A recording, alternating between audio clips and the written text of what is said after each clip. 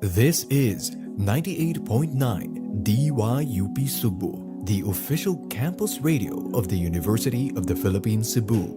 DYUP Sugbo operates 4 hours daily and is streamed online on DYUP Sugbo, our official Facebook page, and on DYUP Sugbo UP Cebu's YouTube. Our radio booth is located in the radio room of the College of Communication, Arts and Design's undergraduate building at the University of the Philippines, Cebu, Gorordo Avenue, Lahog, Cebu City. DYUP Sugbo is operated and maintained under the management of Mila Marie Legahit, DYUP's station manager, along with Bianca Marie Cabrera, assistant station manager. DYUP Sugbo is technically managed by DYUP's technical committee under the supervision of Taina Rubinos, the technical head. DYUP Sugbo's programs are produced and curated by the programming committee under the supervision of Daisy Rosos, the programming head. DYUP Sugbo's official Facebook page, Instagram, and Twitter accounts are run by the publicity committee under Gillian Marie Dayan, DYUP's publicity head. DYUP Sugbo's records and documents are managed by Julia Marie Kilantang, DYUP's secretary. DYUP Sugbo's executive committee, technical committee, programming committee, and publicity committee are under the supervision of Sir Maurice Chidi Villa Esther, DYUP's advisor. DYUP Sugbo 98.9 Kauban Nimo is now signing on. Mga kababayan, ang pambansang awit ng Pilipinas. Kayang mag-ibig, kaya sa sinakanan, alam ng puso, sa titik mo'y buhay. Upang hinirang, kuyan ka ng mag-ibig, sa manlulubig, di ka masisingil, sa nagatang tutok sa simoy at sa langit ng pagaw, ay ginagang mula, kawin sa pagkayang minamahal, ang isang ng matawad mo'y nabuhay ka nagkikinig, ang ituwing na karong niya kailan, ang may di magkikinig, lupa ng araw ng walhagin pagsiklang, mo'y langit sa piling ko. Ang inigaya na pagkay mag-amin, ang mamatay ng dahil sa'yo.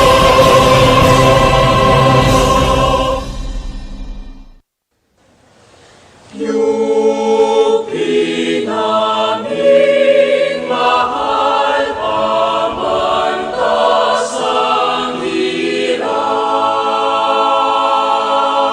ng tinig namin sana'y inyong hingin. Malayong lupain amin mangarating, di rin magbabago ang damdamin. Di rin magbabago ang damdamin.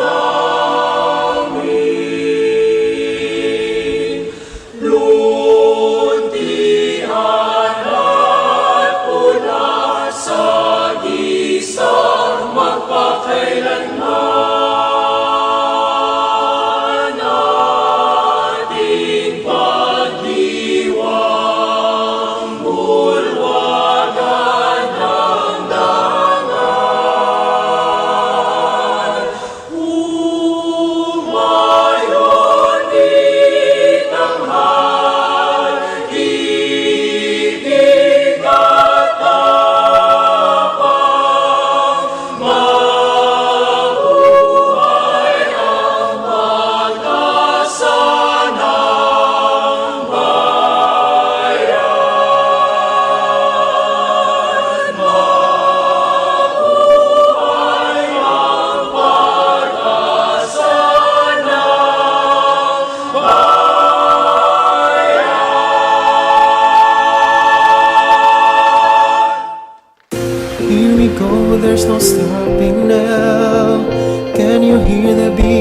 test it out. Tune in here for a great surprise. Ride the airwaves and come realize. There's a lot to learn and much to see. Come be updated here in UPC. Turn your radio on, you'll find your way. DYUP's here to save the day. DYUP, Ubanimo, you will never be alone. Bringing you the hottest, latest in the zone. DYUP, Ubanimo, DYUP, Ubanimo, you will never be alone. Bringing you the hottest, latest in the zone. DYUP, Ubanimo.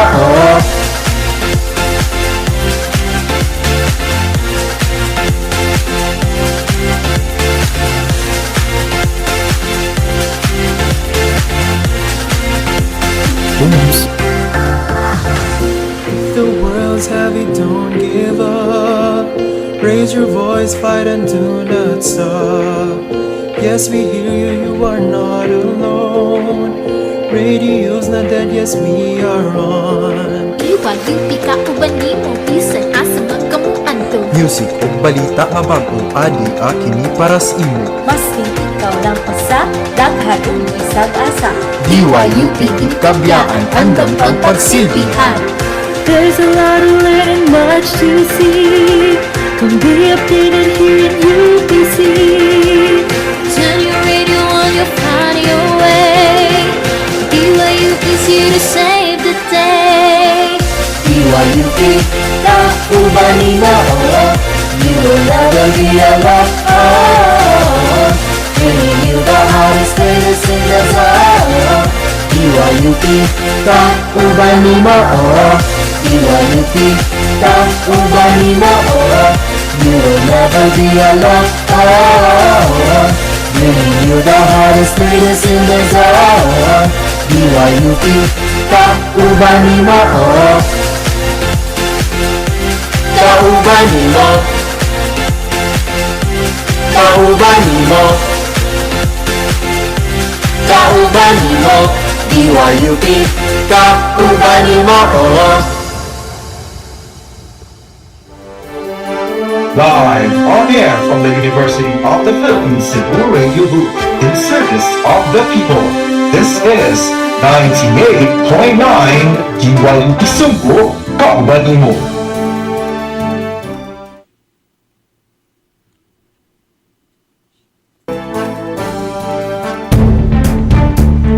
Maayong adlaw UP Cebu, I am Yusuf Povera.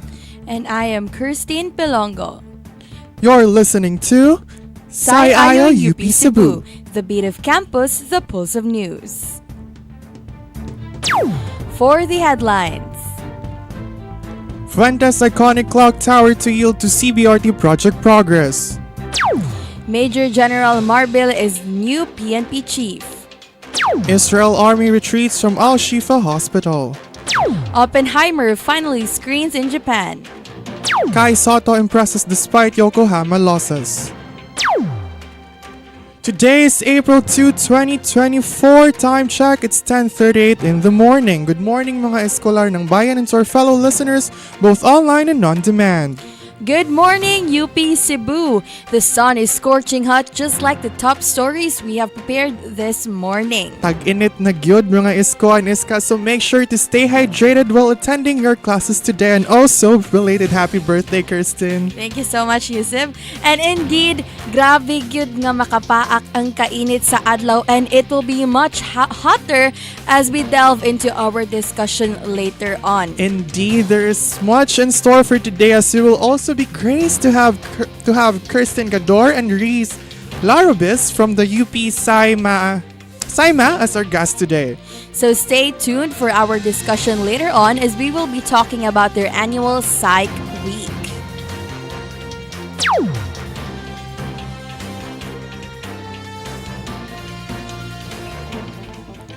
Now for our top stories. Fuentes iconic clock tower to yield to CBRT project progress. The 40-year-old clock tower along Osmeña Boulevard in Cebu City is slated for removal to accommodate the construction of the Cebu Bus Rapid Transit CBRT project. Confirmation of the clock tower's removal came via text message from CBRT project manager Norvin Imbong to Sunstar Cebu on Tuesday, March 26. This decision follows the project's progression with efforts underway to coordinate its transfer before April 15. Erected in 1984, the clock tower has long been a familiar sight at the Fuente Rotunda, serving a notable landmark in the city.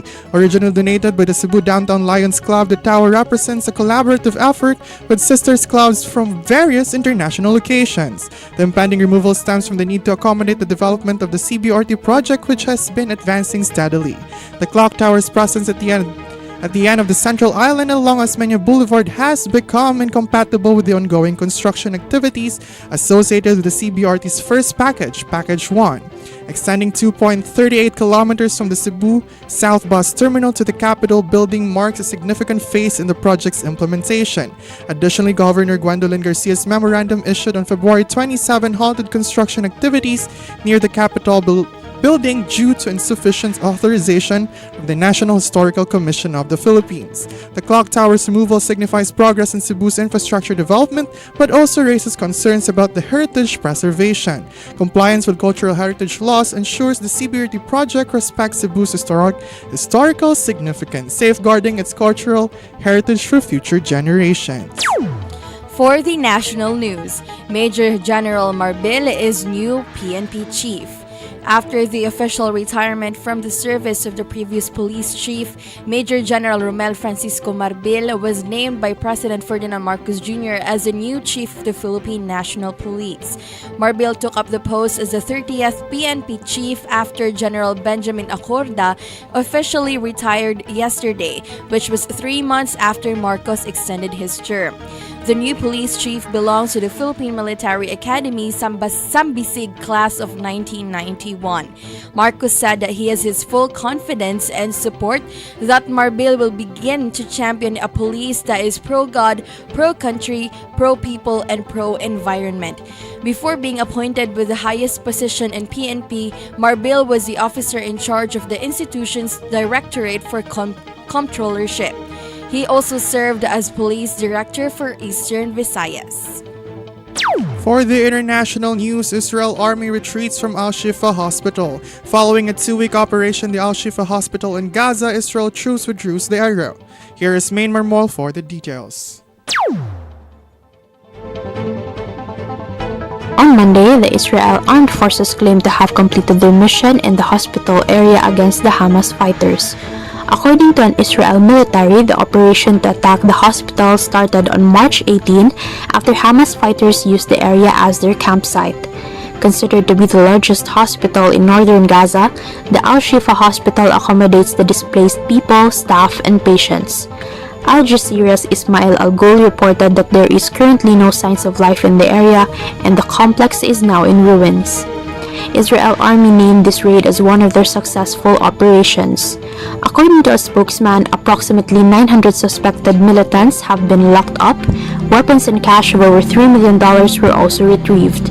Main Marmol, DYUP Sugbo, kauban nimo.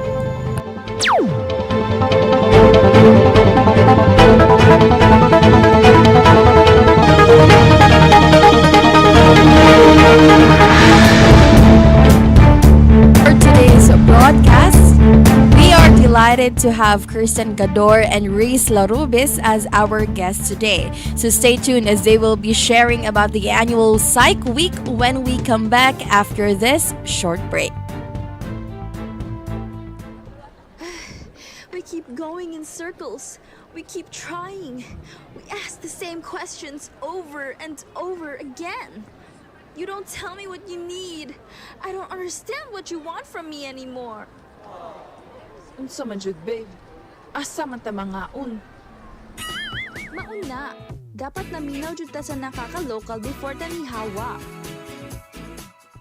This is a friendly reminder from Nakaka-Local.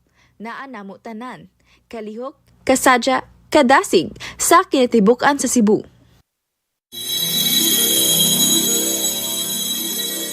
Once upon a confession. Wala man jud kay marantan sa akong feelings. Oy, I don't know sad. Asa mga yung advice? Oble! Help me! Iska, got something to share? Need personal advice? Don't worry, we got your back. Kay diri sa Dear Oble, you are heard. Pwede ka makasubmit og entry and be one of our chosen anonymous senders. Catch Addie and Daisy, and Ruth and Chiara as we chika mapa-social, love, akads, or life in general while Oble listens. Oble? Mao ba? Is this really true? Oh yeah! Dear Oble, your avenue to be heard, one confession at a time.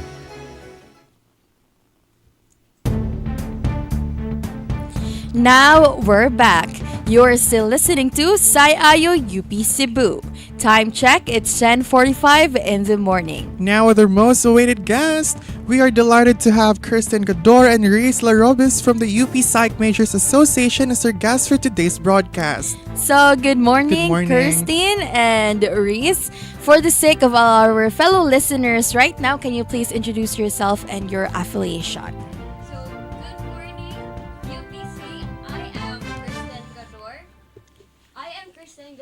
The first year block representative of UP Psychology Majors Association. And good morning, everyone. I am Reese Larobis. I am the publications officer for UPSAIMA. And Okay, so good morning. Good morning, So, guys. yes.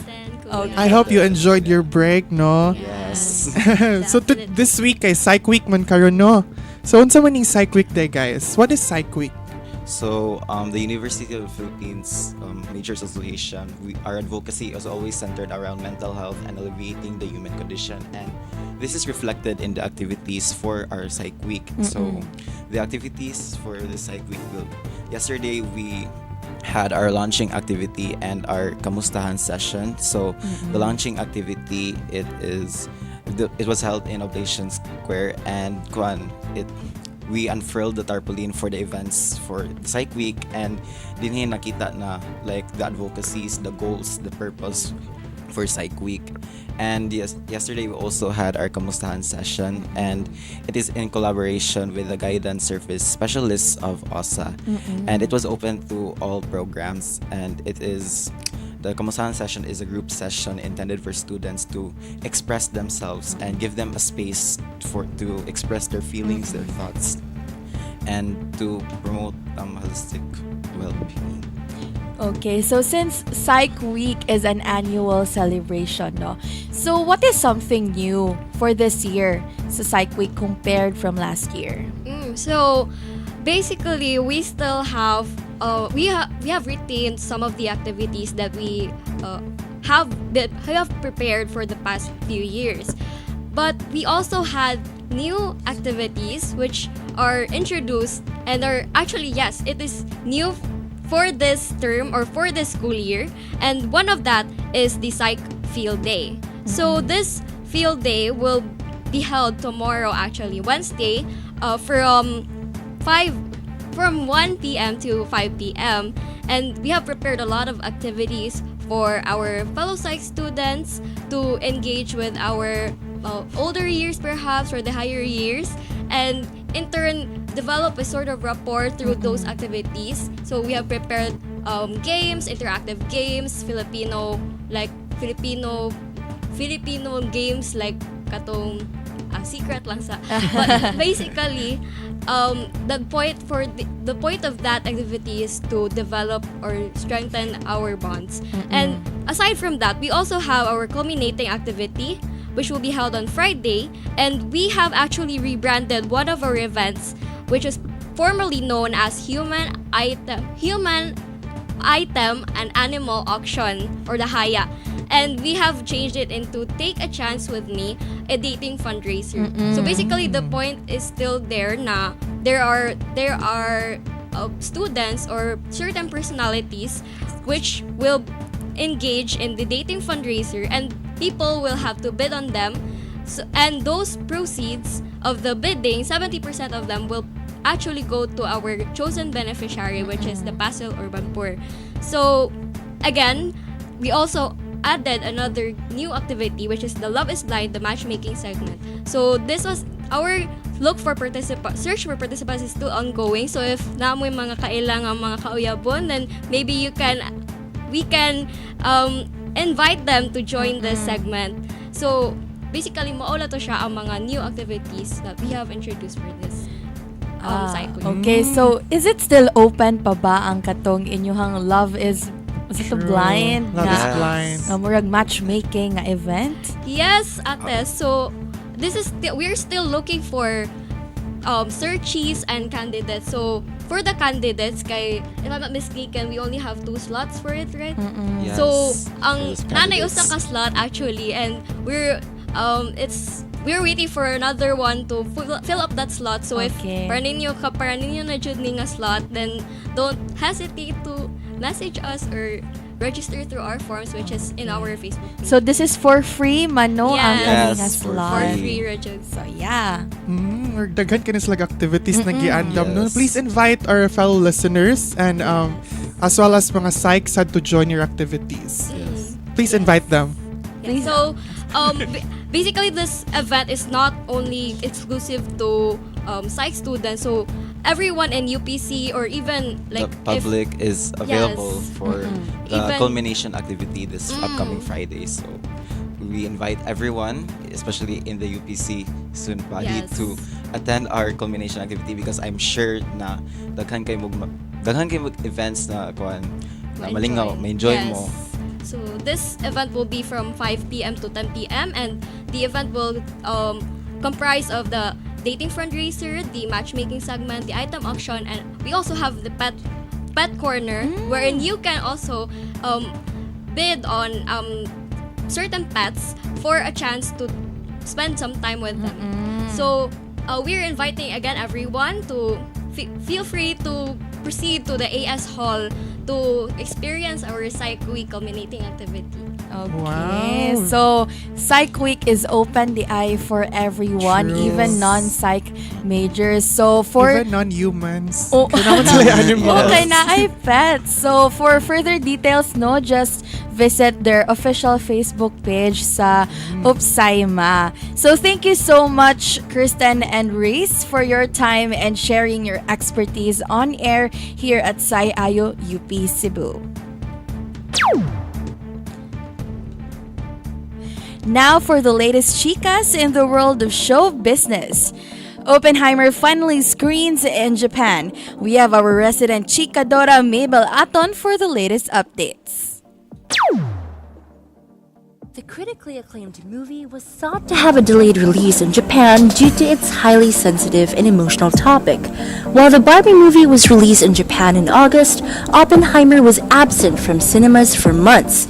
There are no official explanation was offered at the time, which fuels the speculation that the film was too controversial to be released in Japan, where it is the only country to have ever suffered a wartime nuclear attack.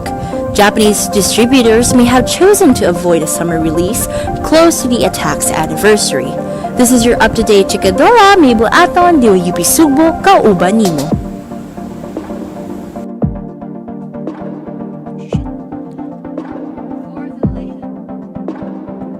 For the latest updates in sports, Kai Soto impresses despite Yokohama losses. 21-year-old Kai Soto produced stellar numbers for Yokohama B Corsairs on their back-to-back games last weekend.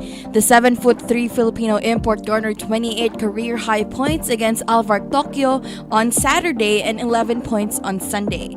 Despite the losses, Soto proved to be outstanding in terms of rebound. He had 6 rebounds on the Saturday face-off with Tokyo and 3 the following day. The Yokohama B Corsairs are currently 17th in the Japan B League. For the recap, Fuentes' iconic clock tower to yield to CBRT project progress. Major General Marbilis new PNP chief. Israel Army retreats from Al-Shifa Hospital. Oppenheimer finally screens in Japan. Kai Soto impresses despite Yokohama losses. Those were the top stories for today's broadcast. Thank you for listening to Sai-Ayo UP Cebu. The beat of campus, the pulse of news. Once again, this has been Yusuf Pulvera and Christine Pelongo. You've been listening to 98.9 DYUP Sugbo, Kauban Nimo.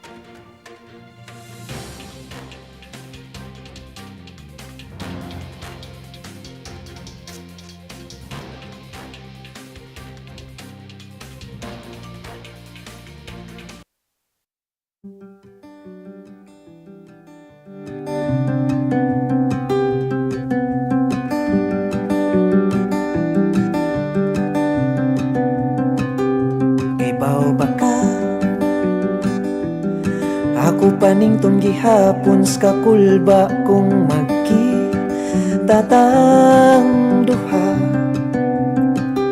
Pasensya ko,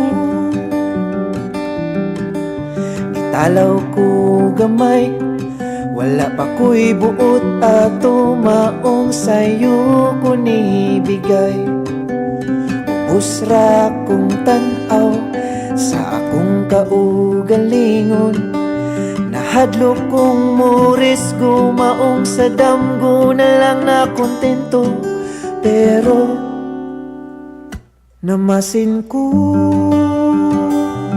basin pwede pa puhon, magpabagas akong naong para masulti ko kanimo ang ako. Gitago nga pagbati, naglaong gihapon kong unta, adun na pa'y sunod nga higayon. Namasin ko gihapon,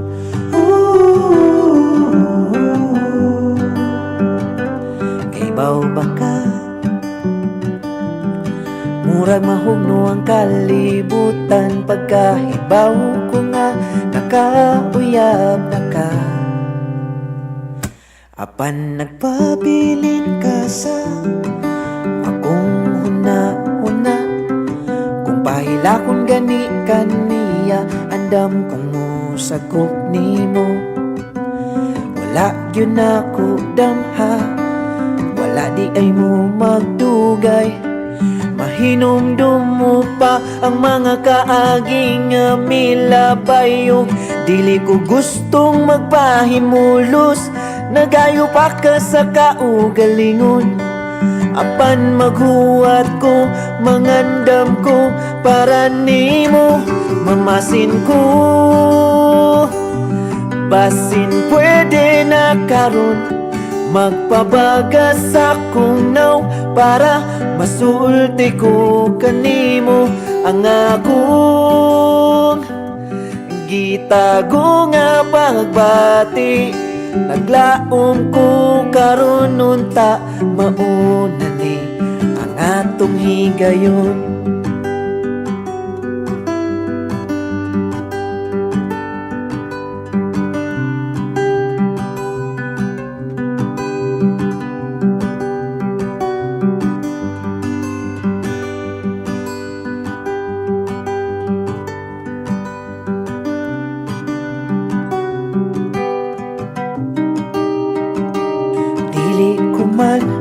Masiguro ikaw ba pod magkagusto, ang ako lang mahibalo ka, kay pasin pa di ay mamasin ko. Basin pwede na karon, magpabagas akong naw para masulti ko kanimo ang ako. Gitago nga pagbati, bahalag magkabuang, bahala na mamasin ko. Basin pwede na karon, magpabagas akong naw para masulti ko kanimo ang akong gitago nga pagbati. Bahalang magkabuang, wala na ko'y pakialam. Basta di na ko ganahan pang ipalabay Hininga-higayon Mamasin ako karon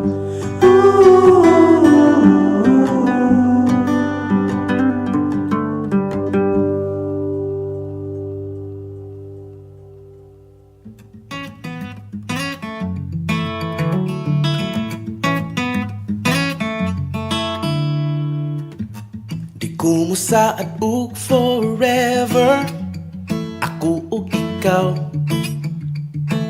Ang importante we'll be together For here and for now Puhon maayong lawas We'll know our love is true Apan karon I think the best thing I could do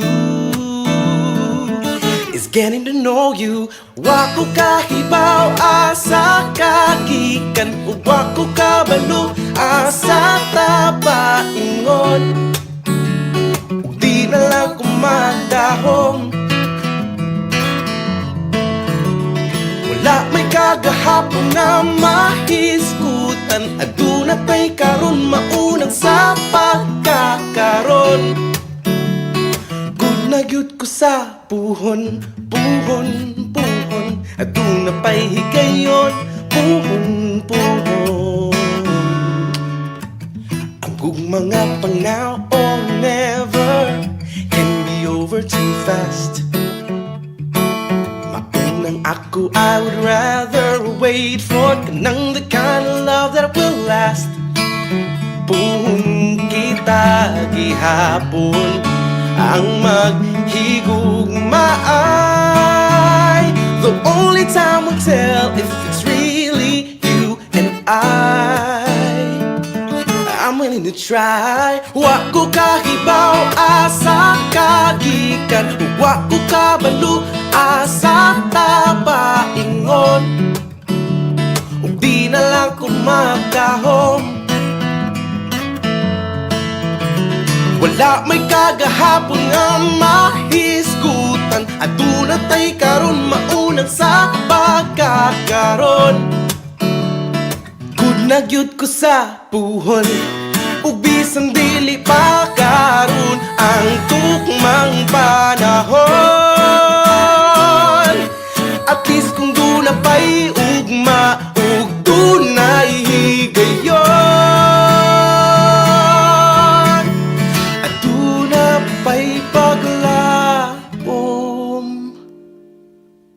Wako kahibaw asa kagikan Wako kabalo asa tapaingon Ug di na lang ko magdahom Wala may kagahapon nga mahiskutan Aduna tay karon mauna sa pagkakaron Bisag asa man tapon ito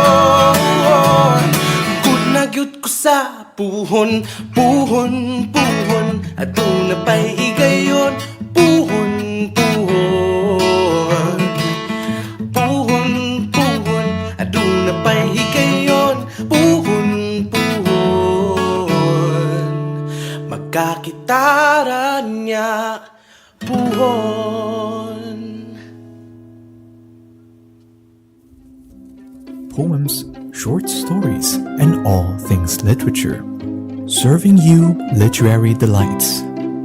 Storybites, bite-sized tales, endless possibilities. Good morning, everyone, and welcome to episode 6 of Storybites. In this program, we'll be exploring a diverse array of literary works. Today, we'll be covering literature on dreams and different realities. Read to you by Caleb Josh Perandoy and me, GB Perez. Caleb will read to us a poem named Kubla Khan from the English poet Samuel Taylor Coleridge. Written in 1797 after experiencing an opium-influenced dream, he kept it for private reading among friends for almost 20 years until being persuaded to publish it by his peer Lord Byron in 1816. Next, I will be reading Julio Cortázar's La Noche Boca Arriba, or The Night Face Up. Born in Belgium in 1914 to Argentinian parents, Cortázar spent much of his life in Argentina and later France. He is known as one of the founders of the Latin American boom, a period of wide circulation of Latin American novelists throughout the world in the 1960s and 70s. This, like other works, often blurs the boundaries between reality and fantasy and challenges conventional narrative structures since its publishing in 1956. We are open to receive submissions to read your literary works on the show. Check the DYUP Sugbo page for more details. And now, let's listen to our first reading segment. Hello, I'm Caleb Josh Pirandoy, and today I'll be reading the poem Kubla Khan by Samuel Taylor Coleridge. In Senadu did Kubla Khan a stately pleasure dome decree, where Alf the sacred river ran through caverns measureless to man, down to a sunless sea, so twice 5 miles of fertile ground, with walls and towers were girdled round. And there were gardens bright with sinuous rills, where blossomed many an incense-bearing tree. And here were forests ancient as the hills, enfolding sunny spots of greenery. But oh, that deep romantic chasm which slanted down the green hill athwart its southern cover. A savage place, as holy and enchanted, as ere beneath a waning moon was haunted by woman wailing for her demon lover. And from this chasm, with ceaseless turmoil seething, as if this earth in fast, thick pants were breathing, a mighty fountain momently was forced, amid whose swift, half-intermitted burst, huge fragments vaulted like rebounding hail, or chaffy grained beneath the thresher's flail. And mid these dancing rocks at once and ever, it flung up momently the sacred river. 5 miles meandering with a mazy motion, through wood and dale the sacred river ran, then reached the caverns measureless to man, and sank in tumult to a lifeless ocean. And mid this tumult Kubla heard from far ancestral voices prophesying war. The shadow of the dome of pleasure floated midway on the waves, where was heard the mingled measure from the fountain and the caves. It was a miracle of rare device, a sunny pleasure dome with caves of ice. A damsel with a dulcimer in a vision once I saw. It was an Abyssinian maid, and on her dulcimer she played, singing of Mount Abora. Could I revive within me her symphony and song, to such a deep delight 'twould win me, that with music loud and long I would build that dome in air, that sunny dome, those caves of ice, and all who heard should see them there, and all should cry, beware, beware.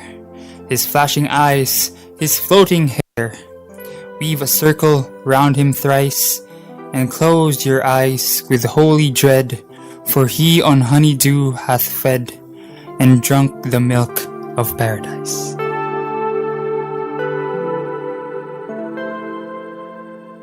So that was Kubla Khan by Samuel Taylor Coleridge. So to be honest, I didn't really understand much from the poem, because apparently si Coleridge no kay opium induced ni siya, well, nag-write siya ng a poem, so maybe that explains why so basically very trippy ang iyang poem. So kamo guys, what did you think of? To be fair, at that time opium wasn't illegal yet. It was used like medicinally, so maybe. So guys, if you're wondering what opium feels like, read this poem. This poem. Like it perfectly encapsulate ka ng unsa ma-feel nimo if high ka.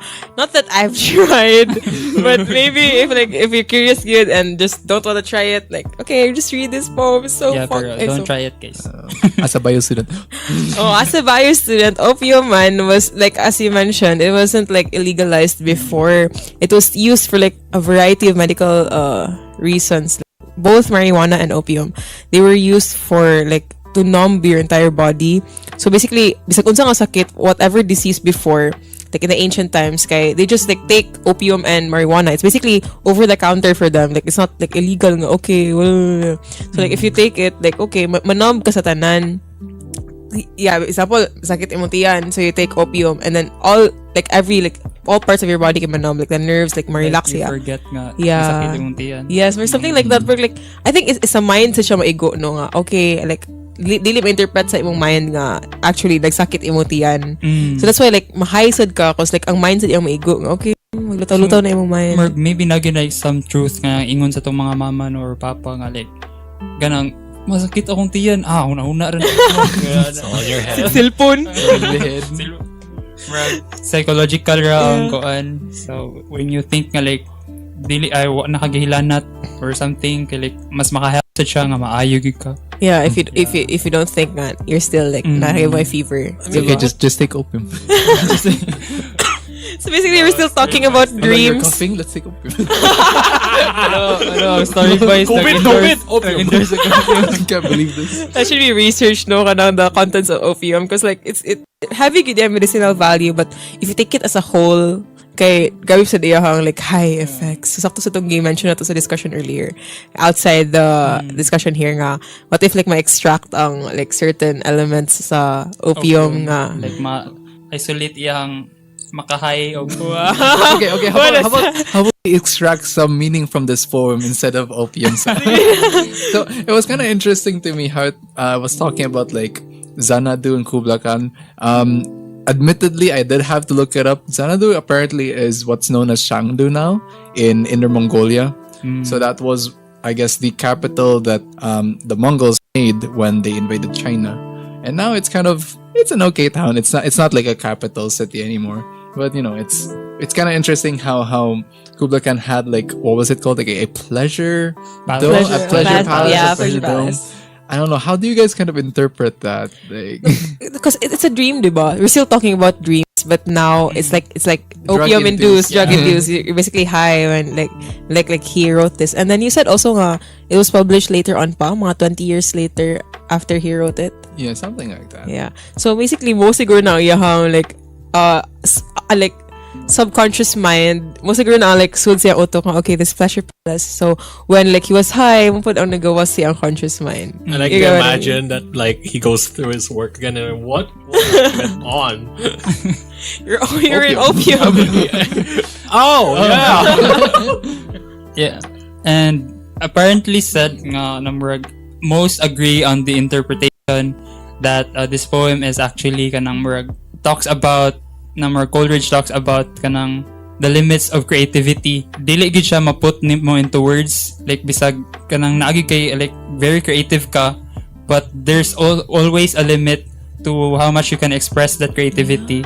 Creativity said is di siya limitless sad nga aspect of humans. So, I like that. So basically, if kanang on a normal basis kay mag-express kasi mo art, you're limited kung unsay limits sa imong mind. Yeah. Kay hello, what if you interpret me wrong? And then when you're high or like you're induced with opium, maybe matangtang na limit. So like grabe good ang maybe most of na ang like reason ni Coleridge. I mean, isn't that like a whole like stereotype of like artists or musicians like getting high so that they can write better, or they can like make their art better?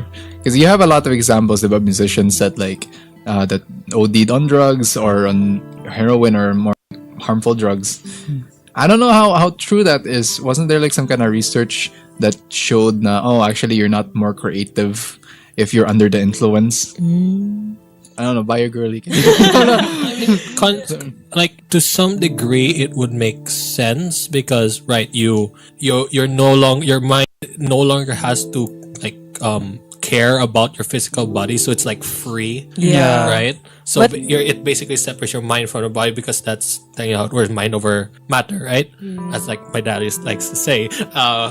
So I feel like that's what they were trying to go for, right? Like, if I unshackle myself from my body, my mind will be free to roam, free to explore, and I can like express more Sakto sa good inasa sa kan nga matangtang gid ang imong limitations sa imong self. But then again, if you're high, mas wala sa ka dili sa ka in touch sa imong like reality. So example like di ba your art like expresses your past experiences, like whatever you went through, and then when you're high, mawagtang mo sa na siya good, di ba? Like super like high ka, whatever like subconscious na nimo mind sa your conscious mind. So then again, ang art side like parang ako kay it relies food sa imong conscious mind og sa imong like experiences, past experiences, like okay, I'm able to produce this art because I've experienced kaning nga inspired by it. Do you get what I mean? So when you're high, lagi ma-free ka, like you're free from like all your limitations sa imong physical body, pero mawagtang man sa daw imong like touch sa imong self, which is what you will need to be more creative sad as well. So maybe kato sa ingon ni kuya nga dili ka mas creative if you're high, but ang sakto sa tong ingon ni Lance nga sakto gyud ma-free sa jud ka if you're high. That's probably what they were trying to do. That's what their technical end goal. Like maybe how do we do this with what we have, right? So of course, this isn't saying that you should. No, this is no way. This is not an endorsement. Just trying to like interpret the very confusing poem. Hala, nantok ka na. Okay. Hallucination. Okay, but back to the poem. So, I think it was described here that their vision of Sanadu and like the surrounding area was like very like fantastical, very like pleasure filled. There's this like sacred river flowing through. Yeah. It goes through all these like caverns and beautiful like geysers and everything. I don't know, like what could this place be talking about? This like kind of fantastical landscape. Yeah, I think na vivid kay ang description tungod kay mulagi na like grabe kay ang inspiration sa artist, but there is some limitation to it. Yeah, I guess. But then nasa parts of poem nga basaan kay more like it's a prophecy thing. Sakto ba? Katong na-prophesize niya ang war, something like that. Yeah, like beware or whatever. So like in a sense, most of siguro nang like realize like people like ancient people, realize sa ancient people like dreams and prophecies. So relate sa di mo sa tiyan na. But so maka-prophesize ka if you're there's many interpretations kids sa poem, like it's up to you said good how you interpret it. It's so random, like every line is so random. Like first it talks about this palace niya, then the following lines kay mas ni-focus na siya sa caverns, like mas dagkag lines ata ang caverns kaysa sa pag-describe niya sa palace. It's open for interpretation ba? Or naging siya certain interpretation that we have to dissect? Or maybe we have to be in line with his thinking. Oh yeah. We are not taking... The only thing I'm taking is Vicks inhaler. Like to understand, I have to be high. Okay, so clarify lang, we're not high. We're just very, very confused. Although we sound like we are. Okay. What is Abyssinian? I guess I kind of wanted to look at some terms here that I wasn't really familiar with. So, at the start of the poem, they mentioned Alf, the sacred river. I wanted to see if that was like real, so I looked it up. Apparently, it may refer to the Alpheus River in Greece, which is probably not it. Alf River in Antarctica, which is also probably not it because it wasn't discovered yet at that point. There was also Alf Lake, also in Antarctica. Okay, I don't care about this Wikipedia. There's a character from Pikmin 3, which is definitely not what Samuel Taylor Coleridge was talking about. So I guess it is just like a fictional place. Maybe that just kind of adds to the fictional slash like mythical nature to it. Yeah, world building. White people talking about like Asian places as if they're exotic. Yeah, what the hell? True. They're making it a trend now. Anyway, I also like searched Mount Abora. Apparently Mount Abora is also not real. Really? Yeah, it's part of it's a mythical place now. But then I search again if it's located somewhere in the world. It's in Ethiopia. So yeah, so it basically doesn't exist. Like they're just using the words to make it sound more like blissful and all. Because like ang point gid sa poem is it a poem? Yeah. Is it a poem? Yeah. The point sa poem kay kanang like lagi the creative interlink between the human mind and then its creativity and its freedom from whatever shackles it's tied on. I guess the other line that was kind of interesting to me was when it talked about an Abyssinian maid and with her dulcimer, because like Abyssinia is the old name for what is now called Ethiopia, which is in East Africa. So why is the author talking about maid from East Africa in like what's near what's in Inner Mongolia now? Like what is the significance of this like large distances of places? Where can opium take you? I guess to Abyssinia and to Mongolia. Yeah, and then like I searched also like the significance of the Abyssinian maid in Kublakan. She's basically she's exiled from Eden and guarded another paradise. So basically like in another mythical sense. Yeah, because I guess at that point in time, Abyssinia or Ethiopia was considered also as like a distant, like a faraway, like exotic land that was like interesting to all these white people because like it's this place in Africa of all these black people, but they believe in Christ. Like, what is happening in this place? So exotic. It's one of the oldest Christian kingdoms in the world, man. Like, what? They're not white. Oh my god! Imagine. What will this do to my Judeo-Christian values? That was Kubla Khan by Samuel Taylor Coleridge, read by Caleb Josh Perandoy. The School of Advanced Study has the complete poetical works of Samuel Taylor Coleridge available in PDF format, which is linked in the show notes. We'll be back with our second reading segment after a short message. UP men's basketball team clinches first to win in Sasafi 2023.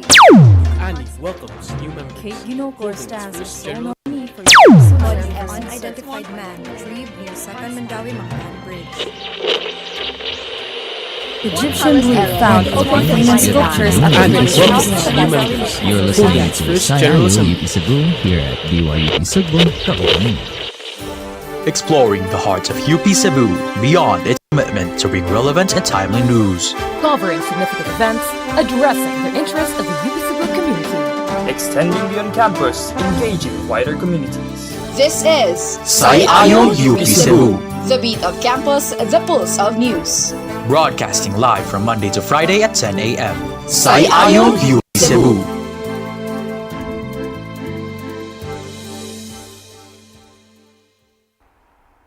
Hi, I'm GB, and this is The Night Face-Up by Julio Cortázar. And they went out in certain seasons to hunt enemies. They called it La Guerra Florida. Halfway down the hotel's long corridor, he thought, it must be late, and he rushed out to the street and took his motorcycle from the corner where he had permitted the doorman to guard it. The clock on the corner showed 10 till 9. He would arrive to where he was going with time to spare. The sun filtered through the tall buildings downtown, and he, to himself he had no name, he went on thinking, rode the motorcycle, savoring the ride. The motorcycle rumbled between his legs, and a fresh breeze toyed with his handcuffs. He passed the ministries, the red, the white, and a string of businesses with brilliant windows on Central Avenue. Now he entered the most pleasant part of his trajectory, the true ride. A long street lined with trees, with little traffic and plenty of villas that let their gardens grow to the sidewalks, barely separated by low hedges. Perhaps a little distracted, but speeding to the right as he was directed, he allowed himself to be lifted by the transparency, by the light edginess of that hardly begun day. Perhaps his involuntary relaxation impeded him from preventing the accident. When he saw that the woman who was stopped at the corner launched out into the intersection despite the green lights, it was already far too late for simple solutions. He braked by foot and by hand, running off course to the left. He heard a woman scream, and together with a blow, he lost his vision. As if knocked out, he came to sharply. 4 or 5 young men were pulling him from under the motorcycle. He tasted salt and blood. His knee hurt, and when he lifted him, he shouted because he couldn't stand pressure on his right arm. Voices that didn't seem to belong to the faces that were suspended over him encouraged him with jokes and assurances. His only relief was in hearing confirmation that the right way had been his. He asked for the woman, trying to hold down the nausea that was advancing on his throat. As they carried him face up to a nearby pharmacy, he saw that the perpetrator of the accident had nothing more than scrapes on her legs. "It barely caught you, but the crash made him fly off the bike on his side. Pinions, accounts, slowly bring him in on his back. That's good." And someone with a white coat brought him something that dulled the pain in the half-light of a small neighborhood pharmacy. The ambulance arrived in 5 minutes, and they lifted him into it on a soft stretcher on which he could lie as he pleased. With all lucidity, but knowing that he was under the effects of a terrible shock, he signed at the policeman who accompanied him. His arm almost didn't hurt. Blood from a cut on his eyebrow dripped blood all over his face. He licked his lips a few times to taste it. He felt good. It was an accident, bad luck. A few weeks of keeping still and nothing more. The officer told him the motorcycle didn't look too wrecked. "Naturally," he said, "as if I was tied on top of it." And the two laughed, and arriving at the hospital, the officer gave him his hand and wished him luck. The nausea was slowly coming back as they wheeled him in on a stretcher to a wing at the far end of the hospital. Passing under trees filled with birds, he closed his eyes and wished he was asleep or put under. They carried him to the radiography room, and 20 minutes later, with the already damp sheet placed over his chest like a black tombstone, he moved to the operating room. Someone dressed in white, tall and thin, approached him and examined the radiography results. The man in white approached him once more, smiling, with something that glinted in his right hand. He patted his cheek and gave a signal to someone standing behind. It was a curious dream because it was full of smells, and he never dreamed smells.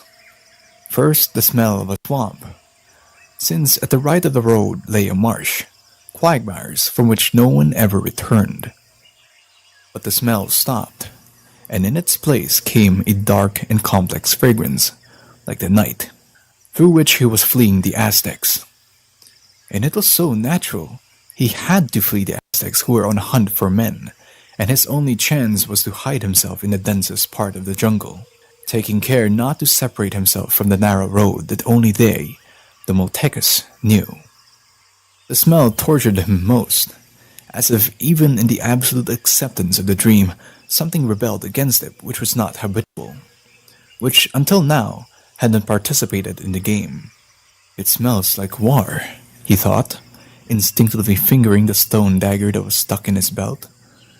A sudden noise made him duck, and left him immobile, trembling. To be afraid wasn't strange. Fear abounded in his dreams. He waited, covered by the branches of a bush in the starless night. He straightened slowly, sniffing the air. He heard nothing, but the fear remained like the smell, that sweet incense of the Guerra Florida. He had to continue, to get to the heart of the jungle, avoiding the swamps.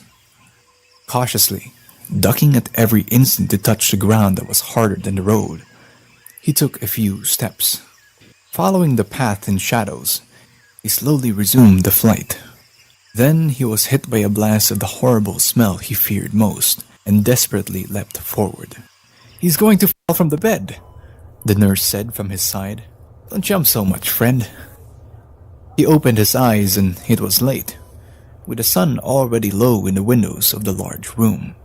While he tried to smile at the person next to him, he peeled himself almost physically from the latest vision of the nightmare.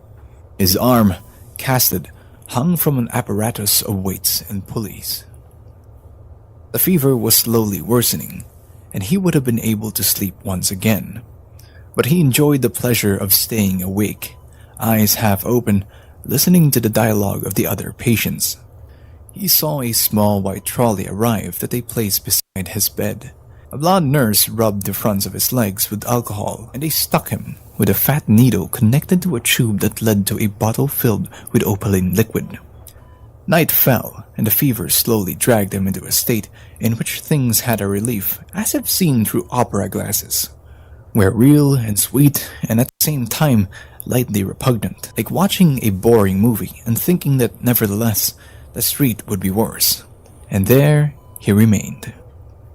A marvelous cup of golden soup arrived, smelling of leek, of celery, of parsley.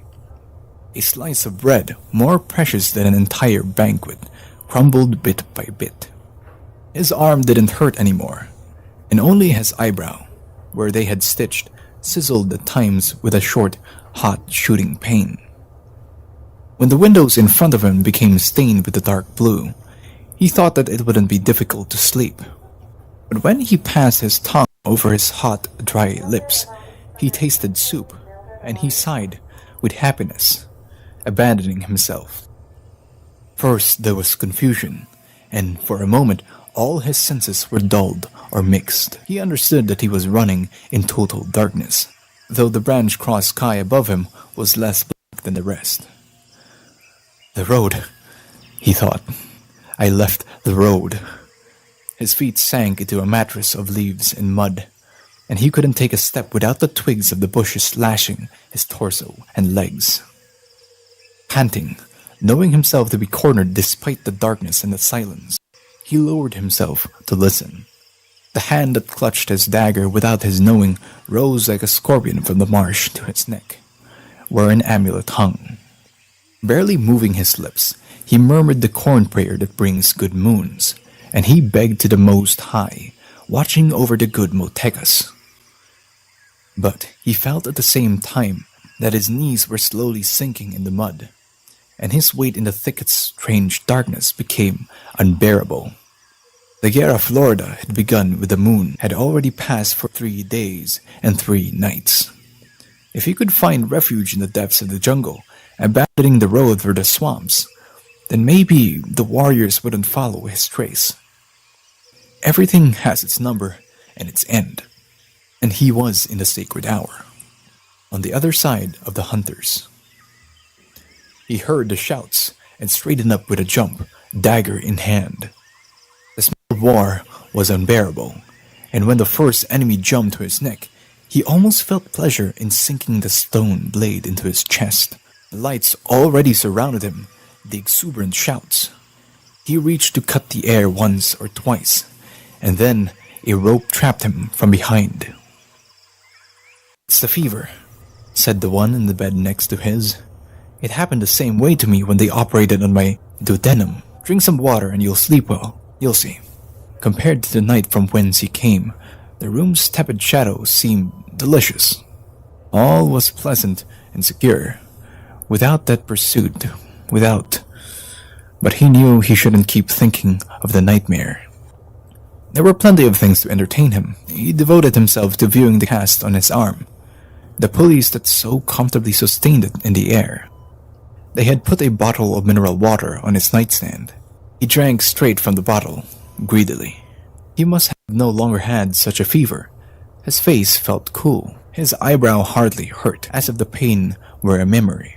He saw himself leave the hotel once again, taking the motorcycle. Who would have thought it would end like this? He tried to focus on the moment of the accident, and it made him angry to realize that there was only a hole, a space he couldn't manage to refill. And at the same time, he sensed that this hole, this nothing, had lasted for an eternity. No, not even for time. It was more as if he had passed through something in that hole or covered immense distances. With all of this, a relief upon returning to the day and feeling supported and attended to. And it was strange. He would ask the doctor sometime. Now the dream was beginning to gain on him, to throw him slowly down. Maybe he could truly sleep without the accursed nightmares. The lamp's violet light from above darkened little by little. Since he slept on his back, the position in which he found himself didn't surprise him, but instead the odor of humidity, of damp rock, caught his throat and forced him to wake up.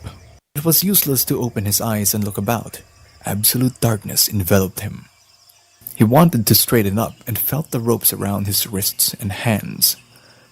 He was fastened with stakes on the ground on an icy, damp stone slab platform. The cold won over his exposed back, his legs. With his chin, he clumsily sought contact with his amulet, and he realized that they had taken it from him. Now he was lost. No prayer could save him from his end. From far off, as if filtering through the guardroom's rocks, he heard the celebration drums. They had taken him to the temple. He was in the dungeon of the temple to wait his turn. He heard a scream, a hoarse scream that rebounded off the walls. Another scream, ending in a groan.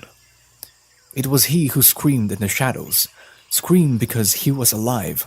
All his body defended himself with that scream from what was to come, from the inevitable end. The squeak of the bolt struck him like a whip. He convulsed, writhing. He fought to free himself of the cords that sank into his flesh. His right arm, the stronger, lashed about until the pain became intolerable, and he had to cede. He saw the double door open, and the fumes of the torches reached him before their light. Barely vested with the ceremonial loincloths, the priest's acolytes approached him glaring with the spies. The lights reflected off their sweaty torsos, off their black hair full of feathers. They eased the ropes, and in their place they clutched him with hot hands, hard like bronze. He felt himself be lifted, always face up, dragged by the 4 acolytes that carried him to the passageway. The torch holders went ahead, vaguely lighting the damp-walled corridor and its roof, so low that the acolytes had to duck their heads. Now they carried him. It was the end. Face up, a foot away from the ceiling of hot rock that at moments was illuminated by the reflection of a torch. As soon as the roof gives way to stars, and the great stairway lit with screams and dances rises up before the fresh air, full of stars. But still, no, they went on carrying him endlessly in the red half-light, tugging him brutally. And he didn't want them to, but how they had impeded him by taking the amulet that was his true heart, the center of his life. He passed with a jump back to the night of the hospital, to the sweet high ceiling, to the soft darkness that surrounded him. He thought he must have screamed, but those around him slept silently. On his nightstand, the bottle of water had developed some bubbles that looked translucent against the bluish shadows from the windows. He gasped, searching for relief from his lung, searching to forget those images that remained pegged to his eyelids. Each time he closed his eyes, they reformed instantly, and he straightened out, terrified but at the same time elated with the knowledge that he was awake, that his wakefulness protected him, that it would soon be morning, with the blessed deep sleep that is meant to be had with that hour, without images, without anything.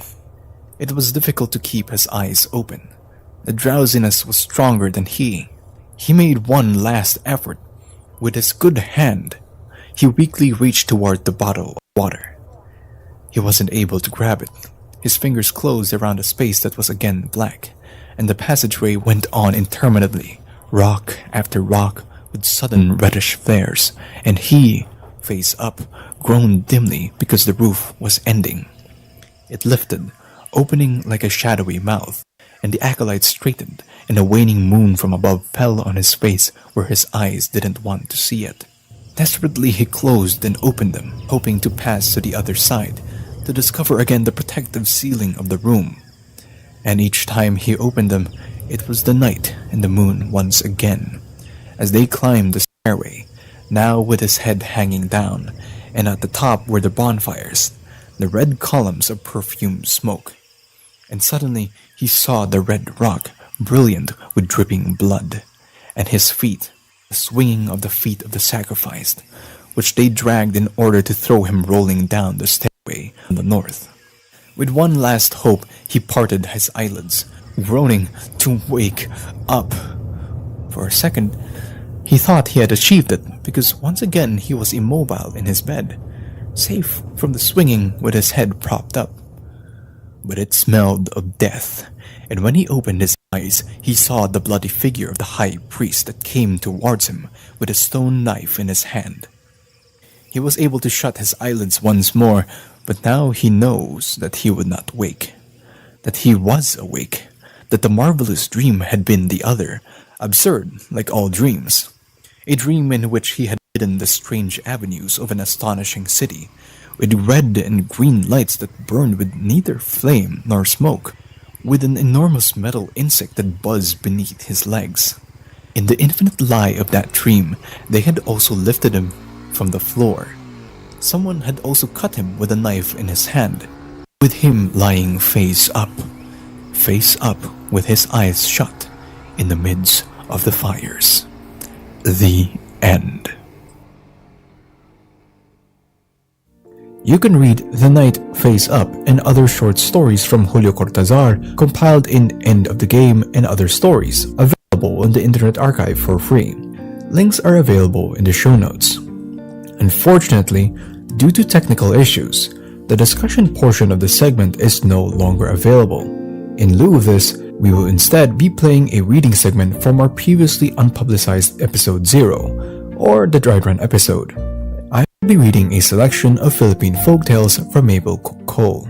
We apologize for the inconvenience. Good morning, afternoon, or evening. Today we'll be reading some selections of Philippine folktales compiled by Mabel Cole and published in 1916. Mabel collected stories from 5 distinct groups: the Tingoyan and Igorots of northern Luzon, various native tribes from Mindanao, Moros, and Christianized tribes like the Ilocanos, Tagalogs, and Visayans. Since this recording is in Cebu, let us start with a Visayan folktale, The Sun and the Moon. Once upon a time, the sun and moon were married, and they had many children who were the stars.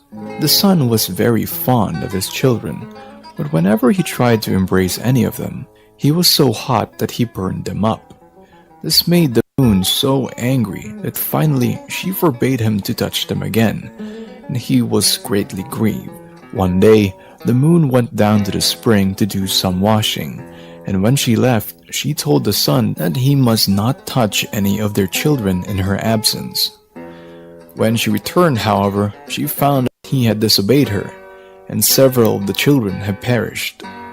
She was very angry and picked up a banana tree to strike him, whereupon he threw sand in her face, and to this day, you can see the dark marks on the face of the moon. Then the sun started to chase her, and they have been going ever since. Sometimes he gets so near that he almost catches her, but she escapes, and by she is far ahead again. The First Monkey.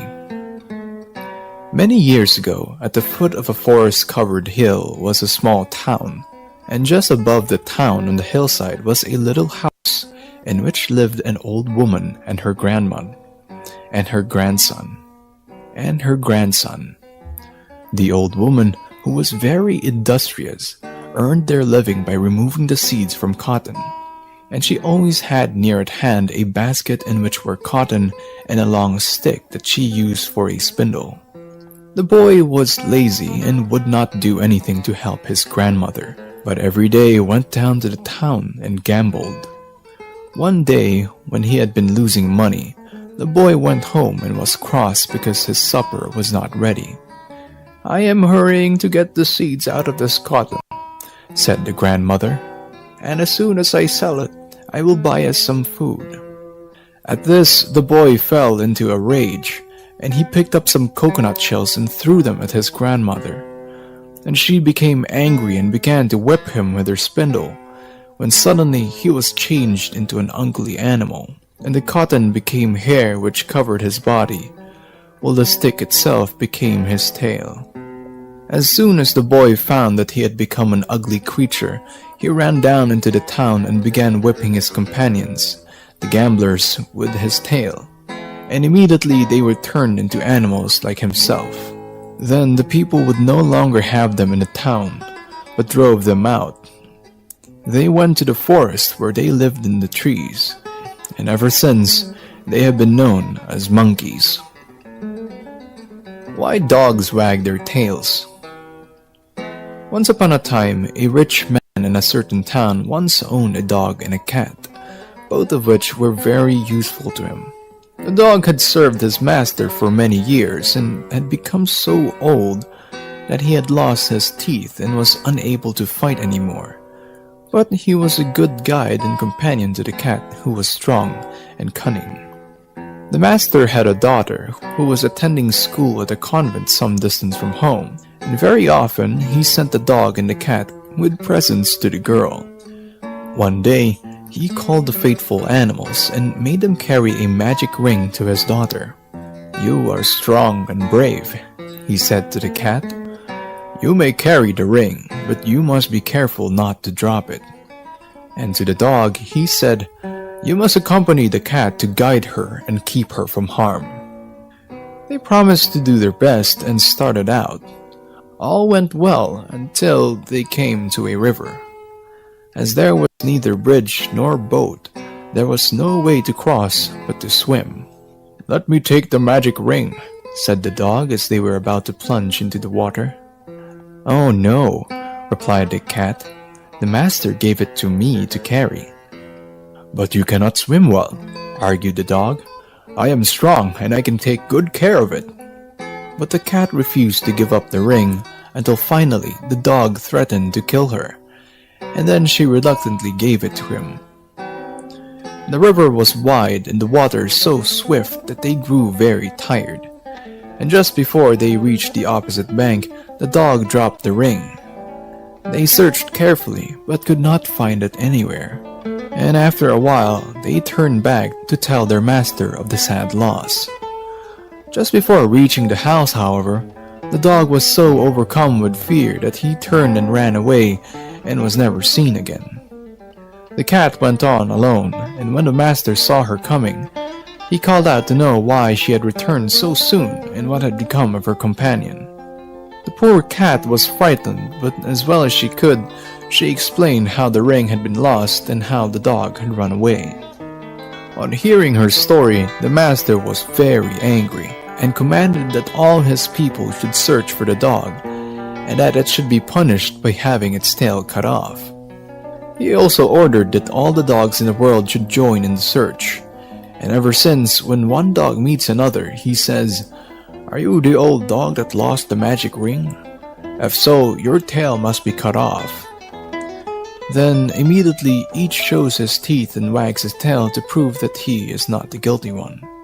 Since then too, cats have been afraid of water and will not swim across a river if they can avoid it. Next story comes from Ilocos, The Monkey and the Turtle. A monkey, looking very sad and dejected, was walking along the bank of a river one day when he met a turtle. "How are you?" asked the turtle, noticing that he looked sad. The monkey replied, "Oh, my friend, I am very hungry. The squash of Mr. Farmer were all taken by the other monkeys, and now I am about to die from want of food." "Do not be discouraged," said the turtle. "Take a bolo and follow me, and we will steal some banana plants." So they walked along together until they found some nice plants which they dug up, and then looked for a place to set them. Finally, the monkey climbed a tree and planted his in it. But as the turtle could not climb, he dug a hole in the ground and set his there. When their work was finished, they went away, planning what they should do with their crop. The monkey said, "When my tree bears fruit, I shall sell it and have a great deal of money." And the turtle said, "When my tree bears fruit, I shall sell it and buy 3 varas of cloth to wear in place of this cracked shell." A few weeks later, they went to the place to see their plants and found that that of the monkey was dead, for its roots have had no soil in the tree, but that of the turtle was tall and bearing fruit. "I will climb to the top so that we can get the fruit," said the monkey, and he sprang up the tree, leaving the poor turtle on the ground alone. "Please give me some to eat," called the turtle, but the monkey threw him only a green one and ate all the ripe ones himself. When he had eaten all the good bananas, The monkey stretched his arms around the tree and went to sleep. The turtle, seeing this, was very angry and considered how he might punish the thief. Having decided on a scheme, he gathered some sharp bamboo which he stuck all around under the tree, and then he exclaimed, "Crocodile is coming! Crocodile is coming!" The tree was so startled at the cry that he fell upon the sharp bamboo and was killed. Then the turtle cut the dead monkey into pieces, put salt in it, and dried it in the sun. The next day, he went to the mountains and sold his meat to other monkeys, who gladly gave him squash in return. As he was leaving them, he called back, "Lazy fellows, you are now eating your own body. You are now eating your own body." Then the monkeys ran and caught him and carried him to their own home. "Let us take a hatchet," said one old monkey, and cut him into very small pieces. But the turtle laughed and said, "This is just what I like. I have been struck with a hatchet many times. Do you not see the black scars on my shell?"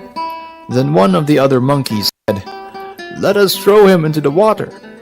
At this, the turtle cried and begged them to spare his life.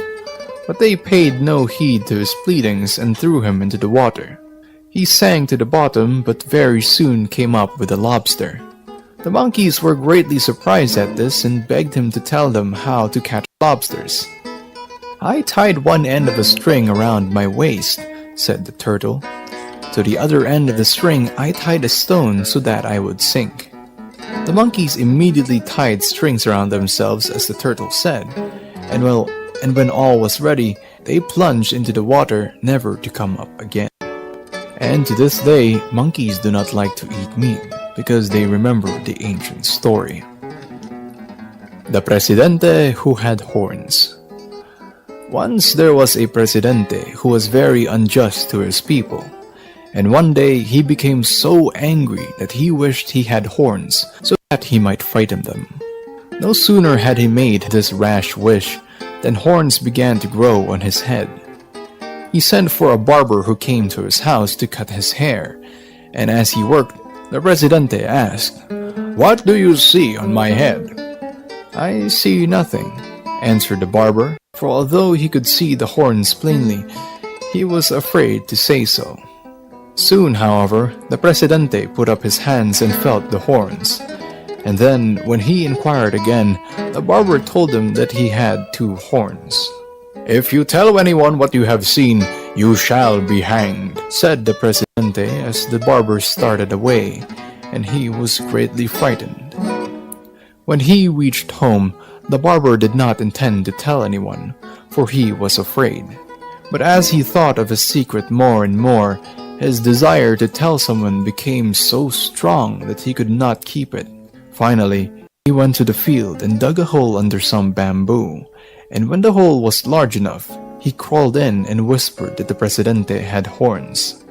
He then climbed out, filled up the hole, and went home. By and by, some people came along the road on their way to market, and as they passed the bamboo, they stopped in amazement, for surely a voice came from the trees, and it said that the Presidente had horns. These people hastened to market and told what they had heard, and the people there went to the bamboo to listen to the strange voice. They informed others, and soon the news had spread all over the town. The councilmen were told, and they too went to the bamboo. When they had heard the voice, they ran to the house of the Presidente, but his wife said that he was ill and they could not see him. By this time, the horns had grown until they were 1 foot in length, and the Presidente was so ashamed that he bade his wife tell the people that he could not talk. She told this to the councilmen when they came on the following day, but they replied that they must see him, for they had heard that he had horns, and if this were true, he had no right to govern the people. She refused to let them in, so they broke down the door. They saw the horns on the head of the Presidente and killed him, for, they said, he was no better than an animal. Next up is a Moro story, the mythology of Mindanao. A long, long time ago, Mindanao was covered with water, and the sea extended over all the lowlands so that nothing could be seen but mountains. And there were many people living in the country, and all the highlands were dotted with villages and settlements. For many years, the people prospered, living in peace and contentment. Suddenly, there appeared in the land 4 horrible monsters, which in a short time had devoured every human being they could find.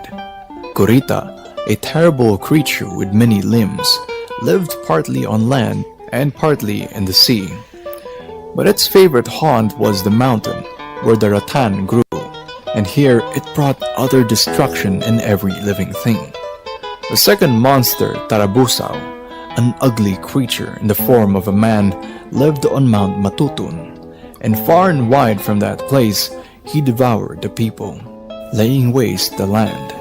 The third, an enormous bird named Pa, was so large, when on the wing it covered the sun and brought darkness to the earth. Its egg was as large as a house. Mount Bita was its haunt, and there the only people who escaped its voracity were those who hid in caves in the mountains. The fourth monster was a dreaded bird also, having 7 heads and the power to see in all directions at the same time. Mount Gurayin was its home, and like the others, it wrought havoc in its region. So great was the death and destruction caused by these terrible animals that at length the news spread even to the most distant lands, and all nations were grieved to hear of the sad fate of Mindanao. Now, far across the sea in the land of the golden sunset was a city so great that to look at its many people would injure the eyes of man. When tidings of these great disasters reached this distant city, the heart of the king Indarapatra was filled with compassion, and he called his brother Sulaiman, begging him to save the land of Mindanao from the monsters. Sulaiman listened to the story, and as he heard, he was moved with pity. "I will go," said he, zeal and enthusiasm adding to his strength, "and the land shall be avenged." King Indarapatra, proud of his brother's courage, gave him a ring and a sword, and he wished him success and safety. Then he placed a young sapling by his window and said to Sulaiman, "By this tree I shall know your fate from the time that you depart from here. For if you live, it will live. But if you die, it will die also." So Sulaiman departed for Mindanao, and he neither walked nor used a boat, but he went through the air and landed on the mountain where the rattan grew. There he stood on the summit and gazed about on all sides. He looked on the land and the villages, but he could see no living thing. And he was very sorrowful and cried out, "Alas, how pitiful and dreadful is this devastation!" No sooner did Sulaiman utter these words than the whole mountain began to move, and then shook. Suddenly, out of the ground came the horrible creature, Kurita. It sprang at the man and sank its claws into his flesh. But Sulaiman, knowing at once that this was the scourge of the land, drew his sword and cut the Kurita to pieces. Encouraged by his first success, Sulaiman went on to Mount Matutun, where conditions were even worse. As he stood on the heights viewing the great devastation, there was a noise in the forest and a movement in the trees. With a loud yell, forth leaped Tarabusao. For a moment they looked at each other, neither showing any fear. Then Tarabusao threatened to devour the man, and Sulaiman declared that he would kill the monster. At that, the animal broke large branches off the trees and began striking at Sulaiman, who, in turn, fought back. For a long time the battle continued until at last the monster fell exhausted to the ground, and then Sulaiman killed him with his sword. The next place visited by Sulaiman was Mount Bita. Here havoc was present everywhere, and though he passed by many homes, not a single soul was left. As he walked along, growing sadder at each moment, a sudden darkness which startled him fell over the land, As he looked toward the sky, he beheld a great bird descending upon him. Immediately he struck at it, cutting off its wing with his sword, and the bird fell dead at his feet. But the wing fell on Sulaiman, and he was crushed. Now at this very time, King Indarapatra was sitting at his window, and looking out he saw the little tree wither and dry up. "Alas," he said, "my brother is dead," and he wept bitterly. Then, although he was very sad, he was filled with a desire for revenge, and putting on his sword and belt, he started for Mindanao in search of his brother. He, too, traveled through the air with great speed until he came to the mountain where the rattan grew. There he looked about, awed at the great destruction, and when he saw the bones of Kurita, he knew that his brother had been there and gone. He went on till he came to Matutun, and when he saw the bones of Tarabusao, he knew that this too was the work of Sulaiman. Still searching for his brother, he arrived at Mount Bita, where the dead bird lay on the ground, and as he lifted the severed wing, he beheld the bones of Sulaiman with his sword by his side. His grief now so overwhelmed Indarapatra that he wept for some time. Upon looking up, he beheld a small jar of water by his side. This he knew had been sent from heaven, and he poured the water over the bones, and Sulaiman came to life again. They greeted each other and talked long together. Sulaiman declared that he had not been dead, but asleep, and their hearts were full of joy. After some time, Sulaiman returned to his distant home, but Indarapatra continued his journey to Mount Gurayan, where he killed the dreadful bird with the 7 heads. After these monsters had all been destroyed and peace and safety had been restored to the land, Indarapatra began searching everywhere to see if some of the people might not be hidden in the earth still alive. One day, during his search, he caught sight of a beautiful woman at a distance. When he hastened towards her, she disappeared through a hole in the ground where she was standing. Disappointed and tired, he sat down on the rock to rest when, looking about, he saw near him a pot of uncooked rice with a big fire on the ground in front of it. This revived him and he proceeded to cook the rice. As he did so, however, he heard someone laugh nearby, and turning, he beheld an old woman watching him. As he greeted her, she drew near and talked with him until he ate the rice. Of all the people in the land, the old woman told him, only a very few were still alive, and they hid in a cave in the ground from whence they never ventured. As for herself and her old husband, they went on. They had hidden in a hollow tree, and this they had never dared leave until after Sulaiman killed the voracious bird. At Indarapatra's earnest request, the old woman led him to the cave where he found the headman with his family and some of his people. They all gathered around the stranger, asking many questions, for this was the first they had heard about the death of the monsters. When they found what Indarapatra had done for them, they were filled with gratitude, and to show their appreciation, the headman gave his daughter to him in marriage, and she proved to be the beautiful girl whom Indarapatra had seen at the mouth of the cave. Then the people all came out of their hiding place and returned to their homes where they lived in peace and happiness. And the sea withdrew from the land and gave the lowlands to the people. This has been episode 6 of Storybites.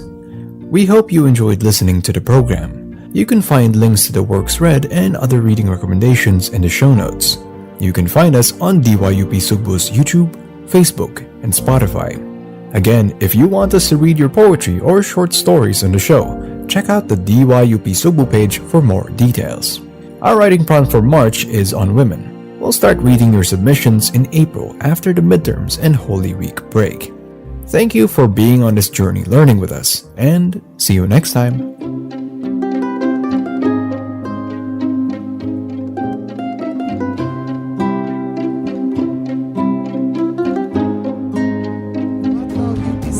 I am Yusuf Bovera. And I am Christine Pelongo. You're listening to Sai Ayo UP Cebu, the beat of campus, the pulse of news. For the headlines, Fuentes iconic clock tower to yield to CBRT project progress. Major General Marbil is new PNP chief. Israel Army retreats from Al-Shifa Hospital. Oppenheimer finally screens in Japan. Kai Soto impresses despite Yokohama losses. Today is April 2, 2024. Time check, it's 10:38 in the morning. Good morning mga eskolar ng bayan and to our fellow listeners, both online and on-demand. Good morning, UP Cebu. The sun is scorching hot just like the top stories we have prepared this morning. Tag-init na gyud mga isko and iska, so make sure to stay hydrated while attending your classes today. And also, belated happy birthday, Kirsten. Thank you so much, Yusuf. And indeed, grabe gyud nga makapaak ang kainit sa adlaw, and it will be much hotter as we delve into our discussion later on. Indeed, there is much in store for today as we will also be graced to have Kirsten Gador and Reese Larobis from the UP Saima as our guest today. So stay tuned for our discussion later on as we will be talking about their annual Psych Week.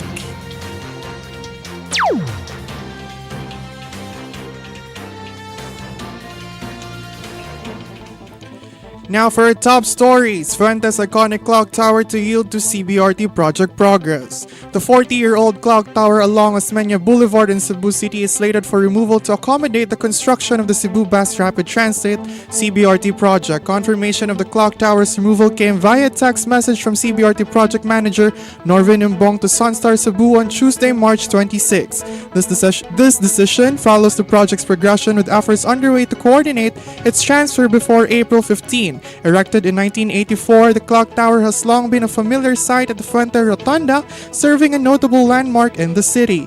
Originally donated by the Cebu Downtown Lions Club, the tower represents a collaborative effort with sisters clubs from various international locations. The impending removal stems from the need to accommodate the development of the CBRT project, which has been advancing steadily. The clock tower's presence at the end of the central island along Osmeña Boulevard has become incompatible with the ongoing construction activities associated with the CBRT's first package, Package 1. Extending 2.38 kilometers from the Cebu South Bus Terminal to the Capitol building marks a significant phase in the project's implementation. Additionally, Governor Gwendolyn Garcia's memorandum issued on February 27 halted construction activities near the Capitol building due to insufficient authorization from the National Historical Commission of the Philippines. The clock tower's removal signifies progress in Cebu's infrastructure development, but also raises concerns about the heritage preservation. Compliance with cultural heritage laws ensures the CBRT project respects Cebu's historical significance, safeguarding its cultural heritage for future generations. For the national news, Major General Marbil is new PNP chief. After the official retirement from the service of the previous police chief, Major General Romel Francisco Marbil was named by President Ferdinand Marcos Jr. as the new chief of the Philippine National Police. Marbil took up the post as the 30th PNP chief after General Benjamin Acorda officially retired yesterday, which was 3 months after Marcos extended his term. The new police chief belongs to the Philippine Military Academy Sambisig class of 1991. Marcos said that he has his full confidence and support that Marbil will begin to champion a police that is pro-God, pro-country, pro-people, and pro-environment. Before being appointed with the highest position in PNP, Marbil was the officer in charge of the institution's Directorate for Comptrollership. He also served as police director for Eastern Visayas. For the international news, Israel Army retreats from Al-Shifa Hospital. Following a 2-week operation, the Al-Shifa Hospital in Gaza, Israel troops withdrew the area. Here is Main Marmol for the details. On Monday, the Israel Armed Forces claimed to have completed their mission in the hospital area against the Hamas fighters. According to an Israel military, the operation to attack the hospital started on March 18 after Hamas fighters used the area as their campsite. Considered to be the largest hospital in northern Gaza, the Al-Shifa Hospital accommodates the displaced people, staff, and patients. Al Jazeera's Ismail Al-Ghul reported that there is currently no signs of life in the area and the complex is now in ruins. Israel Army named this raid as one of their successful operations. According to a spokesman, approximately 900 suspected militants have been locked up. Weapons and cash of over $3 million were also retrieved. Main Marmol, DYUP Sugbo, kauban nimo.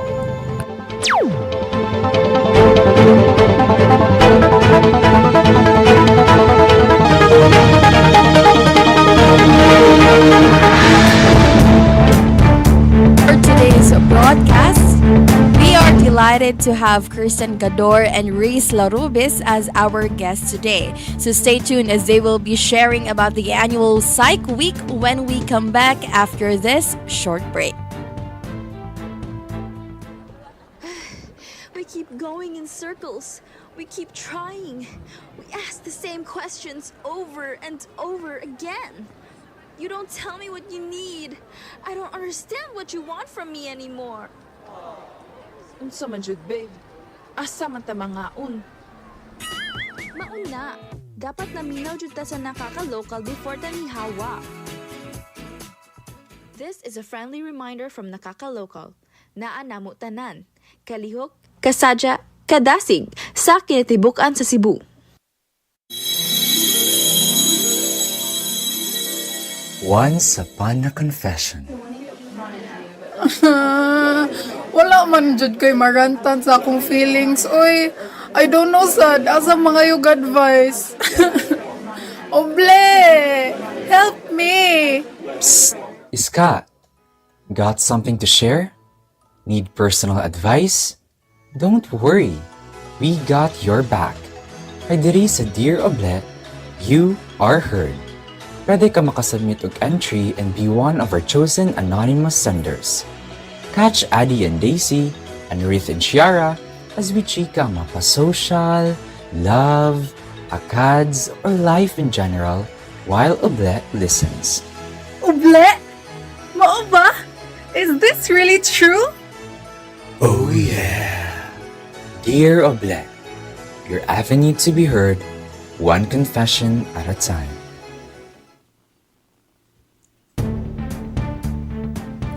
Now we're back.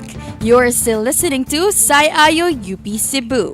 Time check, it's 10:45 in the morning. Now with our most awaited guest, we are delighted to have Kirsten Gador and Reese Larobis from the UP Psych Majors Association as our guests for today's broadcast. So, good morning, Kirsten and Reese.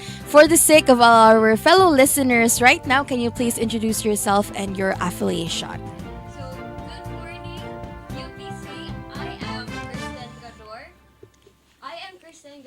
The first year block representative of UP Psychology Majors Association. And good morning, everyone. I am Reese Larobis. I am the publications officer for UPSAIMA. And okay, so good morning. Good morning, guys. So, yes. Okay. I hope you enjoyed your break, no? Yes. So this week ay Psych Week man karon, no? So unsa man ning Psych Week day, guys? What is Psych Week? So, the University of the Philippines Majors Association, our advocacy is always centered around mental health and alleviating the human condition. And this is reflected in the activities for our Psych Week. So, the activities for the Psych Week yesterday we had our launching activity and our kamustahan session. So, the launching activity, it was held in Oblation Square, and we unfurled the tarpaulin for the events for the Psych Week, and dinhi nakita na like the advocacies, the goals, the purpose for Psych Week. And yesterday we also had our kamustahan session, and it is in collaboration with the guidance service specialists of OSA, and it was open to all programs. And the kamustahan session is a group session intended for students to express themselves and give them a space to express their feelings, their thoughts, and to promote holistic well-being. Okay, so since Psych Week is an annual celebration, no? So what is something new for this year sa Psych Week compared from last year? So basically, we still have we have retained some of the activities that we have prepared for the past few years. But we also had new activities which are introduced and are actually, yes, it is new for this term or for this school year. And one of that is the Psych Field Day. So this field day will be held tomorrow, actually, Wednesday, from 1 p.m. to 5 p.m. And we have prepared a lot of activities for our fellow psych students to engage with our older years perhaps, or the higher years, and in turn develop a sort of rapport through those activities. So we have prepared games, interactive games, Filipino games like katong secret lang sa. But basically, the point of that activity is to develop or strengthen our bonds. And aside from that, we also have our culminating activity, which will be held on Friday. And we have actually rebranded one of our events, which is formerly known as Human Item and Animal Auction, or the HAYA. And we have changed it into Take a Chance with Me, a dating fundraiser. So basically, the point is still there na there are students or certain personalities which will engage in the dating fundraiser, and people will have to bid on them. So, and those proceeds of the bidding, 70% of them will actually go to our chosen beneficiary, which is the Pasel Urban Poor. So again, we also added another new activity, which is the Love is Blind, the matchmaking segment. So this was our search for participants is still ongoing. So if namoy mga kailangan mga kauyabon, then maybe we can invite them to join this segment. So basically, maula to siya ang mga new activities that we have introduced for this cycle. Okay, so is it still open pa ba ang katong inyuhang Love is Blind? Love is Blind. Murag matchmaking nga event? Yes, ate. So we're still looking for searchies and candidates. So for the candidates, if I'm not mistaken, we only have 2 slots for it, right? Yes. So ang nanay usa ka slot actually, and we're waiting for another one to fill up that slot. So if para ninyo na jud ni nga slot, then don't hesitate to message us or register through our forms, which is in our Facebook page. So this is for free man, no? Yes, ang kaninga slot. for free, Regis. So yeah. Daghan kanis like activities na giandam, no? Please invite our fellow listeners and as well as mga psychs had to join your activities. Please invite them. Yeah. So basically, this event is not only exclusive to psych students. So everyone in UPC or even like the public is available for the Even culmination activity this upcoming Friday. So we invite everyone, especially in the UPC student body, to attend our culmination activity, because I'm sure na daghan kay events na malingaw, may enjoy mo. So this event will be from 5 p.m. to 10 p.m. and the event will comprise of the dating fundraiser, the matchmaking segment, the item auction, and we also have the pet corner, wherein you can also bid on certain pets for a chance to spend some time with them. So we're inviting again everyone to feel free to proceed to the AS Hall to experience our Psych Week culminating activity. Okay, so Psych Week is open the eye for everyone, even non-psych majors. So for even non-humans, okay na ay pets. So for further details, no, just visit their official Facebook page sa UPSAIMA. So thank you so much, Kristen and Reese, for your time and sharing your expertise on air here at SciAyo UP Cebu. Now for the latest chicas in the world of show business. Oppenheimer finally screens in Japan. We have our resident chikadora Mabel Aton for the latest updates. The critically acclaimed movie was thought to have a delayed release in Japan due to its highly sensitive and emotional topic. While the Barbie movie was released in Japan in August, Oppenheimer was absent from cinemas for months. There are no official explanation was offered at the time, which fuels the speculation that the film was too controversial to be released in Japan, where it is the only country to have ever suffered a wartime nuclear attack. Japanese distributors may have chosen to avoid a summer release close to the attack's anniversary. This is your up-to-date Chikadora, may buaton, DYUP Sugbo, kauban nimo.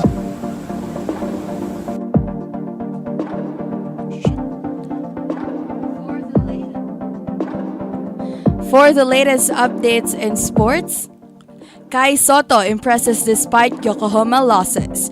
21-year-old Kai Soto produced stellar numbers for Yokohama B Corsairs on their back-to-back games last weekend. The 7'3" Filipino import garnered 28 career-high points against Alvar Tokyo on Saturday and 11 points on Sunday. Despite the losses, Soto proved to be outstanding in terms of rebound. He had 6 rebounds on the Saturday face-off with Tokyo and 3 the following day.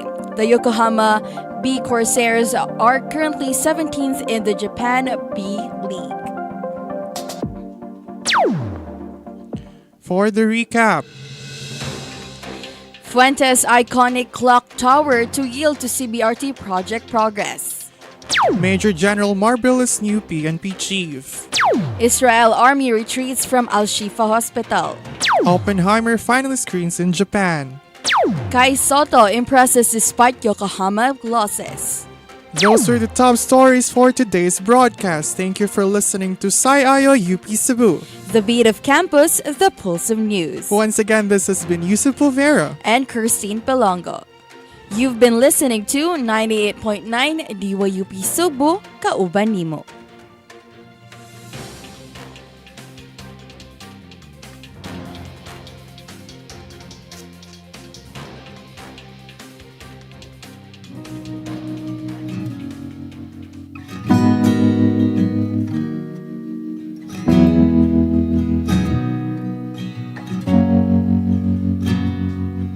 Samad ko sa aping dut sa kasing-kasing, wala pa maayos sukat.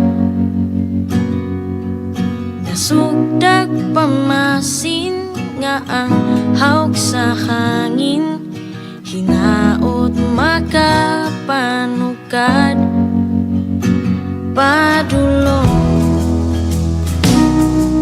sa imong naong nga ako himaya, ayaw lag palabot basta magpaabot lang ko nga ikaw mulutaw. Gikan sa lalong sa langit nung gahong nabaga ug wa pa maugdaw. Ganus apa kaha kamapulan anang imong bag-ong himaya. Musaw man ang adlaw ugma, inig bukaw na ko nimo may lain ka nang gitanaw. May bag-o ka na nga adlaw.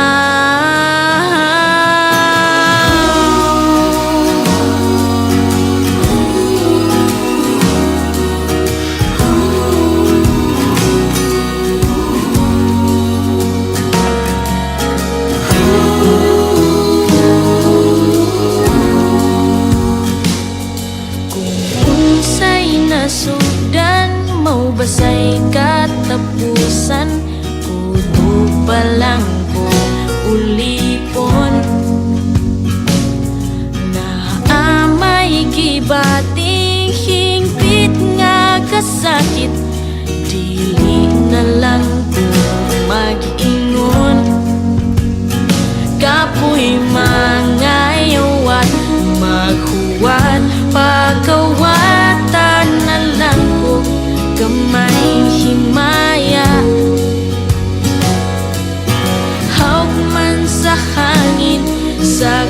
sa akong abing dawaton ko bisag unsa.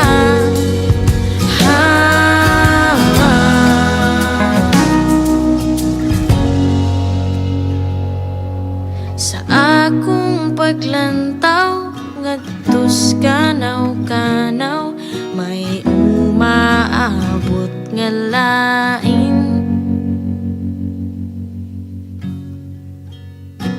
Apan ako kanimo nagpapiling nga nino sa kangit-ngit nagpadapling dili lalim ni kahintang ko dili lalim.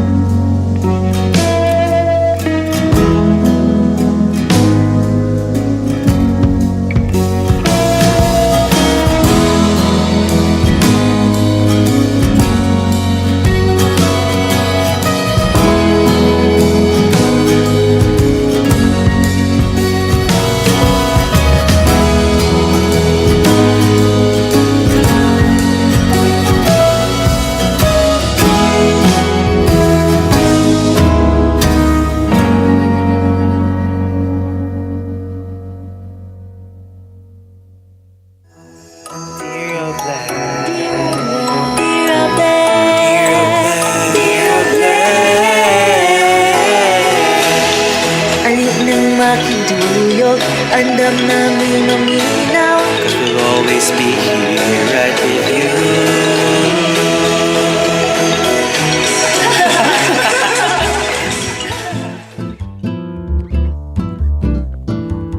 You're still listening to DYUP Sugbo, kauban nimo. This is Dear Oble, your avenue to be heard. One confession at a time. Sulat mo? Basa ko! Hello, hello, hello, Oblesties! Good afternoon, time check. It's already 12:25 in the afternoon and it's time to eat your lunch and nothing, I don't know, and rest maybe? Ikaw, katawa lagi ka, Char. Hello, what's up mga Iskolar ng Bayan? It is a happy Tuesday. Nakapaniud to na ba ka, Adi? Wala, ka-fasting ko. Anong magas mong kaginaya? Naunsa mong ka, ay, Ramadan ron, Char. Ikaw nakapaniud to na ba? Wala pa actually. Pero, habit naman good na delete man to around this. Wait lang, mag-request lang sa ako sa tech. Pwede move ang camera a little bit kay Murag to sa side ni Kuan, ni Gab. Yes. Sorry guys, nakakita dyan mo sa among Kuan. Wala lang. Nakadungog mo sa among pag-kemi. But anyways, how was your break? We're all back to school. Finally na gyud. Finally. Dili jud. Extend. Lagi. Actually, dagan sa mga nga nakuwangan pa sa break, Ikaw, Hati-Hati, how was Zamboanga? I mean, they're lucky to have me. Uy. Promise, what you kuni gawas. Like, I was there for 10 days. I flew by the 20th. And one day ako ni gawas and like, gabi pa dyan siya. Nasa hospital ra kaya nagbisita ko sa akong cousin. And then the rest of it, I was just like at home. I mean, this is ako ni gawas, but like, wako ni dung sa kuan. Wako ni dung sa syudad. I mean, niya sa basketball court, something. Dili para matanaw og basketball, ha? Walay basketball ro. Ano defensive? Wala lang, kaya kasi mo yung kuan yung basketball court. Like, no thanks. Char! Kami, but like, yan, gawas ko, nakikbanda ko with my cousins and I was with family. Ano ra, like, laay ra. But, at the same time, I'm going back again by next week, so you'll be seeing me for a while. But that's we will miss you. Sure. Ma-folby ako. Uy. Gab. But anyways, ikaw, kung gusto mo yung break, kasama ka ni Dong. Kuan, tradition ginamo sa mga family, relatives natin. Ito may Oslo. Sa Cebu kay na-place ako lang. Ano, ang imong lola kayo. Buta, charis. Well, sure pa rin mo, Kemi! Uy, maayo man ba mo lang akong lula. Like, dako siya sa may dagat. So, yeah. Ikaw kayo ka. Have you seen the whale sharks? Not yet, actually. Huh? Sige na kagdo ko gusto. Niya ako makaka-watch. Wala ba kayo? Pila naman? 350 naman siguro. Uy, amot sa ginawa pa may kato. Pero nagplano may ron, actually. You should. Ako, wapadyo ko naka-ato. Like, gusto ko. Anyways, but it's all fun. It's all good. Yeah, but hi everyone. Welcome back to us. Dear Oble. Ay, asin. Yeah, welcome back to Dear Oble, the number one show, self-proclaimed number one show of DYUP Sugbo. Yes, it's good to see everyone back. And piting inita sa tanan. Grabe. Naka-notice na gid siguro ta tanan, no? I think daghan mga balita nga moabot og tig 40 plus ang heat index. Yeah, actually like 40 na siya sa Manila. The peak yesterday was 42 degrees Celsius. Apparently kay diri sa ato kay dara sa 34. But diri sa Cebu niya, okay, like, huh, really? But maybe, yeah, sure. Marag, okay ra sad siya. Pero like, hala, it's been so hot. That's the reason why I didn't go out as well. Imagine like, na ako sa bed, maglain niya. Ma-feel na ako through the window ang kainit. Like, time na jud. Dry season na gid. Dry season. Dry season na mo. Dry season yun. Itanaw siya na ako. Oy. Kimi know what I mean? Oy, nag-asyo. Dili, I mean, yeah, actually. Pero, need na jud na mabalik ni Lord. Kasi, need na ka mabalik ni Lord, Gab. And speaking of init na kainit, I think atong mga chika ron, atong mga confessions today kay medyo init po. Yes, it's been so hot. Like, everything is hot. Like, even with my friends. Like, ilang mga chika na ko kay like, mahibong ka sa mga nahitabo and everything. But I hope everyone is doing well and chilling with their lunch in Kawayanan. Kawayanan, Jud. Hello sa canteen na makadungog ani. Like I've heard nga ang speaker kay Kusog Jud. I've heard kay passed by yesterday while Dear Oble was also playing. So, yeah. Pero anyway, no, balik na medyo nataas atong chika, Ate Adi. Ready na ka sa first confession. Walang ready na dyan si Gab sa first confession. Dili, ato sang i-introduce ang episode nato today. So, unsa natong episode ron today? Our episode today is Dear Oble, Charis. What's up? Yes, what's up? So, murag, mauni ang episode nga we'll talk about confessions nga sent by people outside of UP. No, we give everyone them the chance to send their entries here. So. Everyone is open. So if you are watching the live, you're not from UP Cebu, you feel free to share your confessions about anyone from here or from your experience. From here. Oh, like last time, may katong na siya na ibgan na, you know, ni Mama sa jeep. That was one of the episode for What's Up. Like, baka mahanap ninyo ang hinahanap ninyo. I thank you. Shout out to my friends and families in the United States. In Convoy. Hello, Crosby. Hi. Anyway, so padayon na to. So, mani si Gabo, sige ka to. Ganyan na pa. Okay, so proceed. So distracted. Sige na. Adi na, let's introduce our confession number 1. Take it away.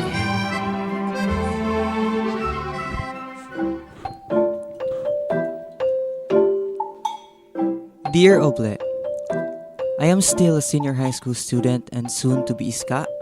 Char, giklaim ran ako pero manifesting. Nato one time, nakavisit ko sa UP with my friends kay na art exhibit. And then, nagabian mi ato kay wala ra, gatambay ramis katong mga cottage, murag naa sa dagat. Tapos, pagabi kay na event, nawa ko ka-gets pero na-amaze ko kay katong mga murag nag-procession na muadto sa mga booth tas naay mga presentation each booth. Tapos, naasa to yung mga person na nakatay ilahang neck tas nagpaint og red sa ilang whole body na murag blood tas nakakover ang ilahang mga face. Scary kay siya. After ato kay naay disco, like wow, for the first time nakakuan kog eskwelahan nga naay disco sulod sa campus. Naganahan na hinuon kog samot may UP. Manifesting bisag kulba na kaayo kay I can feel super happy na ang result. Soon, unta ako sad maka-experience sa atong mga events mismo sa UPC. Soon, as an iska. Thanks Oble, see you ulit. So, yes. Hello, Charis Cami. Hello, aspiring iska ko na siya. Yes. Ayaw na. Char! Cami, dream lang. Dream big. Charis Cami. So, hello, Sunshine. Thank you so much, and we're very excited to have you around. Hopefully. I mean, you're claiming it, so we'll claim as well. If you want to join DYUP as well. Kimi. Yeah, pero congratulations for Mindworks. It's been 10 years. It's charing lang. It's been a while since that happened, and we're still getting a lot of confessions from that. So I guess a lot of things really sparked after the Mindworks. So congratulations to Paso for the wonderful and amazing work that you've done. Ikaw, nag-discoral ba ka ato, Gab? Or wala kay boring lang ka? Uy! Charis! Wala ako nakakita sa kaninga event kato. Yung nakita bitaw ng mga tao nga naisako. Kuan man na. Sina Rith. Atong tech actually. Yeah. Mao man din siya. Our producer. Sina JV. Sila Jervin. Jervy. Si Jervin. And then si Leaf na apad ato, I think. Yeah, sila to, the red people. Pero grabe, amazing jud kayo ang Mindworks. I'd say like the entire celebration itself, maka-amaze gud siya. So, waka ni Dong atong pagka-Saturday DI for the performance art. Wala. Nga nung guilty man ka. Kaya nagunsa ka ato. Di kasi di ko parang like, wala namang kwarta gud nga ayari dari. Kaya budgeted man ako allowance every week. Guys, this is capitalism work to us. Sad, nga ang plate diri kay 3K. Char lang. Gets, I get it. Puyo sa balay kay kuan wala na budget going here. Hala. Pero definitely ang mga events diri is something to look forward to. Yes, always. I think privileged jud guro kay ta. I would say nga kanang murag swerte kay ta nga natay may ani nga mga activities, and then supported sad sa ato ang school sa like supportive jud kay sila sa pag-handle ani nga mga events. Ikaw Ate Adi? It was really nice during Mindworks. It's my second time apart from the absurd week and then the crazy day doing so, but I still think I wanna redo the crazy day because I haven't been as crazy with the crazy day. But anyways, like with the performance arts, you would have your own interpretation of things as well. Favorite sad nako tong isa nga kalamin sa kwarta. Yeah. That was one, but at the same time the other one, like my favorite of all, was the katong mga bangko with the names written on it. And then the performance art accompanied with that there was one reading the names that were written from there, like naming the names. And it were actually name of Palestinian kids who didn't turn one yet, like did not turn 1 year old yet. And it was commemoration to the lives they're lost. And again, like, the genocide in Palestine is still ongoing. So there's that one. It was actually very emotional for me when I was there, and it is still emotional for me at this point. Well, around like maluoy manggod ka, like with the kids in general. So hopefully we'll see the end of it. But yeah, I think there's so much that UP has to offer. So ikaw ba, Gab, like why did you envision first to go to UP? Or like one question, was it UPC really, like specifically, or you had another campus in mind? I wasn't really like into the dili man siya nga di ko ganahan sa UP or kanang, pero dili ko particular sa particular sa what do you call this, sa university, but it's really about like the program. I actually applied for CNU din, pero for BA Lit. And then BA Com here sa UP, and then eventually I chose na lang communication, and that's why nako diri sa UP. So you really want to take lit. Like, that's your first choice. Like, that's my passion, yun. Writing. Pero like, tungkol mong siguro, wala mo kasi nang judge sa program, pero maybe like practicality and stuff, like maybe career exits. Murag mas daghan o padulanan, I think, ang com. Yes. So, it's actually like more versatile if you think about it. But at the same time, you can still pursue because not yet on your batch. But you can do creative writing, but that still depends on sa ang top 2 ba sa inyong block. Because on our end, gibutaran, and then duhara ang nigawas nga main is, I think the first one, IMC Jud, Integrated Marketing Communication. Everyone wants to do marketing, and I think ang nag-second was broadcast, not even journalism. Kaya ang journalism kay upat rami. I'm one of the 4. So ako ako self, but yeah, I was one. But also at the same time, the way I think about it is, I don't feel strongly, but at the same time, kaya ako, when I thought about journalism, like picking journalism, is because like think ko nga, like broadcasting is still a part of journalism. So that's why I picked journalism. But I guess different siya to an extent. Pero na kuha rin, na encapsulate rin niya ang mga kids. I think other than that. But I think half of the block or 3/4 of the block wants to be in marketing kahit diradyo lang kwarta. Yes. So that's pretty interesting because I feel like most of the people I had conversations with in here wants to be in UP, like this person. So katarasiya. Ako, I had different campus in mind, but I mean, it all worked out. So I'm happy to be in Cebu and experience the life here. Pero like, isa dyan sa mga dream universities ni mo ang UP? Not even isa kay. It's the dream university. Yeah. Okay. I mean, like, I had feelings for Ateneo as well, but not as strong. I knew UP was where I was leading towards. Yeah. So, as in, ikaw in honor di Char! Kabi! Pero, they said, when you pick between dream school or dream course, go for dream course daw. Yeah. Kay, it really defines your entire career path and your life for the next like several years. I agree, sir. Diba? So, like, you were probably in your dream school, but then you're struggling. So, in my end, I think it just worked out.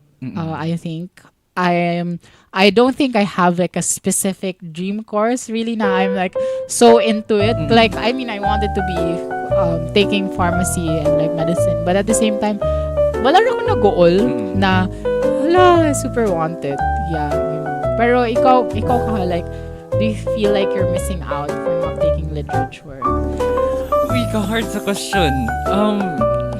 Okay, I mean, you're freshy, so feel ni mo. I think I'm missing out on like writing in a more creative sense. Kaya dili, for example, for com, medyo journalistic or medyo formal essays. I think the closest thing we have is narrative studies. Pero I think I'm sad karon for feature. Yeah. Atong feature assignment. Pero other than that, I think I'm missing out on that. Pero I'm also gaining a lot of experience man po diri sa com program. So I think it balances out. Yeah, that's good. I mean, sa kay Oblasti na to, I mean, the school isn't perfect in general, and we've shared tons of these things such as the dead spots ang Wi-Fi from around. But at the same time, if you compare us to other university, kita ra na free Wi-Fi for everyone. Like, that's amazing. Like, even in other schools that you pay for, like private schools, and some of them needs to like pick if they will pay for Wi-Fi or not. And then if yes, they also have a limit of time using the Wi-Fi for a semester.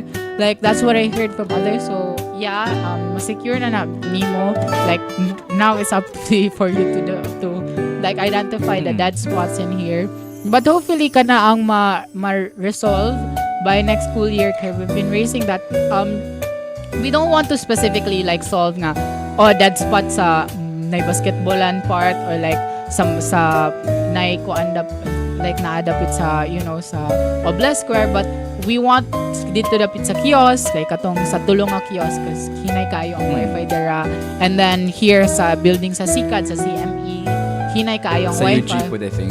Oh, Dito sa may undergrad, end of it. yes, sa undergrad building Very part. kuwan kayo nga to. Yeah, and it's crucial kay this is where like classes are being done.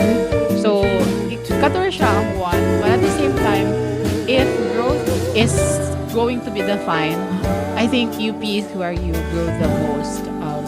Like really, if you maximize, especially self-expression, so super good. Like ikaw ang self-expression mo kay Pomsay. Charis! Wala ko lang ba? Kay mag-t-shirt, shorts naman ka. Huwag na lang kay Chinilas. Charis, maayo ka na kayo magsapatos si Gab. Like, wala na, okay na. Inana ba? Like, no, but I mean with expression, like a lot of people color their hair when they're fresh. Mag-Sophie na lang ka. Ano pa ka nag-dye yung hair? No, I don't wanna dye my hair though. Why? Wala lang, ganahan ako sa black. Dapat to, i-challenge na to si Gab nung i-dye ang young hair, mga purple. Pero ikaw, Ate Adi, how do you, naka-mention na ka nga growth and stuff, do you think nga ang environment sa UP can naka-contribute? Yeah, of course, especially if you're able to pick the right people that you're going to surround yourself around. Because we've had several confessions as well that they struggled. They had to like break off with some friends. Kailang friends kept bringing them down and all. So I think that is the one. So you pick the people that you surround yourself with, and that's where you can grow, open up, be able to like generally open up with them. Kana siya, but with you really like it cherished me to what I'm supposed to be, which I think I wouldn't really achieve if I was in other UP campuses. That while siguro I'd have a different sense of growth dito na siguro mas matututo akong lumaban sa buhay. Kaya marag diri na feel jud na ako nga I am well loved and supported. But at the same time, like to an extent, I mean, I had my fair share of like rejections and all. But I think it's endurable because ang community generally accepting and loving. Ikaw, unsa man na feel nimo sa community so far? Kuan, kata ka lang accepting and welcoming. I don't know if specific siya sa COMA program, pero very friendly kayo ang mga people there. Or sikat in general, I think kuan kayo kanang mutagad gyud bitaw.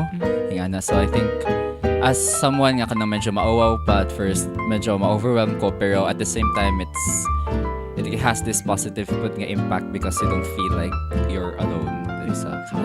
What has been the most absurd question you probably get as a UP student, or like absurd remarks from people outside siguro? Kuan naman ang mabalik-balik ang question nga dili mag-rebelde and stuff. Kana mo na yung pinaka-common, which I understand naman but sa ilahang perspectives. Pero yeah, I think mo na ang i-remind sa ako. Ikaw, Ate Adi. Siguro like one of the things is like katong smart, like being really constantly smart. When you come to UP, I guess I feel like smart becomes the least defining factor of you as an individual, just because everyone is probably assumed to be smart already. So mas ma-highlight ang other aspects of your personality because we do not take each other seriously anymore.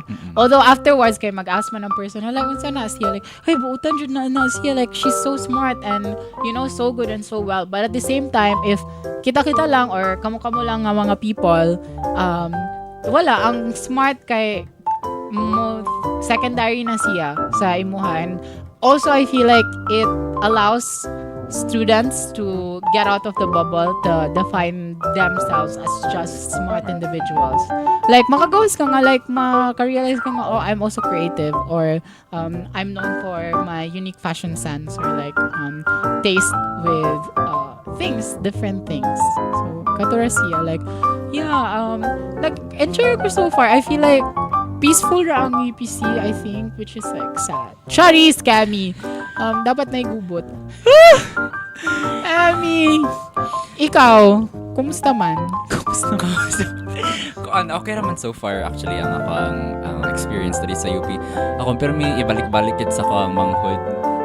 Every time mag-story ko niya about sa UP is that I really like the environment like in the physical sense. Gaganahan ko nga although moana ta nga kanang kuwang tag student spaces pero if i-compare na to siya sa ubang universities, I would say nga daghan og daghan tag mga kanang bitawng spaces pud mga dagko mga hawan diri sa UP.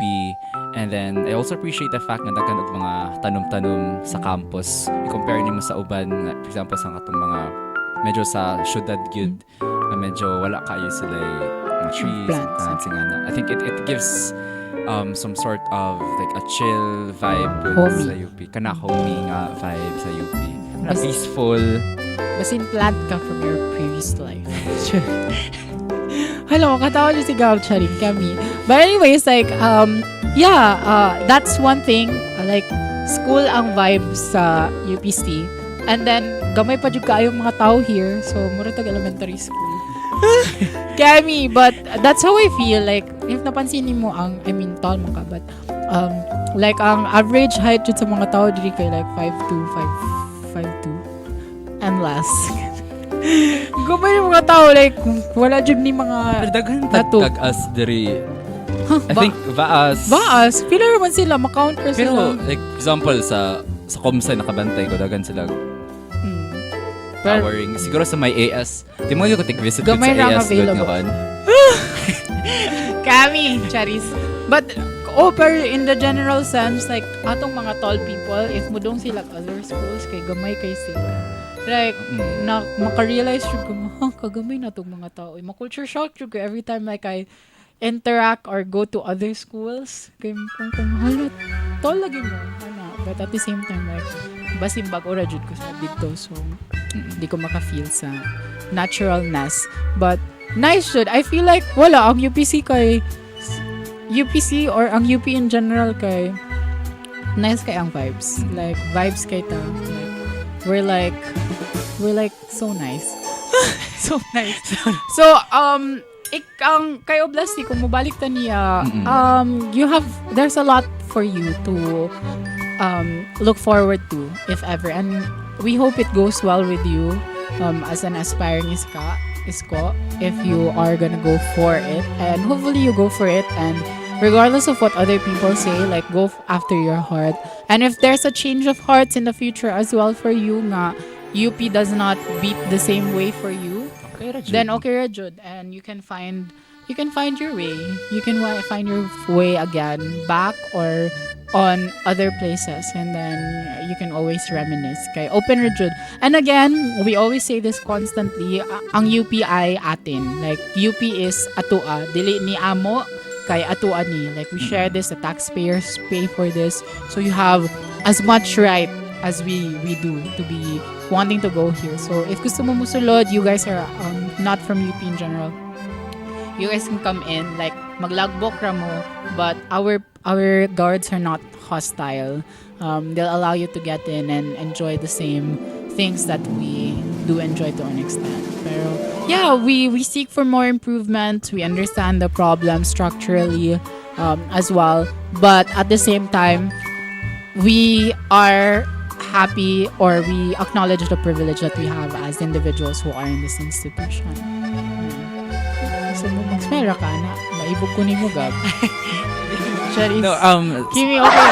Hindi, balik sa katong sa security, sa katong welcome sila mo enter diri sa UP. Ganahan kay ko anak pod nga factor sa UP kay, like, for example, sa mga big events, I have friends back in high school and they were able to enter and to join the events here. So that scenario is like dala kong mga friends there.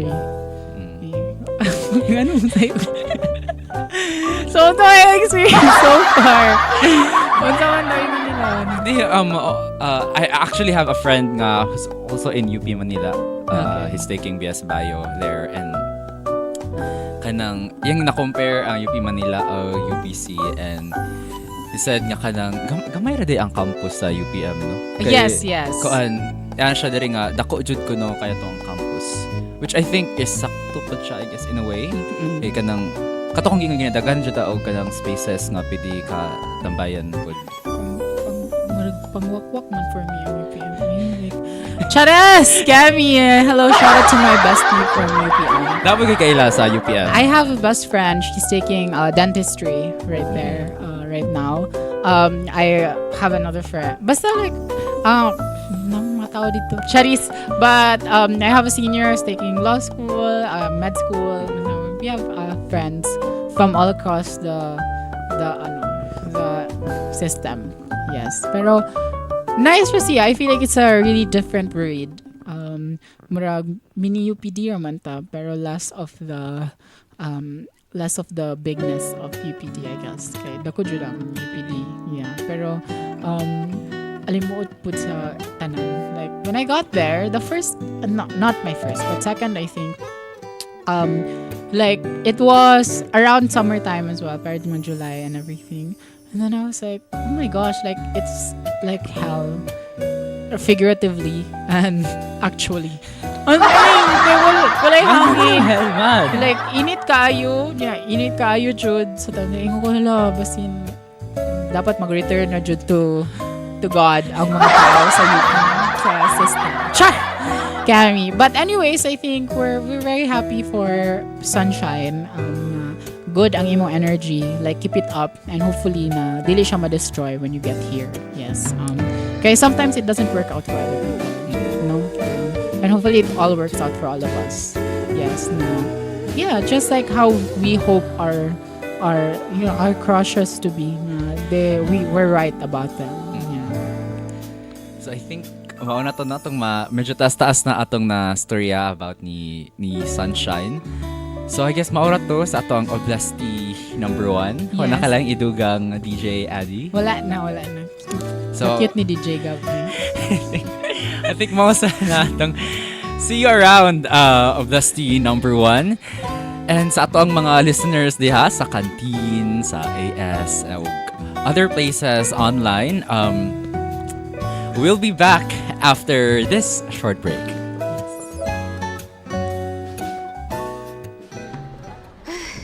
We keep going in circles. We keep trying. We ask the same questions over and over again. You don't tell me what you need. I don't understand what you want from me anymore. Unsa man jud, babe? Asa man ta mga Maun na.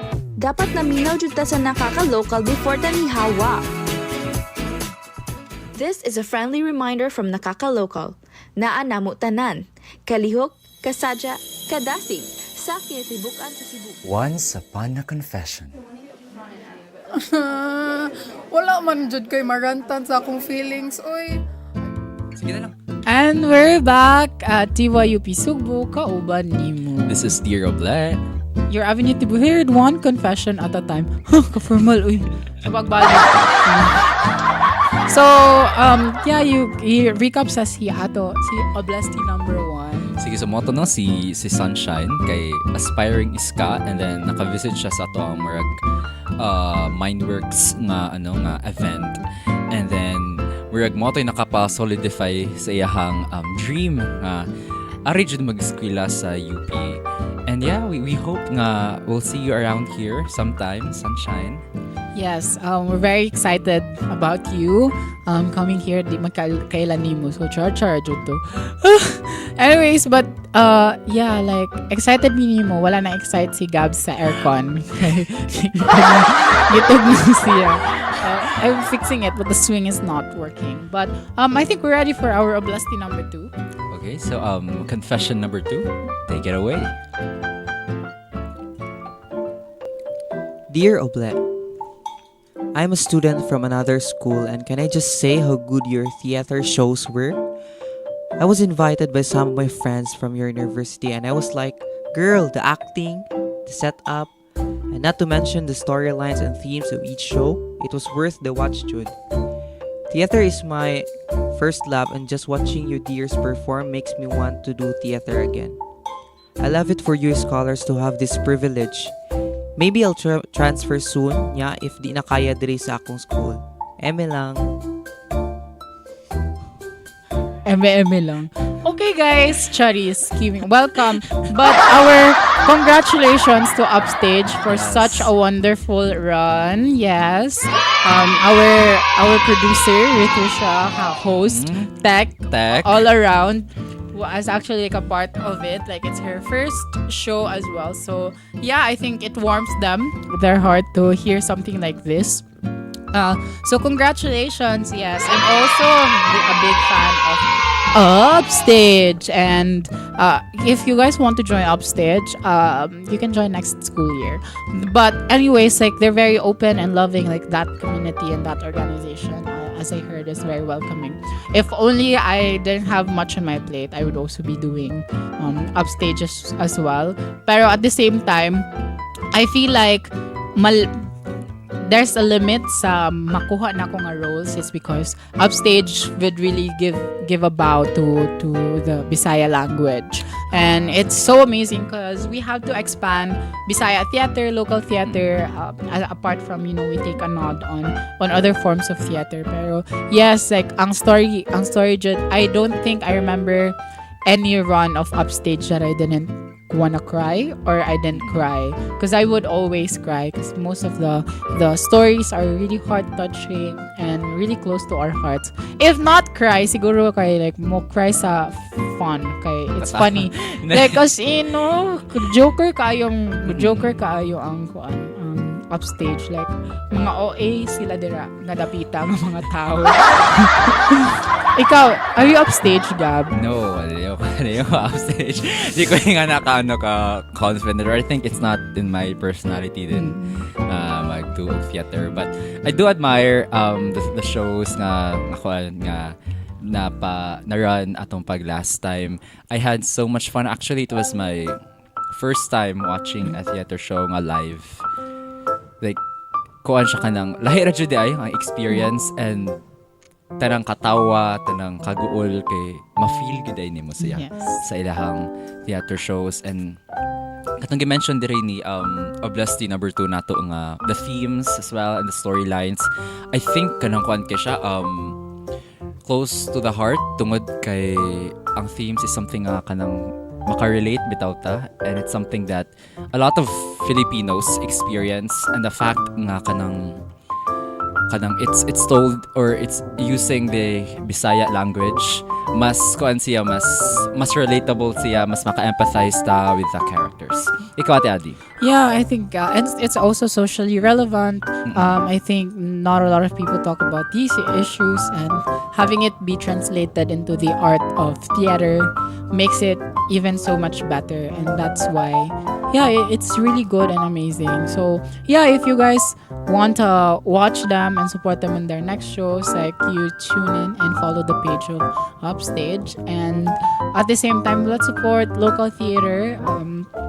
There's now a rise of shows visiting or touring and including the Philippines because of our love for theater as well. But at the same time, hopefully we get to recognize it not only as an art form, but support it, our Philippine theater. Like, we have such great artists. Like, did you know that one of our best actresses were theater actors before they went to the TV screens? I think katong bida sa what do you call this, Gomburza? Yes. I think that he guy is a theater actor. Cedric. Cedric is is also like a theater actor, but people like Eugene Domingo started in theater, Mr. Tirso Cruz.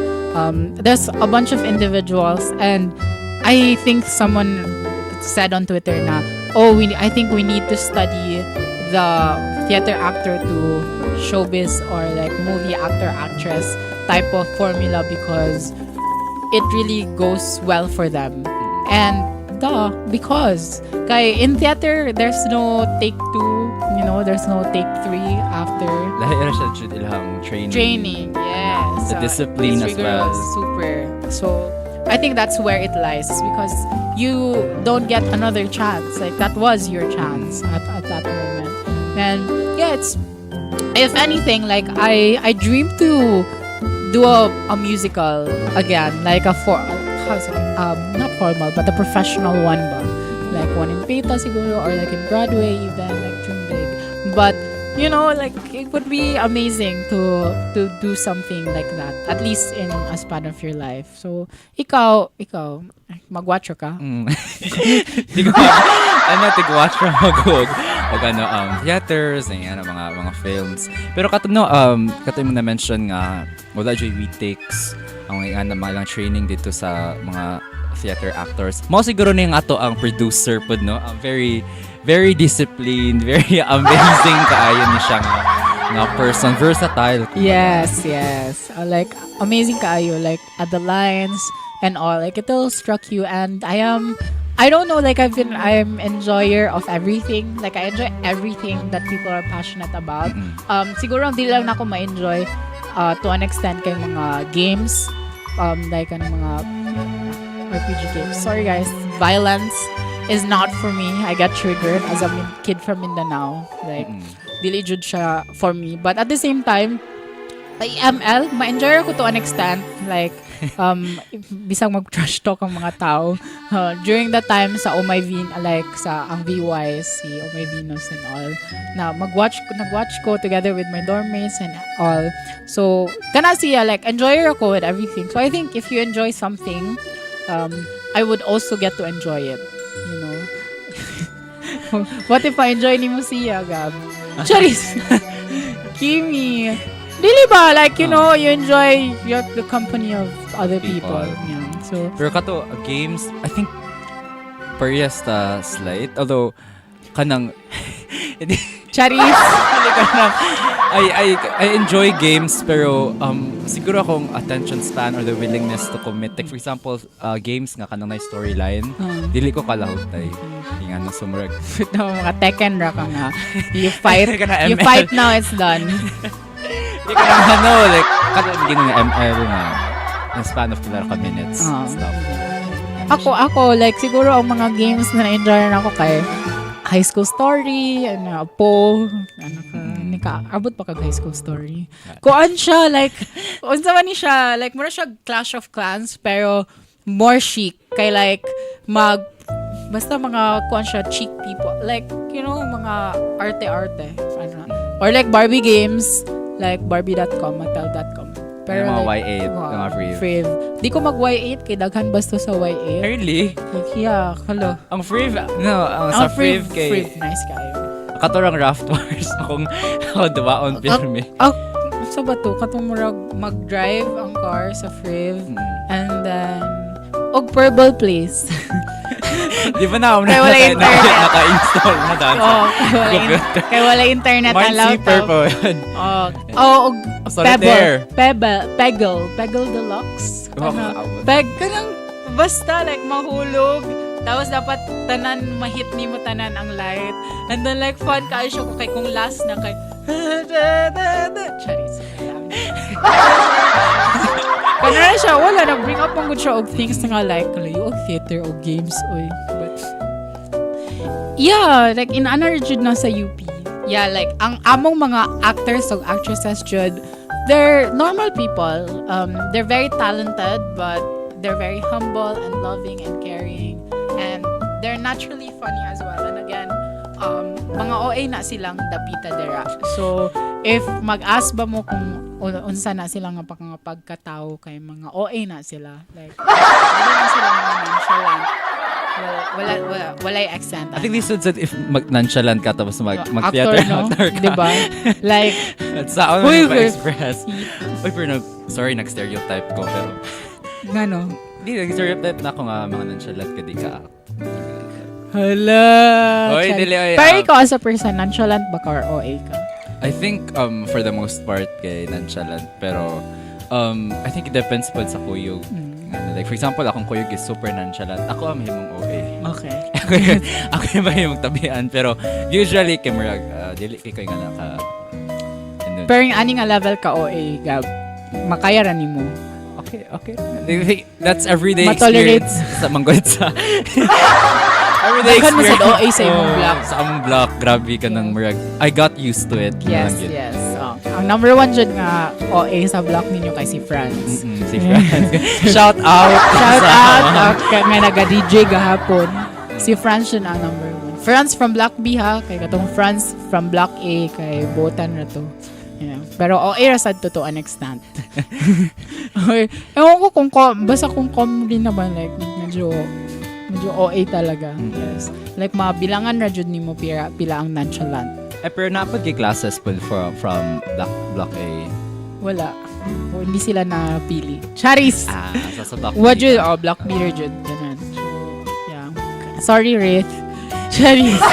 Because block naman. Because blocks naman. Okay naman, chill naman and everything. Pero, yeah, I think, kana itong mga istorya today, we're not very serious. Which is okay ra sad. Kay, pirmi mo serious si Gab. Charing! Sammy! Pero kasi kuhaan man sa good, okay, wala na kayo mastorya. Basta mauna natin siya. Ipadayon, mag-good. Nga nung wala naman maingon. Okay, balik ta ni Wonder Girl, DJ Adi. Katano yung giingon nga nindot ang storylines o gihang themes. I think naapot tay mga visitors, diba, ato during the upstage from different mga groups po. Yeah. Kanang I think from farmers, katong sa jeepney drivers and all. I think that was really thoughtful of upstage to include them para bitaw ang insights or ilahang sa ilahang take sa mga shows kay ma-share nila, and then some of them, or actually siguro most of the speakers or na invited ato kay they got emotional po sharing their stories. So kato ma-realize nato nga ang impact sa theater and storytelling in general is hindi jud nimo siya underestimate. Okay, it can really inspire people to act. What's your favorite theater show, if you have any?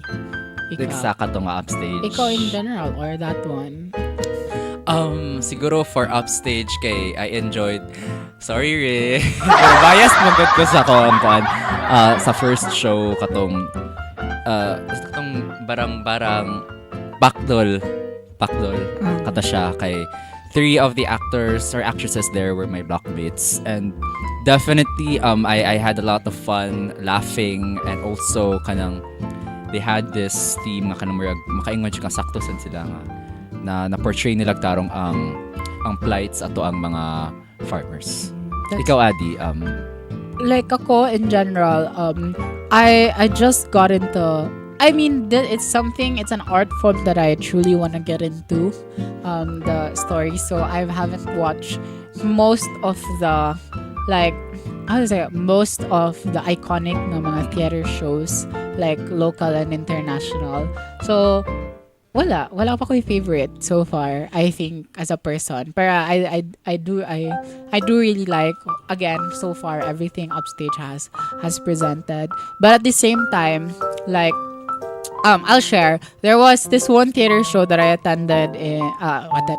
Watched. It was in Washington DC when I was there. It's called Sheer Cut something, or it's a type of a show that has an it's one of the first that has an interaction with the audience, where the audience has an impact to the storyline. So meaning it's like a murder story thing of the barber, like the one who cuts the hair of the people, and murag small community siya, and then there's several characters, and then the crime and the murder points out to everyone.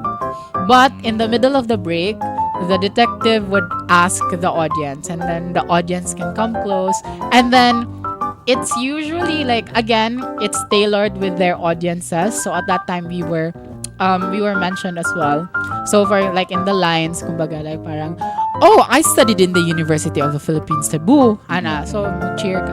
And then there's also other kind na yung mga nag-field trips at nga other forms of students. But it was interesting, and we chose a specific actor, but we did ask, and yeah, there were other days nga dili ka to siya ang na-pick. Okay, so yeah, so there are alternate endings depending upon how the audience would see it. So wala, like it was like a fun experience thing.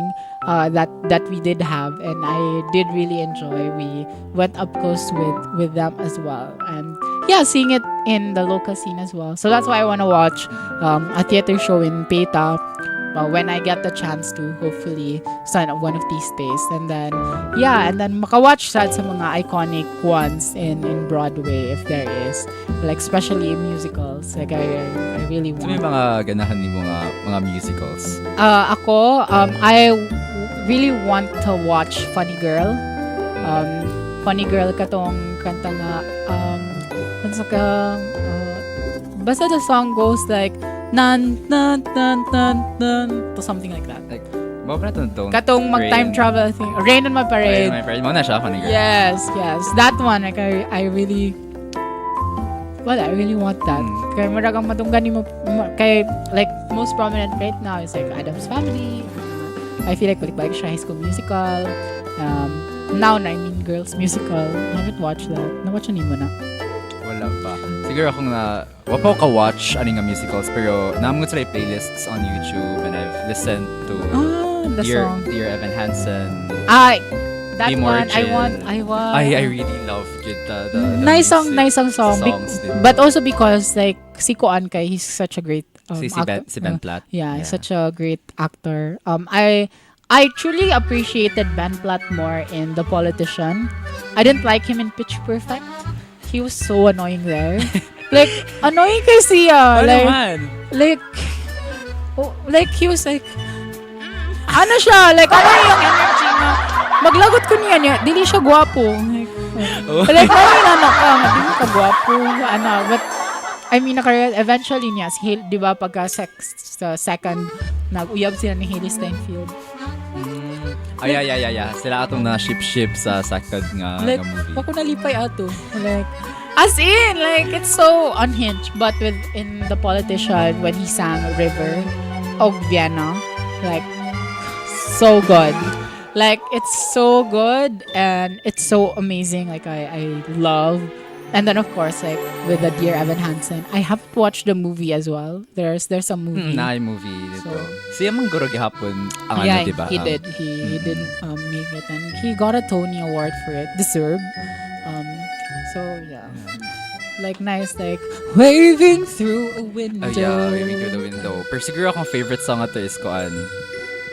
Ay dili dito nga musical di ay. Na Waving Through the Window o katong you will be found. You will be found. Ay, sikat You will be found. And that was the graduation song of the class of 2019.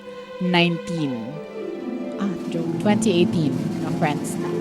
Friends episodes. Yeah. Dinot should ihang music. Yeah, it's really nice. It's good. And we're very happy na they discovered something nice in the theater works of Upstage, and we all discover something nice. Naputi show, di ba? Sa Upstage ka na ikanta. Yeah. That was the entry sa Sweet Play Musical sa Paso. Sikat ka na Angelo. Mo na siya. Yes. Si Naglide, si Ate Van, si King Simbayot. Charis, Kami. Kami lang, si Learjet, and then correct sila. Si Andy, correct. Andy. I love Andy. Andy's voice is so nice, so clear. Like wala lang. Projected kay lang tingog no. Yeah. Para ko ma-notice gyud nila. Atong producer po actually ni kanta po ni siya sa ilahang ko sa ilahang. Kasi wako ka dumo. Ni kanta siya. I haven't haven't watched kaya I went home. With tears na siya ni kanta niya. So good. Hilak siya ni kanta siya. Yeah, that was like a Friday, right? Yeah, I was pero Ramadan Manggod, so I was prepping to eat food, and then I went out to the mosque to pray. But that's just that. Yeah, I think it's amazing. Thank you guys for this episode. Thank you for our confession too. I think we can mukwanta sa like mag-break sa tagami. Yeah. So we'll be back after this break. Mare, ano nga ba ang nangyayari sa tubig natin? bakit hindi pa rin lahat may access sa malinis na tubig? Totoo yan, pare. Dapat ba tayo maging kampiyon ng malinis na H2O gawing totoo para sa lahat? Tama ka, Mare. Tayo ang magbabago. Sa pamamagitan ng programang ito, magkakaroon tayo ng sapat na malinis na tubig at tamang sanitasyon para sa lahat. Pero, paano natin magagawa yun, pare? Madali lang yan, Mare. Una, tayo mismo ay maging responsable sa paggamit ng tubig. Huwag nating sayangin at gamitin ng wasto. Tama ka, pare. Dapat makiisa tayo sa paglaganap ng kaalaman tungkol sa kahalagahan ng malinis na tubig at sanitasyon. Edukasyon ang susi. Huwag din natin kalimutan na ang pagbabago ay nagsisimula sa pagre-reforma sa patakaran. Kailangan na ipalam natin sa gobyerno ang importansya ng malinis na tubig. Ay oo! Dapat talagang i-demand natin ang policy changes na ginagawang prioridad ang universal access sa malinis na tubig, no? Ang huli, tayo ay maging bahagi ng malinis na H2O gawing totoo. Mag-donate tayo, mag-volunteer, at ipaalam sa iba ang adhikain na ito. Sama-sama tayong kumilos dahil tayo ang magiging lakas ng pagbabago. Gawin nating totoo ang malinis na H2O. Mga kaibigan, samahan niyo kami sa adhikain ng malinis na H2O gawing totoo. Ito ang pagkakataon natin para magkaisa at bigyan ng boses ang mga kababayan nating nangangailangan. Hindi na tayo magpapahuli, pare. Sabay-sabay nating sabihin, malinis na H2O gawing totoo. Tayo ang pag-asa ng tunay na malinis na kinabukasan. Ito ang hamon namin sa inyo mga kababayan. Sama-sama nating gawing totoo ang malinis na H2O. Tayo ang bida ng pagbabago. Tara pare, hindi tayo dapat mag-atubiling sumali sa programa. Ang bawat tulong natin ay may malaking epekto sa buhay ng marami. Isama natin ang boses natin. Magkaisa tayo para sa malinis na tubig at tamang sanitasyon. Malinis na H2O, gawing totoo.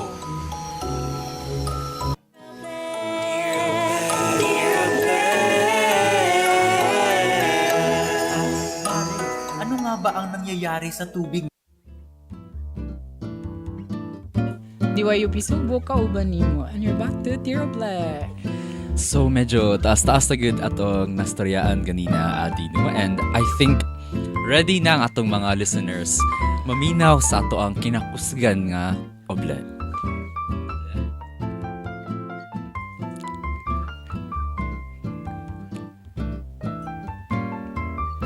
Go to places where you grow. Nahira dyan si Oble, ano kay mag-English dyan siya. Dili dyan siya dili dyan siya mag-other languages. Charis, for English, share man siya. Yeah, exactly. Like, with the places where you go. And like, funny kayo ni mga DJ nung uban sa DJ sa Dear Oble kay mo ingon siya nga taas na ang na kuan nasultian. Charis. This is ipa-conscious jud na ko ni sila for the next episodes para dili sila mo ingon nga hala taas na jud ato na istorya. Huh? What? Charis, Cammy! Di, madala magod sa flow, sa convo. Ay, talaga. Charis. Anyway. So, meaning mag-shut up na, Cam. But yeah, go to places where you grow. Ikaw, where will you grow? So, don't go to the Philippines. Kaya mga 5 tour ang mga tao diri. Pero, nakabantay ko na nag-ask yun ang mga tao. Like, if bisag sa random places, tagas na jud kayo mga tao. I don't know. Nailagro nang ikaon or ako moingon jud ko. Moingon jud ko in general. Taas jud mga tao outside. Also like, hala mag-job ko, charing. Wala, cute ang mga tao sa Maroon School. I'm talking about a Maroon School nga kuan ang mga buutan. Katong isa nga Maroon School. Ay, palihog lang. Like, dijud ko nila dito. As in, I gave them a chance. Again, but wala, it failed. Pero katong isa man gud nga Maroon School kay out of the way jud kaayo sila, 'di ba? Kay mudong pa kag Orhelio. So yeah, pero daghan kay naad na dira sa ilaha na dira ang first trend ang first branch sa Don Macchiatos, Nadira Dapita, like, I really want to go there and explore like during weekdays, kanang na klaseng anay mga estudyante, and then mag-gown ko. Charing, yeah, but wala. Ako manggod fan, manggod ko sa Mr. and Miss Intram sa mga schools diri sa Cebu. Like, mag-check jud ko sa account sa ilang Facebook. So, ako kaila jud ko sa Mr. and Miss Intram sa duha ka green school. Yeah, and then kanang sa maroon school sad. Yeah, but like, hello, like, kuan jud sila mga tao dira, mga ulitaw kaayo, ang mga laki, ang mga girls kay babae kaayo, like sa ato mong good here kay murag baby boys ug baby girls kaayo ang mga naong, like pila ra ang mga ulitaw ang mga naong. Alam mo yung parang ang bibinata at dalaga ng mga itsura ng mga tao doon, like they're fully developed. Like, underdeveloped, mga premature. Hindi ka maari sa UP, hindi ka mag-grow din. Actually, we grow differently here, guys. Like, yeah. Sa height, dili lang. Ang ubad kay Dili Erjud. Like, unlike si Nagab na, sortean jud sila, Gab, kay nidako-dako pa sila. Yeah, kami nila, DJ Rith, wala na jud. Basta sa among koan, sa among voice over for today's video nga muraga thesis. Nabisi na siyang immersion. Yes, sige ra na siya koan duty kay duty people ang mga koan ga internship. But thank you guys so much for joining us. We had such a great time. I hope you had a great time. First time co-hosting with Gab. Yes, first time sa nako hosting with you, Ate. Yeah. Sige ra kag katawa. Kuan na jud ang bedroom voice kayo sa kuan si Gab. Modulated, yes. Modulated. No? Dili ka pwede mag-senyas ra sa radio kay magkuan ka. Kinanglan mo storya jud. Yes, yes. Okay. So I think that's our episode. Please follow us on all our social media accounts. We are on TikTok, Facebook, YouTube, Spotify. Yeah, and hapit na jud ang come up week. Yes. Yay. Next week na. So, ideally next week. Tama ba? Next week ba? So sometime this month. This month, yes. Hala, sana na ako din. I want to be here during come up. Refin ako na third week pinata ako. But yeah, we're excited for that. And we're all back in school. And good luck sa mga mag-midterms. Ang fire tree kay slowly na nagka-orange. Mag-red jud na siya. You haven't seen it as an actual fire tree, but musakto jud siya sa Hell Week. Puwa jud kayo siya during TIG finals during Hell Week, and ambot nga nung nasakto jud ever since the world began, like the calendar back then o the calendar now. Like abi na ko dili na siya musakto sa calendar now. Kay ningon sina kuya back then nga puwa kayo siya during finals, but I guess makasense jud siya finals. Nothing hell na jud. Like as in, like puwa jud kayo siya. It's so beautiful, but at the same time, it symbolizes mag-semiotic na jud siya. Wrong things, wrong reasons. So, good luck ninyo kay kamo nagkuan man mo, kamo nagamath man mo karon og stat at the same time, and murag naka-feel na kog kaguol sa duha ka block, no? Nga mga kuan mga talawan mo sa numbers. Yeah. Wala na ko me. Yeah, but makalingkawas mo. After this year, there's no more numbers for all of you. Yes. So, good luck and don't. Yes. Anyways, thank you so much. Wala ko ka-introduce og maayo gay na. Og ikaw sa actually, gidit sa natin sa episode kita storya. Ikaw, jud ni wa ka ni ikaw man jud na nagdiretso ka. But this has been your sexy baddie, ang baby nating lahat, DJ Adi, and together with me is DJ Gab. And this is Dear Oble. Huh? DJ Gab, bro? Wala ko intro. Okay, walay masuod. Walay magbagay good sa Gab nga ano. Yes, it's like, this is the one who got it in the bag. It's Gab, Ana. Sige, ako na yung sumato niya sa script pohon. So again, this is Dear Oble, your avenue to be heard. One confession at a time. Sulat mo? Basa ko. And thank you so much, everyone, and see you tomorrow. Bye!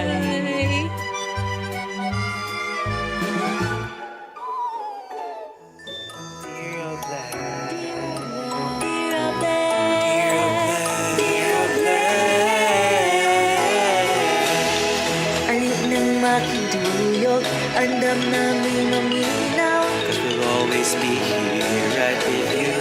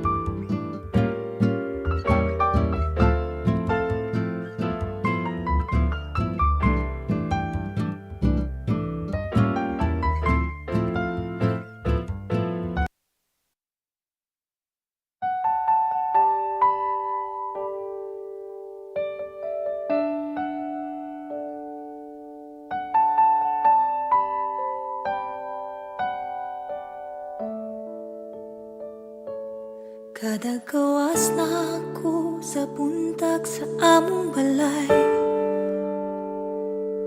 ngadto ka gahuwat ka na ko bukos nga mo sabay.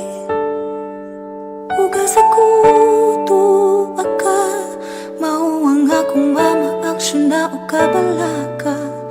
Kapila na ko kaingon kanimo nga dili sa padayon gihapon kang gabuot-buot. Kay feeling lagi nimo sa future kita ra gihapon ang mag-abot. Di sa unta ko nimo pangunahan, sa pagkakaroon sa imo di ako ganahan. Kayo na agyo dugay na takang gihawiran. Ngano kung dili ug naagyo'y feelings, kay ngano kung dili ug naagyo'y something. Ano nagyo'y mga butang kinahanglan di ibukos. Di sad maayog ang ibalik kanimo kung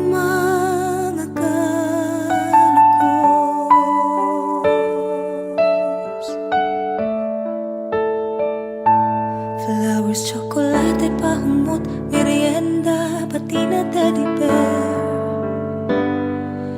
Bisan unsa na lang imong ipanghatag, aron lang ka ma-remember.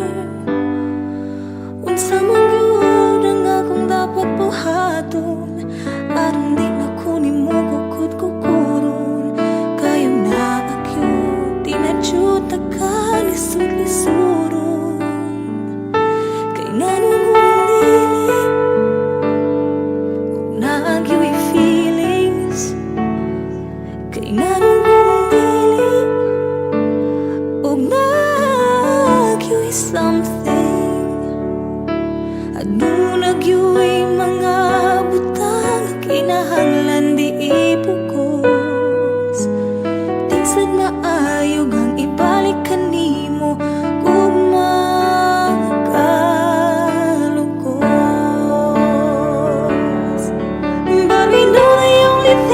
constant in this world is change. Maudi sad maayo mo promise, basig may mind mo kalit lag change.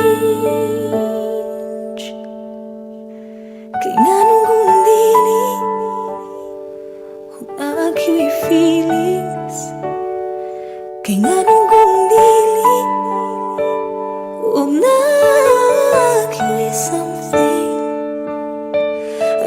Nagyo'y mga butang kinahanglan di ibukos. Di sad maayog ang ibalik kanimo kung magkalugos. Kay ngano kung dili ug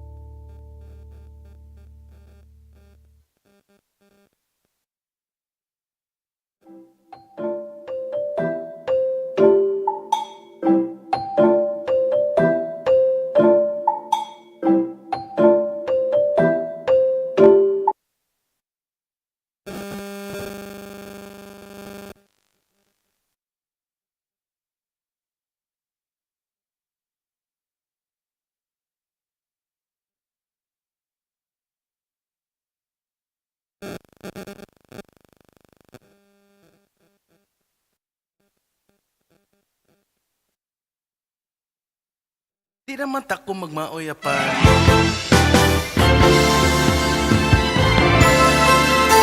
Ay barkod ka na. Naanabay pares ang tanan. Kay ani ako nga naghuwat kinsay pwedeng makauban. Di pa nimo mapantayan. Ning nanigi ko mga mata kung kamunay magkauban. Asa naman nagyutaan ibutang pili-ibog lang. Suya lang sa tasatago kasinrago abot puhon ng paran ako sa pagkakaroon magandang lang ko. Tatandaan kipili o kihigog masamtangan ni ako'y nahinay kikalimtan lang.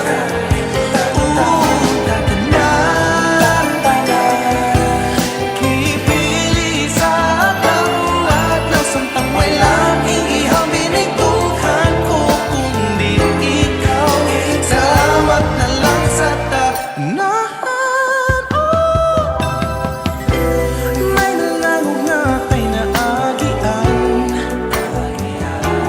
Ang matagkaroon niya agit tanan sa kong giliran. Asa naman ang yutaan ibutang pili-ibog lang. Suya lang sa tasatako masiramo abot puhon ng paran ako sa pagkakaroon mga nilang ko.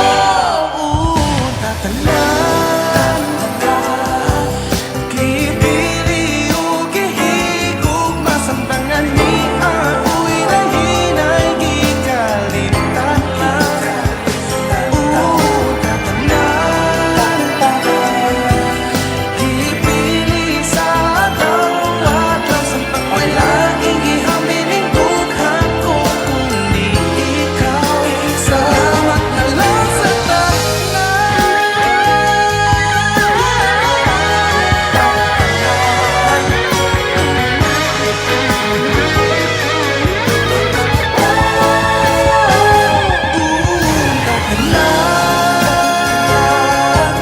kipili o kihigog masamtangan ni ako'y nahinay kikalimtan lang. Tatandaan kipili sa bawat nasamtang walang iihamin tuhan ko kundi ikaw. Salamat na lang sa tanan. Pagandoy ka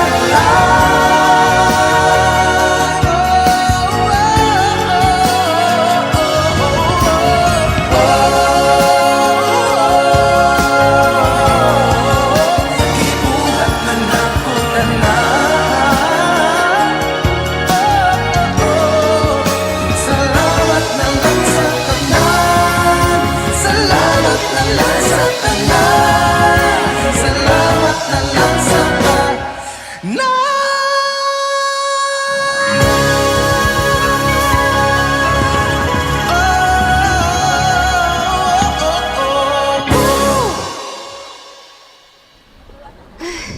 We keep going and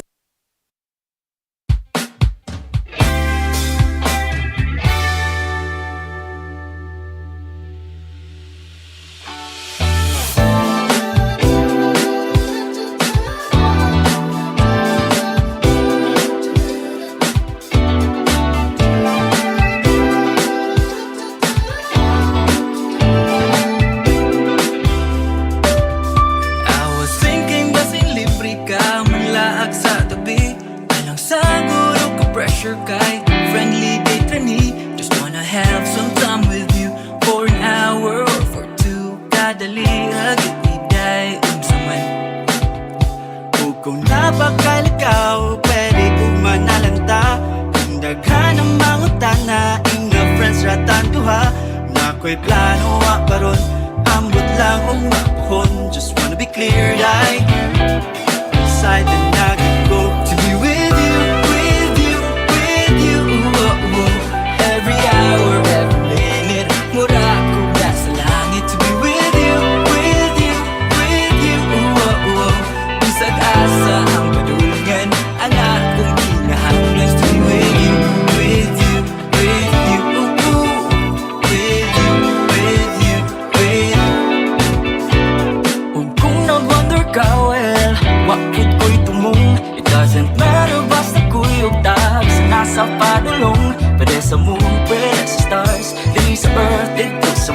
pwede ko sa balay, day. Ka-excited na jud ko to be with you, with you, with you. Every hour, every minute, mura ko nasa langit to be with you, with you, with you. Isa't asa ang padulungan, ang akong kinahanglan to be with you, with you, with you, with you, with you, with you. Kadali lang gudlay, ang ako lang, maangkon ko ang imong time. Kadali lang gudlay, ako lang, maangkon ko.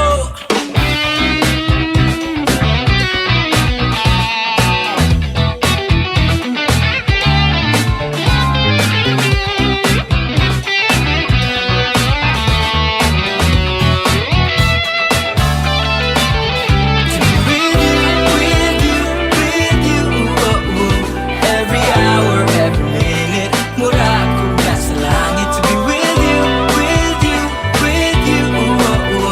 Isa't asa ang padulungan, ang akong kinahanglan to be with you, with you, with you, with you, with you, with you.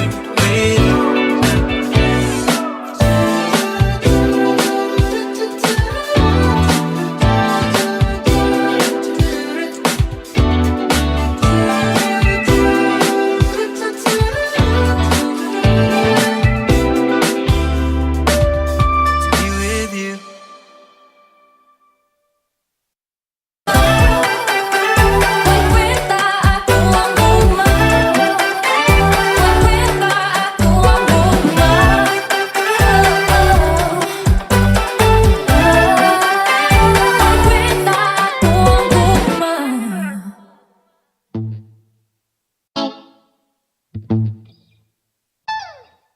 Usahay magdamgo kung manahimang mo, kung nga nagtapat na ta sa'yo sa puntag ang imong kaanyag, kanako nakapamata. Kalamiti mo bangon, magtinapulan na puno ka sa akong pinaakan. Ako'y laing kabutangan ning kaming ang gibati karon. Mauna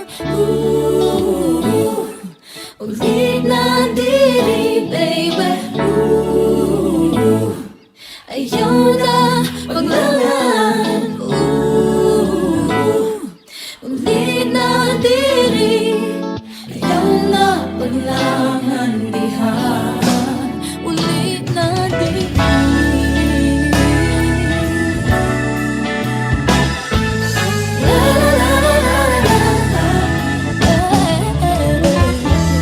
Lamig pa tapos sa imong gagos, malumos sa imong duwa. Kas atong pag-iyong abot sa kawan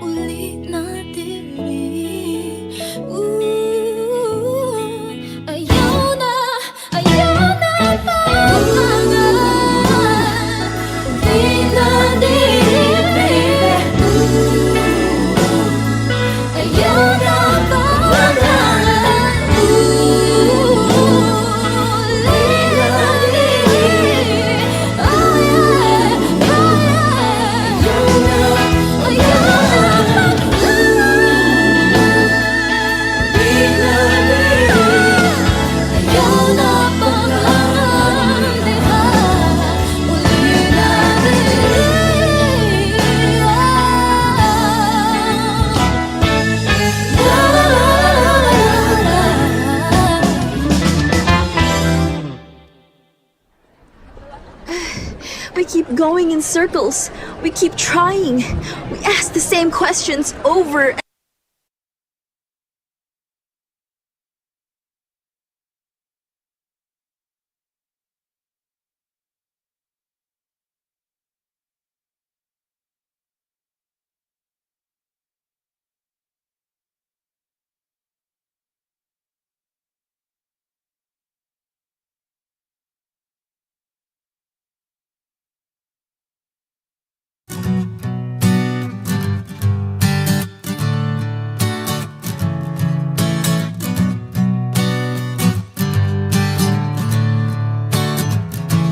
Heto na naman tayo sa puntong hindi ko alam kung ano bang meron tayo.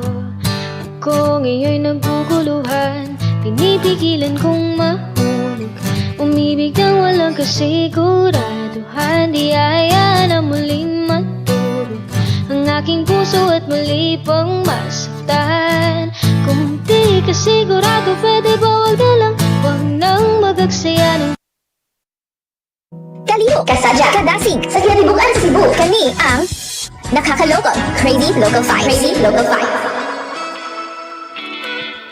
Hello mga Isko at Iska! We are here again with a new episode of Nakakalocal Crazy Local Finds, where we uncover Cebu's hottest spots, hidden gems, and must-visit locations in the heart of Cebu. So I am DJ Rain, and excited makichika ninyo, together with my co-host, DJ Christy. So, mga listeners, another laaganan, another budol na naman for our Tuesday Tastes episode, where we will be featuring 2 local delicacies and places for food enthusiasts. Yes, tumpak, DJ Christy. So excited na po ko sa kahay naa sa atong episode karon, no? For Tuesday Taste. So, nakaka mga ideas for Tuesday Taste? OMG DJ Rin. For today, kay ganahan kay ko ani kay mag-cafe hopping na putang. wow. Excited na matas ako ato ang features karon? Very excited actually. Ikaw, DJ Christy, unsay mo ganap during the 2-week break? Nag-cafe hopping ka or nag-chill-chill sa balay? I was at the province actually. So like breather jud siya actually. Pero wala jud ko naka-cafe hopping. So that's a nice experience for us both, no? Yes. Kaya wala pa man na naka-cafe hopping during the break. Why not now? Yes, ang ato ang features karon will help us to know which cafes to visit, right? Exactly. So nice kaayo ni. But before ta mangape, don't forget to follow us on our social media platforms, guys. That's DYUP Sugbo on Facebook, YouTube, Instagram, and Twitter or X. Once again, at DYUP Sugbo _UPC.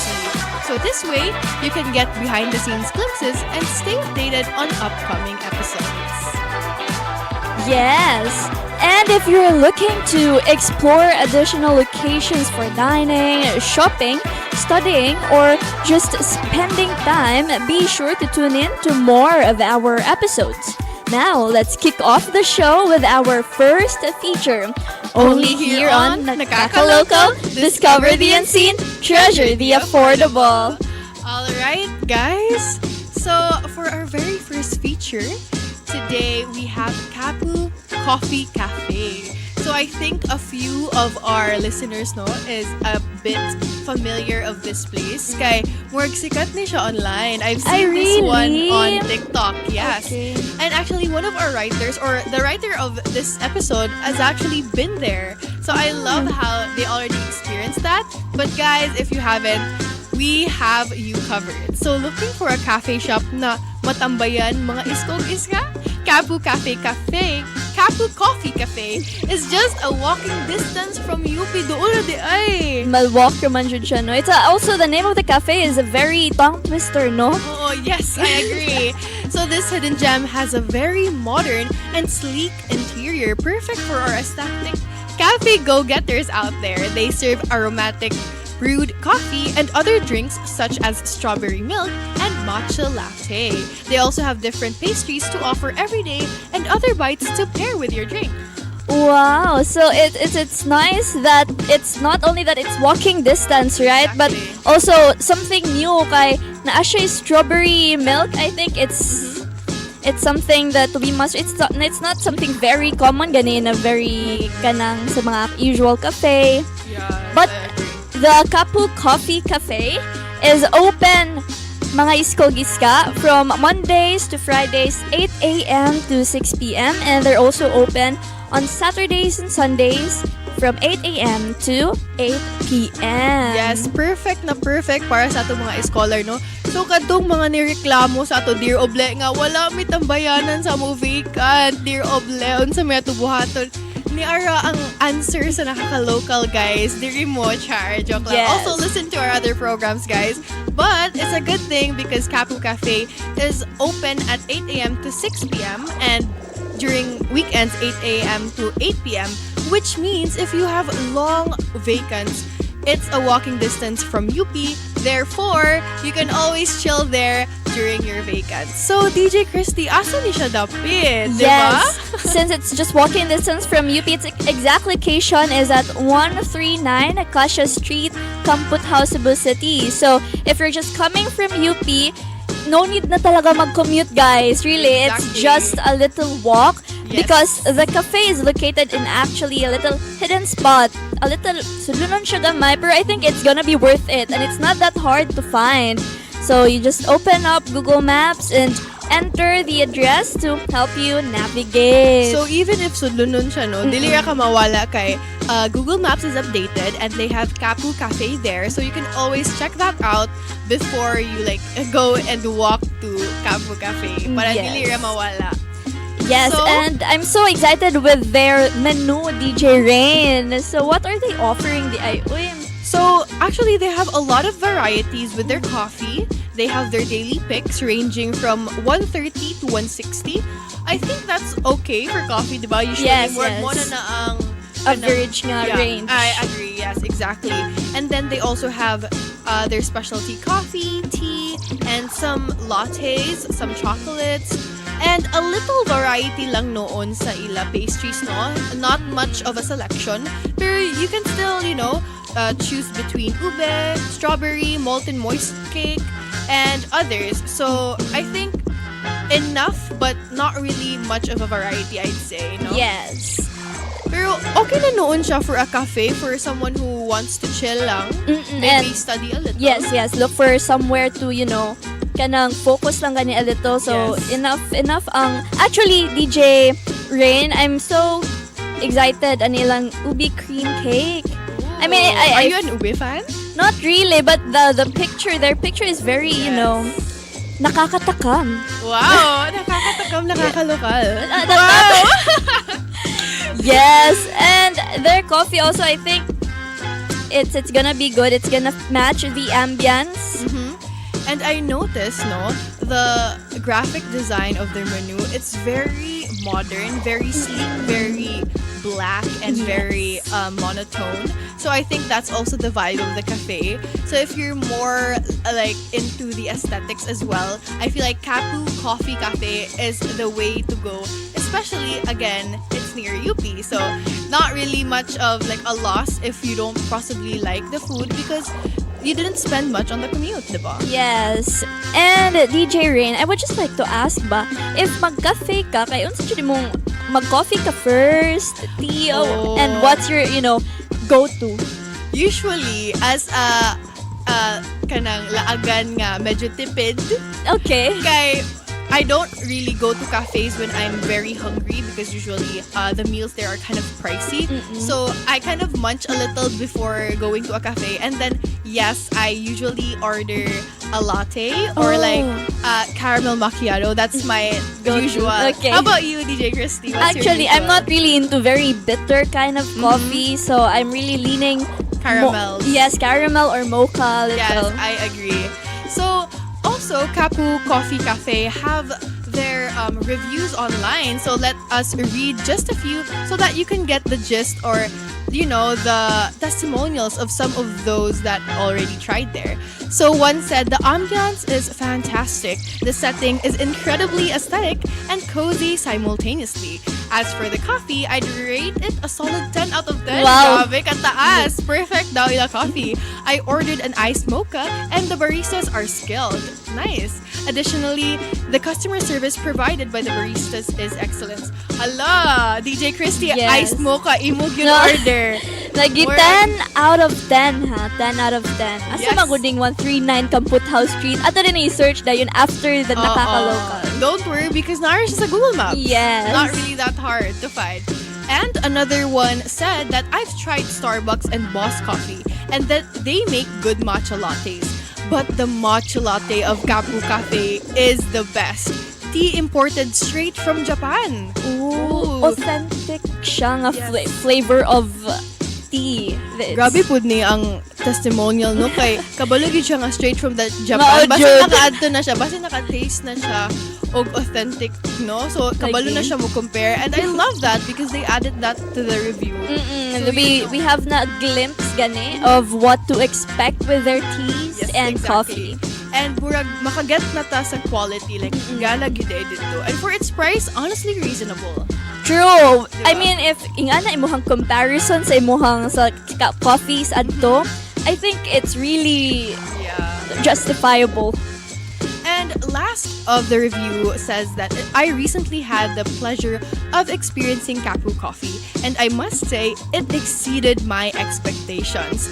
The rich aroma and robust flavor of the coffee beans made for an exceptional cup of coffee. The cozy ambience and friendly staff further enhance the overall experience. I highly recommend Kapu Coffee to fellow coffee enthusiasts. Looking forward to my next visit. So must visit yun siya. Yes, daghan kayong mga nindot kayo ng mga testimonials and reviews from those who've been there. And I think from their comments lang, no, from their feedback, mura jud siya og something if we want to relax or we want to, spend time with our friends. Yes, it's a place that we should go to. For example, as mentioned ganina na taas og vacant time, na kay 3 hours I agree. nga vacant. A cup of coffee from Kapu Coffee Cafe will really help you, de-stress. Yes, I agree. And again, guys, they're open daily. And, if you maybe if you go there, don't really expect much of a variety from their pastry and their coffee. yes. But I would say personally, as I see their menu here, it's a right amount of selection, though compared to other cafes, I wouldn't really say that they have much of a variety, no. But still, I feel like this really is a must try. And I've noticed in the photos as well, as you can see here, DJ Christy, I think they offer like bento cakes, like the small yeah, ones, yeah. diba? Which is very nice food because that's kind of what's in right now. Their cakes range from per slice, it's 210 to 180 to 210. I'm very sorry. And then for pre-orders for a whole cake, it's around 1,400 to 1,600.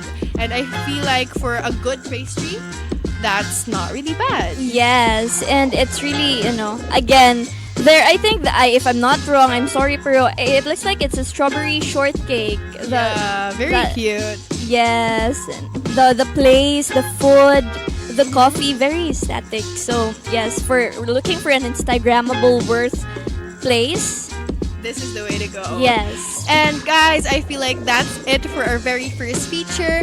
We'll be right back after this short break.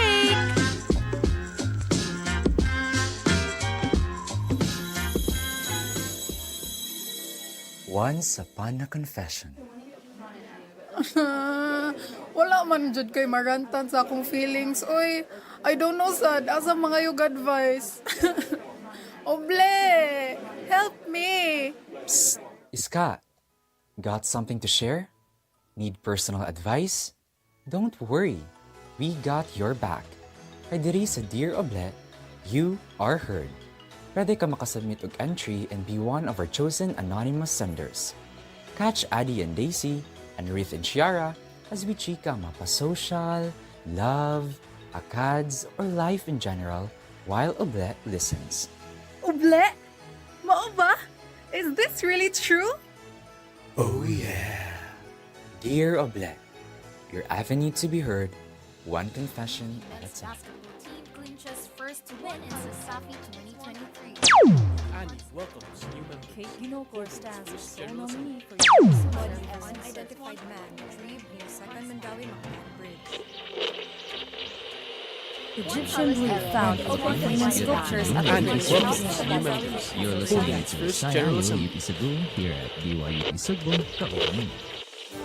Exploring the heart of UP Cebu beyond its commitment to bring relevant and timely news. Covering significant events, addressing the interests of the UP Cebu community. Extending beyond campus, engaging wider communities. This is Sayaw UP Cebu. the beat of campus, the pulse of news. Broadcasting live from Monday to Friday at 10 a.m. Sayaw UP Cebu.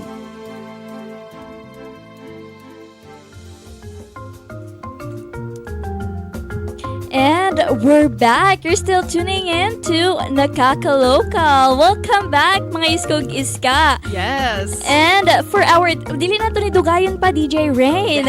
So for our feature number 2, introducing to all of you, Tamp Cafe & Co.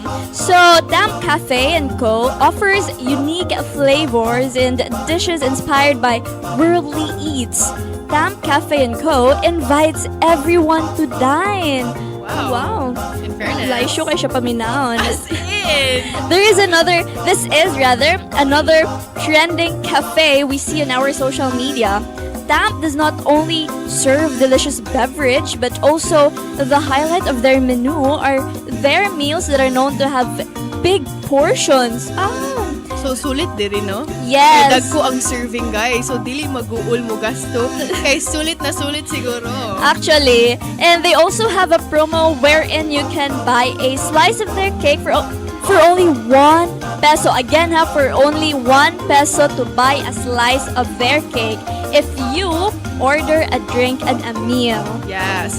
But guys, let's stay updated because I'm not so sure if their promo still lies till today. Yes. Probably like an opening promo. I'm not so sure with this. If you want more updates on Tamp Cafe & Co., you can always check their Facebook and social media accounts. So this cafe also has branches from ground floor Tisa Hotel Lahog, Banilad Town Center, 12 Pres Aguinaldo Street, Kasambagan, and Paseo Arsenas, Banawa. So, daghan na kayo siya branches here in Cebu, no? So, maybe not much of an unseen mystery, rather something that probably most of our scholars and our Cebuanos know. But still, it's a good feature because I feel like because there's a lot of branches, it's more accessible to everyone. Yes. So, diba? It probably a must-visit pa rin. Yes. Actually, daghan ko pug ma-entice aning ilahang big portions for, I mean, it's a cafe. Then, big portions imong ma-eat adto. So, dili lang jud siya pang dili siya for chill. Maka-chill ka though, pero dili lang jud siya, di ka pwede mo buad to nga busog ka daan. Kay big portions, so you have to really vacate your tummy. I agree. And I love how it's not really kind of very similar to other cafes because usually in cafes, it's more of the aesthetic, it's more of the ambience. And we usually just, have little portions of sweets usually. But I love how they also offer meals. Yes. That means you can stay a little longer if you're really, starving. You can also go there, not really just for the aesthetic, but also for the food and for the drink. And guys, they're open daily from 7:30 a.m. to 10 p.m.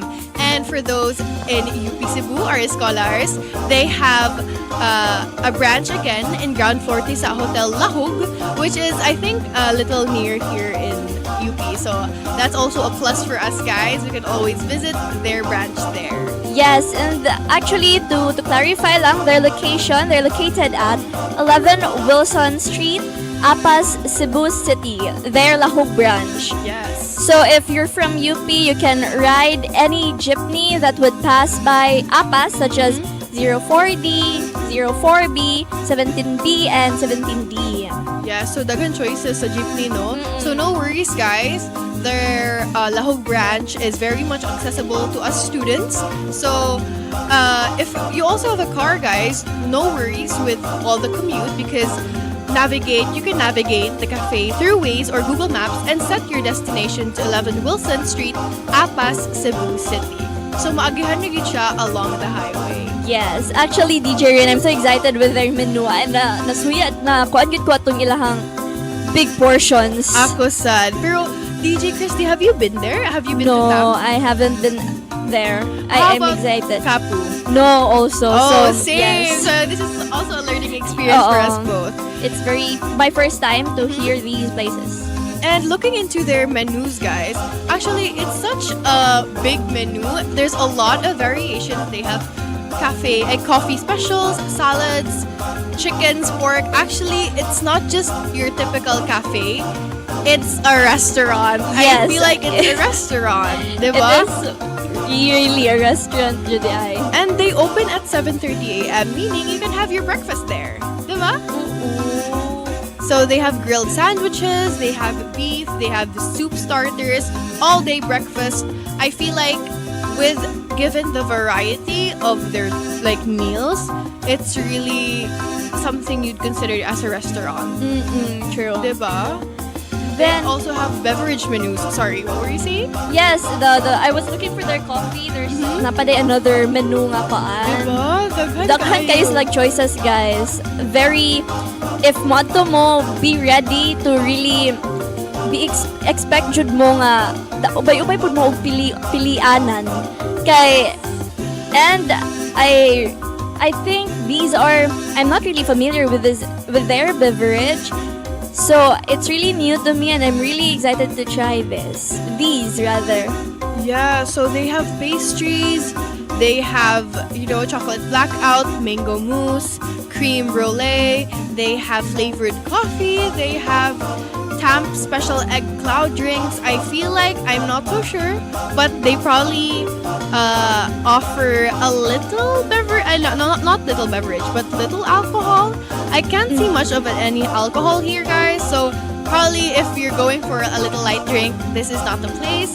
But if you're going for a full out meal with your friends, family, or even like a birthday celebration, you want a dinner out, this is such a great place because, guys, if I say their variety is so much or so big and so wide, it is. Like, trust me with this one, grabe jud kadaghan choices. I swear, as I look through their menu, I can't even read every single one of them. Yes, it was also mentioned earlier na worldly. So the menu there is not just on the certain culture or cuisine because it's all around the world. So more like the world in Apas. Yes. Every single cuisine chart. Over sa every single cuisine, guys, no? But I'm just saying, if you want to try out different cuisines, they have it there. They have probably Filipino. I see a little bit of Spanish here, a little bit of French cuisine, Vietnamese. A lot of variations, a lot of savor and flavor for your mouth. So I feel like compared to Kapu, the variety, this here is much more. But I would say the vibes of the cafe is more chill in Kapu. Here in Tamp, I feel like it's more of meetings, friend catch-ups, less of the study side, but more of the people and engaging side because the food is really for like a conversation.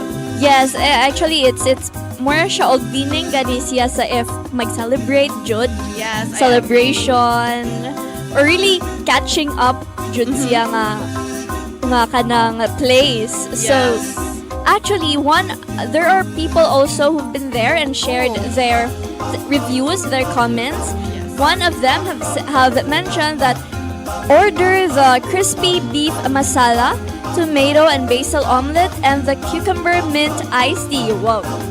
Great ambience, not crowded, and good service. Did I mention the 1 peso cakes? Yes, 1 peso if you order a meal and a drink. Wow. Well, so, murag nagpadayon, murag na jud gyapon ata ni may tagipadayon nila gilahang 1 peso cakes. Kay murag mo gyud ginabalik-balikan. And also, I love how the first review really had a lot of kanang O sa tawag recommendations, grabe, tulo ka book ang dapat ninyo i-order. Mura, grabe, lamian, gid siya diri sa camp, no? Food is 5 actually, out of 5 na siya. Diba? And then another one says that cakes and the meal were both excellent. A typical serving time is to 15 to 20 minutes. The servers appeared quite serious. The caramel cake is what we prefer for the dessert. If you choose to purchase a meal and drinks, each piece of cake will cost 1 peso.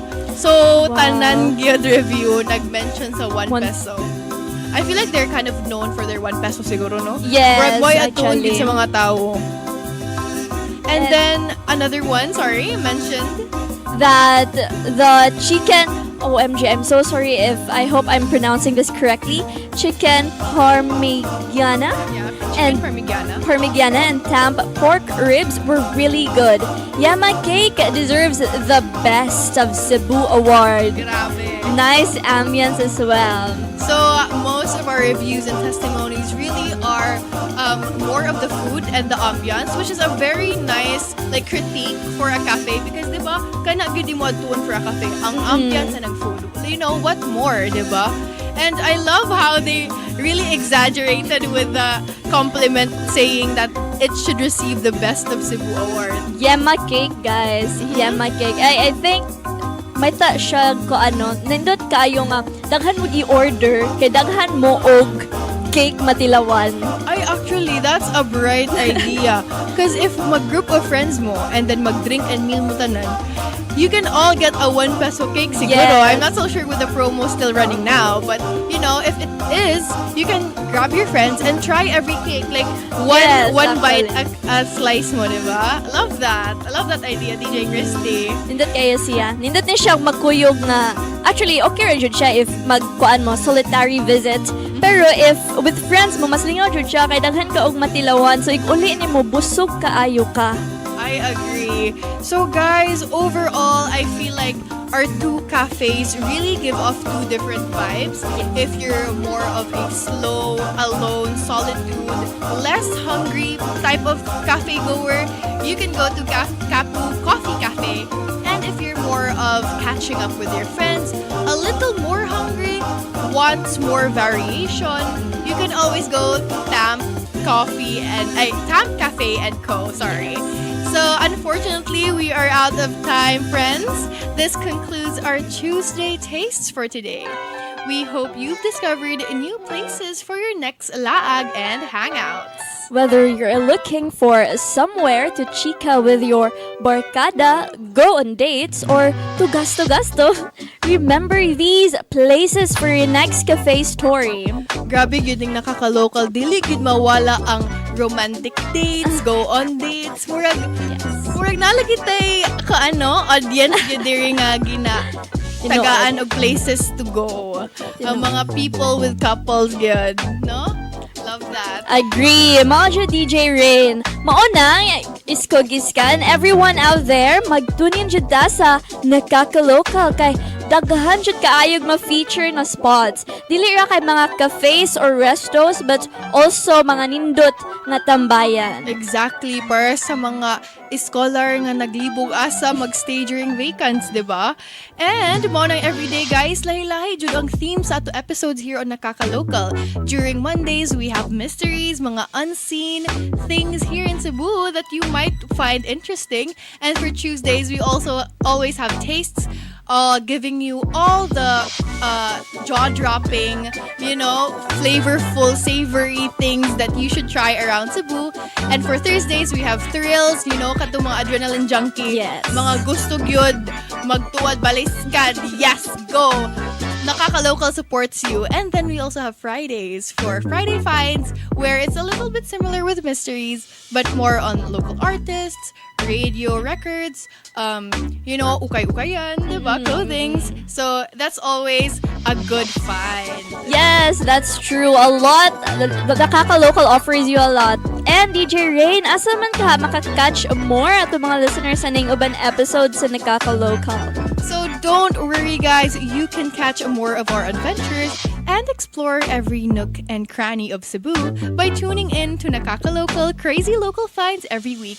And we're also available on Spotify, Apple Podcast, Google Podcasts, and other podcast outlets you can find. Yes, so don't miss out on our next adventure. And remember to stay curious, stay local, and stay tuned to more of our segments right here on DYUP Sugbo. Until next time, this is DJ Rain and DJ Christy signing off. Stay curious, stay local, and stay tuned to Nakakalocal Crazy Local Finds.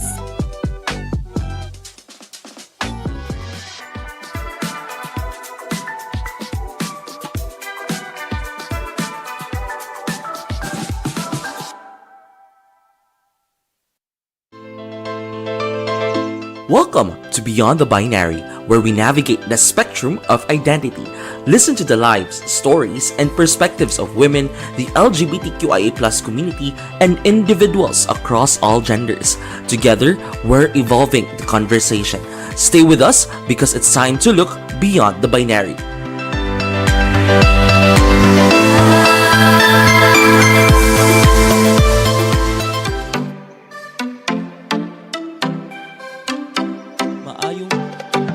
Maayong hapon mga kauban.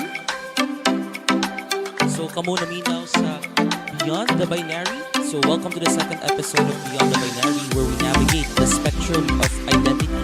So today, let's listen to the life stories and perspectives of the LGBT community, women, and individuals across all genders. Adlaw karon nga Martes, ikadusing adlaw sa buwan sa Marso, tuig 2024. Sa makausap ako di ay si MJ, ang Gender and Development Focal Person sa College of Communication, Art and Design sa UP Cebu. Hindi usap mamagna ng atong programa kung wala ang tabang sa atong higala sa Gender and Development Office o Office of Anti-Sexual Harassment sa UP Cebu. Ipalilausap na ako ang pag-usap ang atong mga kaubanan sa or kung unsa ang Beyond the Binary, no? So hini nga to programa mag-istorya ta og mga nagkadaiyang mga topics nga nagtuyok sa gender o development, mapa gender education man kini o health and gender, ato kining hisgutan sa mga sunod nga semana. Karong adlaw mao ang second episode sa atong pinalanggang programa, no? So parte gyapon kini sa ato ang Women's Month celebration dinhi sa UP Cebu. So kanang una ta mo proceed sa next part sa atong programa, magbasa sa tag mga balita dinhi sa Gender and Development News.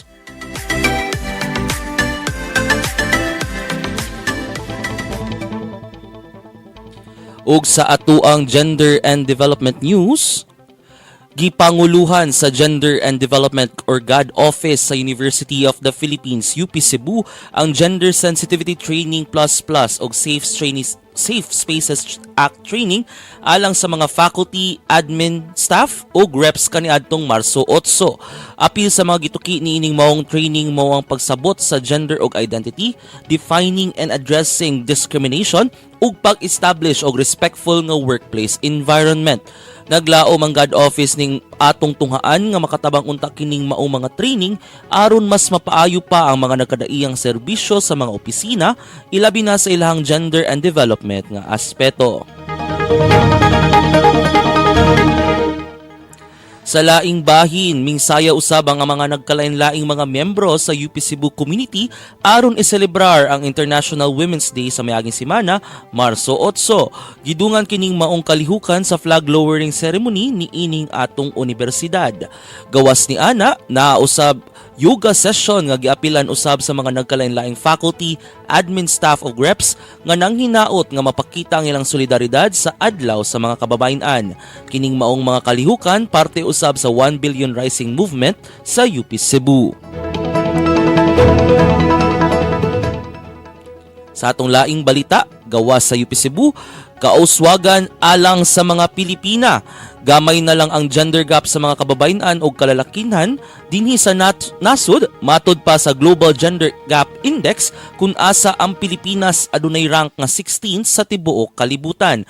Gawas pa ni ana gibutyag usab ni University of the Philippines Diliman Department of Social Work Professor Nancy Pareño nga ang Pilipinas nakakuha sa labing taas nga rank sa tibuok Asya. Matud pa ni Pareño, ang Gender Gap Index nagsukod sa gender gap tali sa mga kababayan ug mga kalalakihan sa matag nasod base sa mga nagkadaiyang mga factors sama sa panglawas, edukasyon, ekonomiya ug politika. Apan, daghan pagyapong kinahanglang ilihukon aron mo padayon kining maong kauswagan, matud pa ni Pareño. Maglahi kuno ang sitwasyon sa mga kababayan ug kalalakihan kung basihan kung asa sila nga nasod naggikan, ang ilang edad ug uban pa.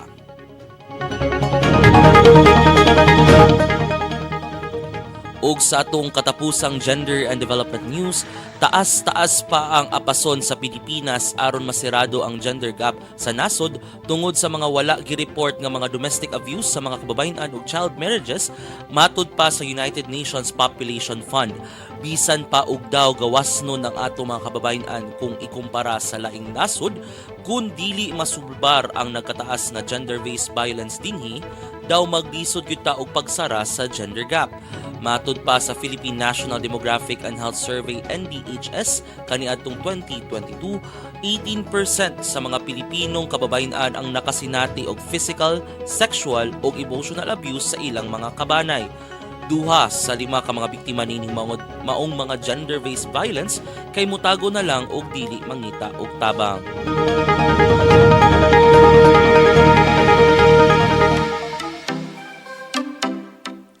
Og maulang kadto ang ato ang gender and development news mga kauban no. So personally naglisod kog unsa akong bation kung malipay ba kog dili kay sa laing bahin naay usa ka report nga nag-ingon nga ubos or nakapit na natong masirado ang gender gap diri sa nasod, apan sa laing bahin po naapoy laing report nga nag-ingon nga lisod-lisod pa gyud daw tungod sa mga nagkataas nga kaso sa gender-based violence, domestic abuse o child marriages dinhi sa nasod.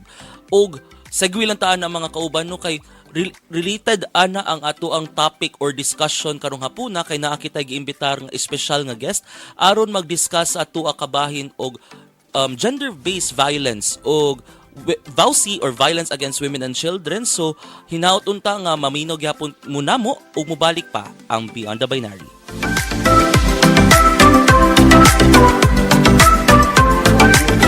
Kaubani mo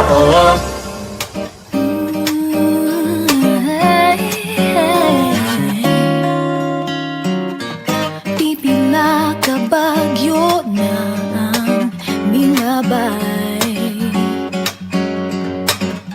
Pipila kalinog paug pagsulay. Di unay dagihapon ani anang baro. Kanunay sa gihapon dili matarong. Bisaya bayani bay, mauni ang bagong awita. Bisaya bayani bay, mauni ang bagong Bisaya. Dili bagya, di baduy, askang pagka-Bisaya. Uy, Bisaya bayani bay, Bisayang dako. Kaubani mo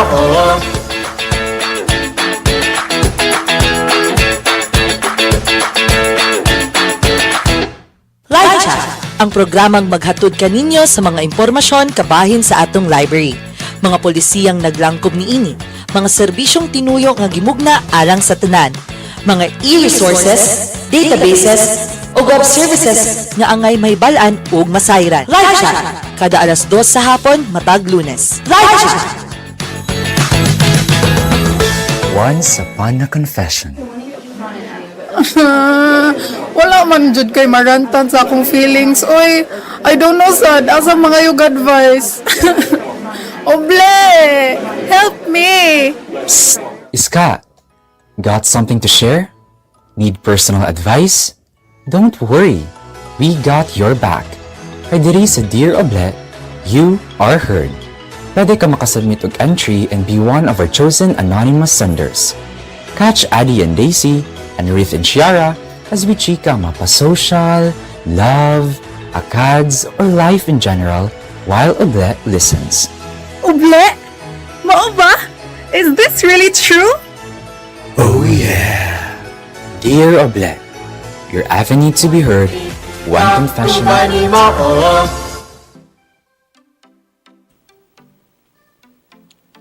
Welcome back to Beyond the Binary. Time check mga kauban, it's now 2:23 in the afternoon. So sa akong gingon kanina no, nag-imbitar kita og guest aron maglamdag nato kabahin sa mga nagkalain-laing mga issue kabahin sa gender and development og karong simanaha kay maghisgot kita og gender-based violence og violence against women and children. So, di pa ta magsugod mga kauban, ako na di ay i-introduce or ipaila-ila ninyo kung kinsa ang ato ang guest for today. Ang atong guest karong adlaw mga kauban kay usa ka assistant professor for political science and the coordinator of the Office of Anti-Sexual Harassment dinhi sa atong universidad. She also serves as chairperson of the Board of Trustees of the Children's Legal Bureau or CLB. Her research interests include liquid modernity, human trafficking, gender, and human rights in international relations. So ay pagduha-duha atong Tagalog masibang pakpak ato ang guest for today, si Attorney Archel Nina Capistrano. Maayong hapon, Attorney Archel. Hello, maayong hapon, Sir MJ, o sa ato ang mga suking tigpaminaw sa DYUP. Daghang kayong salamat, Attorney, no, kay bawgyud mi diri sa DYUP nga busy gid kaayo ka, og salamat kaayo sa pagdawat sa mong imbitasyon aron maghisgot ni ining importante og sensitibo gyud kaayo nga topic, no. Before ta magsugod, Attorney, mangutanan lang ko kumusta man ka, nakakaon na ba ka? Kuana okay ra ba imong gipamati karon? Mura magsag sa kuano sa counseling ug sa OWASH nga tan-awon gyud nga safe bitaw ang ato ang mga spaces, no. So salamat kay sa imuhang pagpangumusta. Okay ra, makaya kay dapat excited tang tanan kay karon baya National Women's Month. Yes. So dapat up ang atong energy. Up gyud dapat ang atong energy, especially nga daghan kitag i-celebrar no kabahin sa or daghan nang i-celebrar sa mga kababayan. Pero aside from that, it's also important for us to acknowledge nga bisan pa og taas-taas na gitag naagian, daagya po yung mga challenges nga kinahanglan natong atubangon, no, ug usa na niini ang gender-based violence and violence against women and children. So mao na nga nindot yun kayo, Attorney, nga ikaw mong gi-invite karon kay maghatag jud ka or makalamdag jud ka namo kabahining maong topic. So magsugod na ta, Attorney, no. So kanang makahatag ba ka sa current situation regarding sa VAUSI or gender-based violence specifically diri sa Cebu? Okay. So kaganina sa balita nga gipaminaw sa tanan, no, kanang ang Pilipinas for the longest time, in fact, no, wala gyud nakabuntog sa Pilipinas sa kanang gender gap index nga kita gyud gihapon maoy number 1 sa Asia, pero kung mohisgot na ta og Asia and the Pacific, di gyud ikaduha ra gyud ta sa New Zealand, no. Ni mas ni grabe ni ang ato ang sa karon, actually Sir MJ ni yung kakaganina nga number 16 ta. Pero sa una baya wa gyud ta matagak sa top 10. So kanus ara ni nasugod na tagak after 2016, and hibaw man ta kinsa maoy ni nilingkod sa Malacañang ato nga time nga grabe ka misogynistic. So we actually went as low as 19 spot. Ubus gud siya. Ubus gud siya. Pero ang sa ato diri sa Cebu, ang nindo tan-awon or kung tan-awon nato sa balita, no, kay fluctuating siya. Niingon ang naay mga balita nga niingon ato pag June 2022 nga nagkaubos. Pero in November ang atong PIO sa Cebu City nga government niingon nga ni saka na pod. Pero karong bag-o lang 2023 ni ubos na pod siya.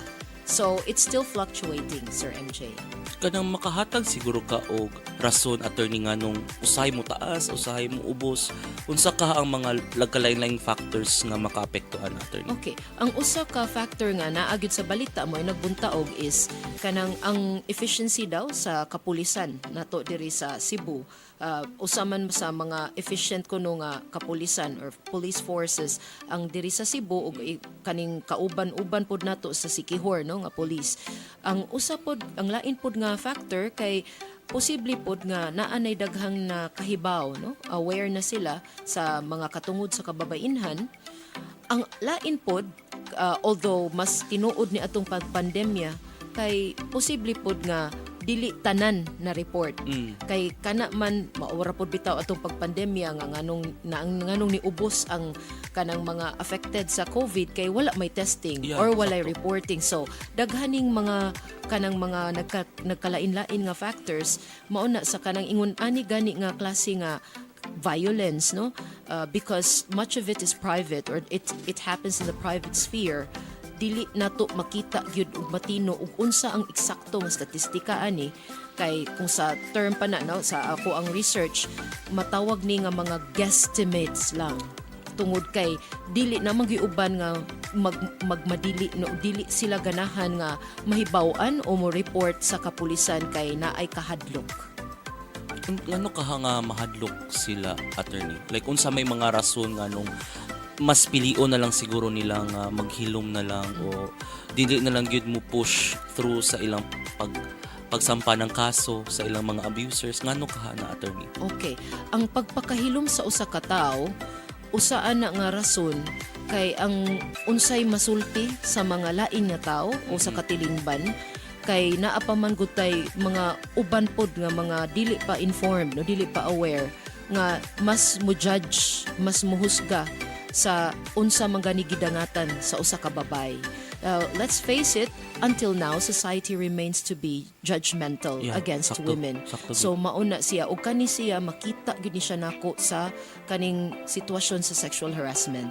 Nga daghan lang mas mopili nga magpakahilom kay kung mahibaw-an na either mahadlok sila og retaliation or di ba sila i-victim blame. Incidentally, right after National Women's Month, March, on April 3, it's actually International Day Against Victim Blaming. So, mauna nga importante gyud nga atong mapadayag sa tanan nga kaning mga babay mabiktima og kaning violence against women or di ba gender-based violence dili tungod kay sa ilang og unsa ang ilang gisuloob tungod ba kay kaha kuno mao may kasagaran ingon nga nagigat-igat ba kaha or nagsulob og kanang pinakigol no, it's not about what people wear but it's about the criminal mind.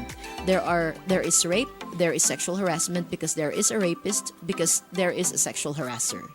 Sakto gyud ka attorney no, murag it's easier said than done man gyud nga kanang dili ta dapat mahadlok or especially ikaw nakasinati og inani nga mga abuso pero in reality kay daghan jud kang dapat i-considerar no, daghan jud kay kang dapat i-considerar kung kanusa ka mo atubang ani nila or kanusa ka mo move forward so on and so forth.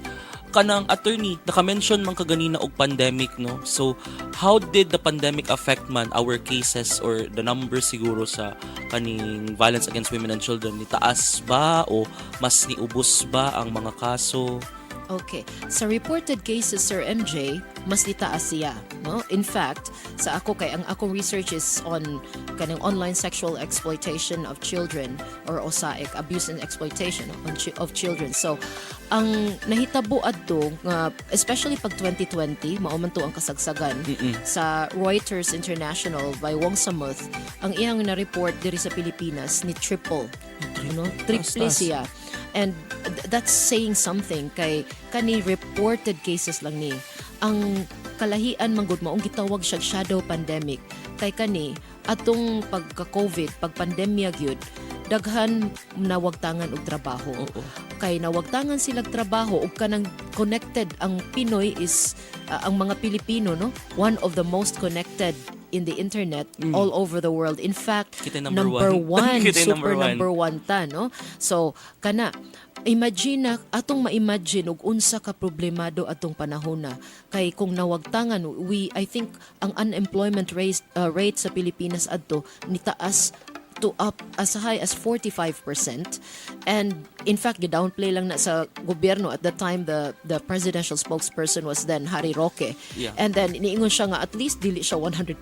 No? So kana bitaw nga mindset. So imagine a 45% increase sa unemployment. Unya mawagtang trabaho ang mga breadwinner, for example, and connected sila sa internet, naa sila webcam, wala sila makaon. So in the safety supposedly of the house, magamit tong webcam para ipakita ang dili angay ipakita ug ang kasagaran nga itukmod sa screen ang mga kababainhan ug ang mga bata. So while niingon si Wong Samoth nga threefold ni triple-fold ang pag-increase, mas grabe pa sa ako ang tan-aw, mas grabe pa wala lay makareport kay pandemya man. So mas grabe gud siya, walay masultihan. Imagine nga nagsangkiig no sa kawalay dignidad ang ato ang mga kabataan ug mga kababainhan ni adtong pagpandemya. Murag grabe gito no kay murag murag imong giingon attorney ba nga taas na man gani og kaso or ni taas na ang rate sa mga reported, unsa na lang gyud kaha ang mga wala na report no. So basig mas dako pag yun maabot siguro tog 4 times or 5 times hinaut unta nga dili tinuod, pero I'm just being optimistic, pero kung ang realidad na good siguro lahi na gyud siguro no. Kanang attorney di ay focusan sa takajot diri sa UP Cebu, kanang mangutana lang dayon takof in behalf sa atong mga tigmaminaw karon nga dili familiar. You are the coordinator of Office of Anti-Sexual Harassment. Could you please explain to us siguro kung unsang mandato sa kanang Office of Anti-Sexual Harassment dinhi sa UP Cebu? Okay. Ang Office of Anti-Sexual Harassment or OWASH namugna ni as early as 2001. Pero ang UP naakahimo gyud ta og ato ang Anti-Sexual Harassment Code or the UP Ash Code. So kani ang atong gibasihan sa mandato na karon. So naa na siya sa Section 9 sa UP Ash Code.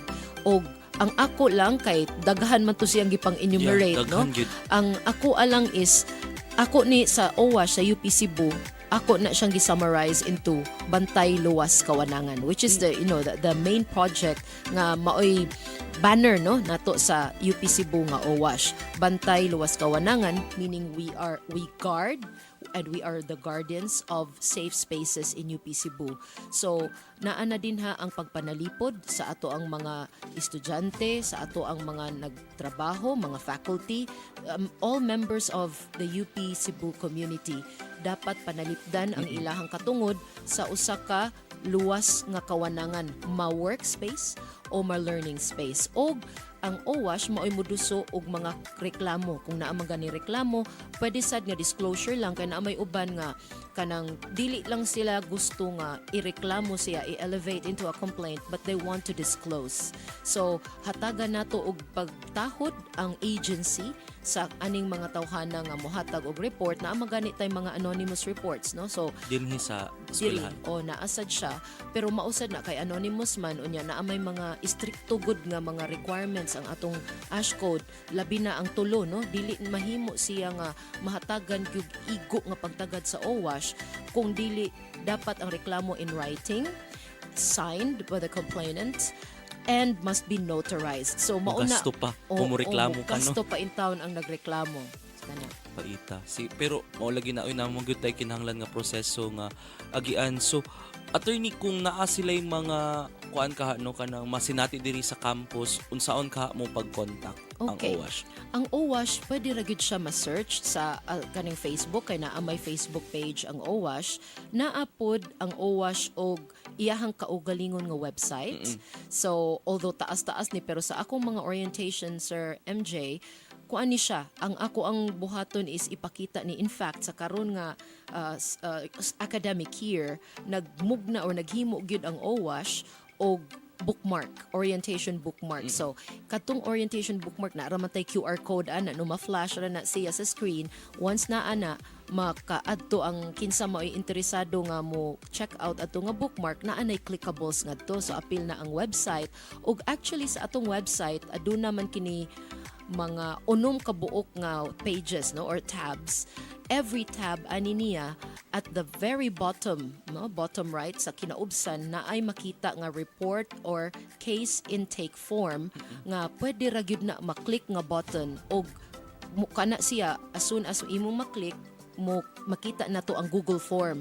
Ang Google Form imo ra na siyang i-accomplish, i-fill out na nimo ug unsa ang mga detalye sa nahitabo nimo kung simbako lang no kung mahitabuan man gani ka naay sexual harassment no imong masinati, pwede ra gyud ni maklik, imong i-type and then once mahuman ka mo automatic generate ni siya og email para mag-acknowledge nga nadawat ang imuhang gi-enter nga mga data og sa ana nga email na ay PDF. Ang katong PDF nga file nga naa ang imong mga entries pwede dito siya ma-print, pwede sad maka-assist ang OWASH og ang GAD sa pag-print ni ini og kay para masaynan kay kung gusto ireklamo, himuon to siya nga reklamo, ready na to siya, complaint ready na to siya, signan lang and then ang OWASH manggod naki-coordinate sa atong legal office for the notarization kay ordinarily sa atong legal office is 300 pesos. So imagine unsa na ka sakit sa bulsa no sa ato ang mga special estudyante ka bukat kung siya. tinun-an ka or estudyante ka or kanang ordinaryo bitaw nga kanang worker diri sa ato ang university. So dako na kay ng tabang. So nag-coordinate ang OWASH with legal office. So unsa man gani ang charge adto sa Office of the Chancellor ang charging ani niya. Daghang salamat attorney no. In relation to that attorney, kanang isip coordinator sa OWASH o isip abogado pod mismo kung ikaw makasinati og murag gender-based violence or sexual harassment, naa ba kay mga suggestion siguro nga kinahanglan nilang buhaton para ma-prioritize nila ang ilang kaugalingon ining murag sensitibo gyud kaayong sitwasyon? Okay. Ang kanisiya, ang tips ani sa OWASH website nato under ni siya actually sa netiquette nga tab, no? So ang mo adiri is SIDRA. So, we begin with self-care. Unahon gyud nato ang atong kaugalingon kay ang nahitabuan kita man, ang kasagaran nga mahitabuan mag-victim blame, meaning sila mag-self-blame sila nga nahitabo to nila kay tungod sa ilang gibuhat o wa nila mabuhat. Balikon gyud ni nako nga kaning mahitabuan og sexual harassment dili ni tungod nimo, dili ni tungod sa tawo nga nabiktima, the victim survivor, kundi tungod ni sa nang haras. Siya gyud ang nakaingon nga naay harassment, no? Bisan pag unsa na imong isulob diha kung way mangharas, wala gyud sexual harassment, no? So self-care is very much important. You reclaim your safe space. Enlist allies kinsa ang imong pwedeng maistoryahan. Importante pod nga mauna nga naatay first responders nga training. In fact, ugma no mag-vlogging na ko daan. Ako'y host ugma. Oh, yes. So, magkita gihapon mi ni Sir MJ kay mag first responders training. Ang first responder magud Sir MJ dako kay ni siya tabang. Kay kani nakahibaw na ako nang nasulti ka ganina istrikto kay ang ato ang ASH code una mahimong complaint o na mahatagag pagtagad. So kana ang kanang mga legalidad ug mga procedure mahudta na lang og enerhiya ang tao nga gusto mo reklamo dili pag diha matagad. So importante nga naatay competent first responders nga maoy makatabang dayon kay unsaon man ni imong self-care kung wa kay maistoryahan, masulilunan, no? So mauna nga enlist allies and then after ana hopefully dili to mag-victim blame ang imong naistoryahan, no? Ma-identify nimo ang abuse. So SIDRA, self-care, and then I, identify the abuse. And then D is document. Muna nga again ang first responder dako kaayog tabang ani kay di na baya na makahuna-huna ang naay kaso karon actually alias or code name Kate. Siya apektado kaayo, gusto niya nga ireklamo Sir MJ pero kada suwat niya di ba sa uban ana cathartic parahian ako, no? Kanang kung na ako'y kalagot ako rang isuwat makapahungaw nako sa akong kalagot, okay na. Pero kani ang case ni Kate, bisan unsaon niya makasuwat siya tinuod pero mas ma-traumatize siya. So importante gyud kaayo nga naagyoy makatabang. Nagi first response, importante ang first response. Yeah, so ang pag-document importante manggod kay kung sa puhon-puhon mo desider ang kaning nahingtungdan nga iyahang ireklamo o i-report, pwede na to magamit ang documentation niya.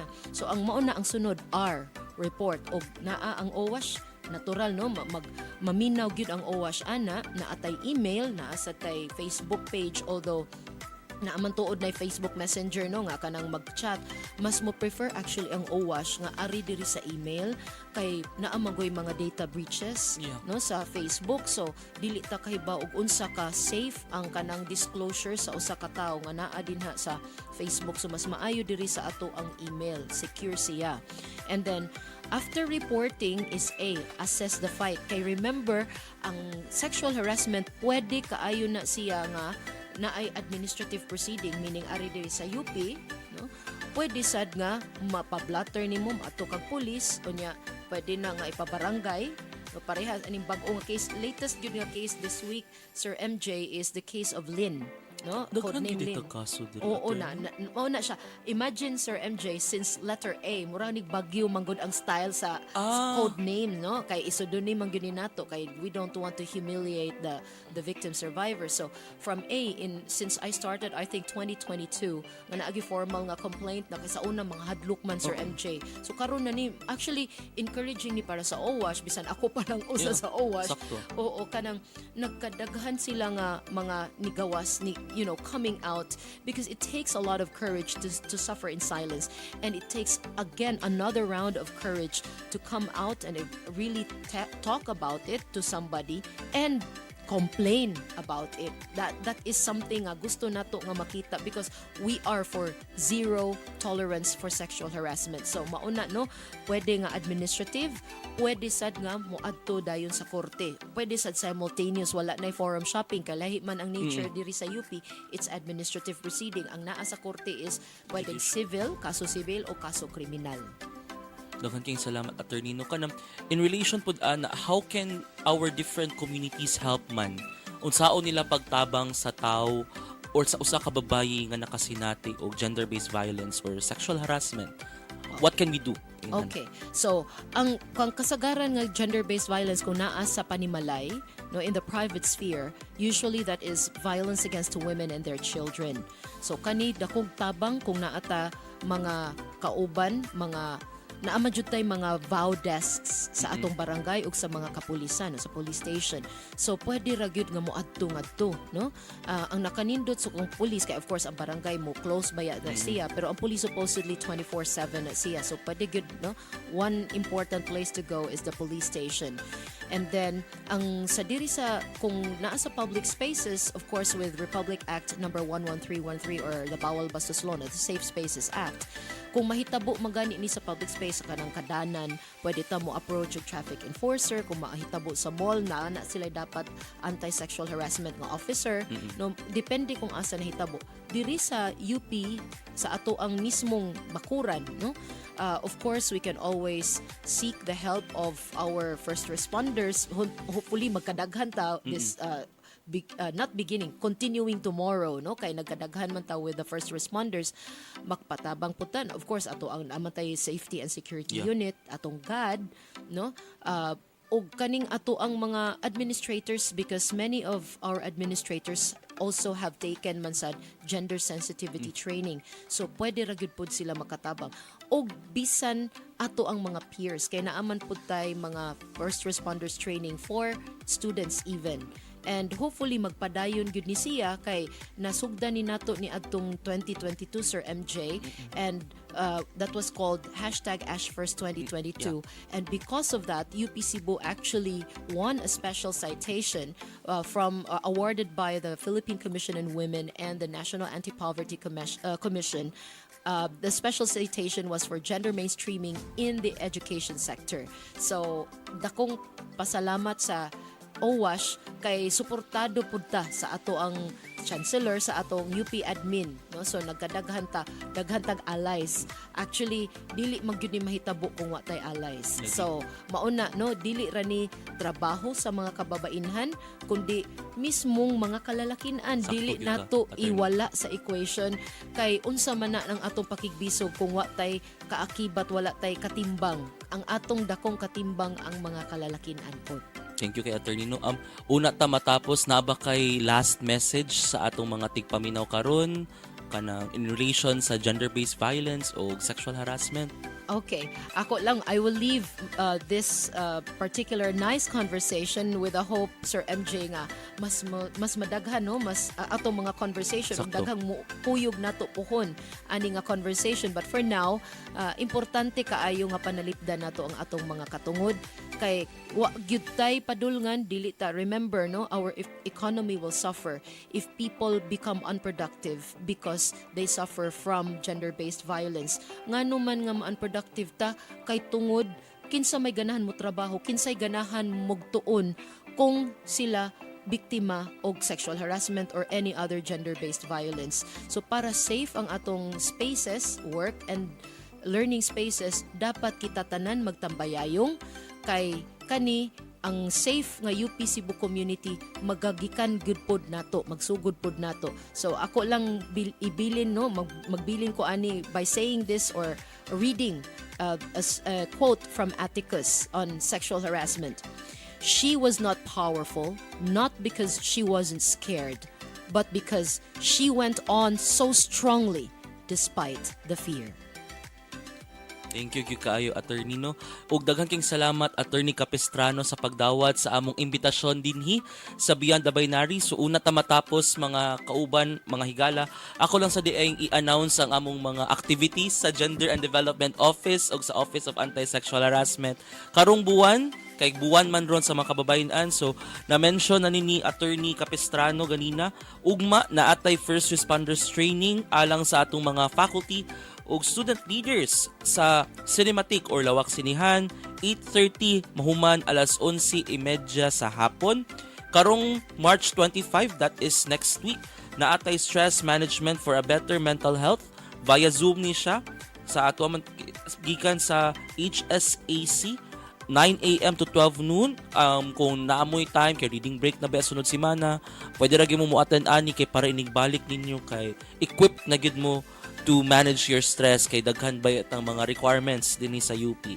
Aside from that, kani dili siya karong buwan pero sunod buwan naapod ta International Girls in ICT Day Forum. Pasalamat for UPC Gender and Development Trailblazers and MOA signing between UP with Sidlak Partners sa April 25, Biyernes kana mga kauban sa PAH or Performing Arts Hall. 1 to 3 ang part 1 ug 4 to 6 p.m. ang part 2.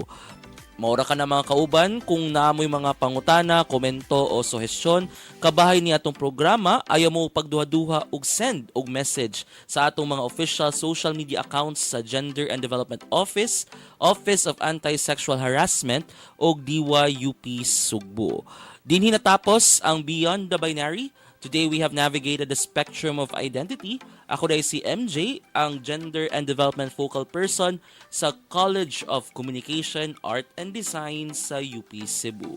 Daghang salamat, padayon ka mong naminaw sa DYUP Sugbo, kauban nimo.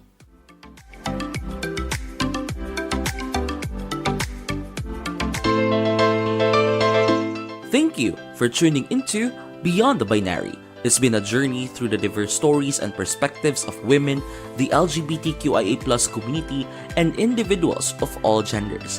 Together, we've broadened our understanding and appreciation for the spectrum of identity.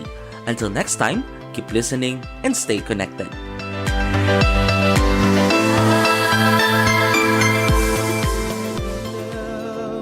Can you hear the beat blasted out? Tune in here for a great surprise. Ride the airwaves and come realize There's a lot to learn and much to see. Come be updated here in UPC. Turn your radio on, you'll find your way. DYUP's here to save the day. DYUP, kauban nimo. You will never be alone. Bringing you the hottest, latest in the zone. DYUP, kauban nimo. DYUP, kauban nimo. You will never be alone. Bringing you the hottest, latest in the zone. DYUP, kauban nimo.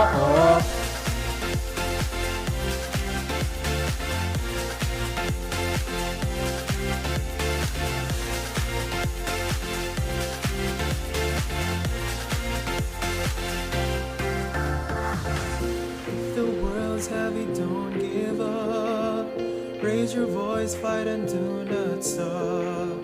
Yes, we hear you, you are not alone. Radio's not dead, yes, we are on. DYUP kauban nimo bisan asa magkamuan to. Music ug balita nga bag-ong adi kini para sa imo. Maski ikaw lang usa, daghan ug isag asa. DYUP Kabiyaan andam kang pagsilbihan. There's a lot to learn and much to see. Come be updated here in UPC. Turn your radio on, you'll find your way. DYUP's here to save the day. DYUP kauban nimo. You will never be alone. Bringing you the hottest, latest in the zone. DYUP kauban nimo. DYUP kauban nimo. You will never be alone. Bringing you the hottest, latest in the zone. DYUP kauban nimo. Kauban nimo. Kauban nimo. Kauban nimo. DYUP kauban nimo.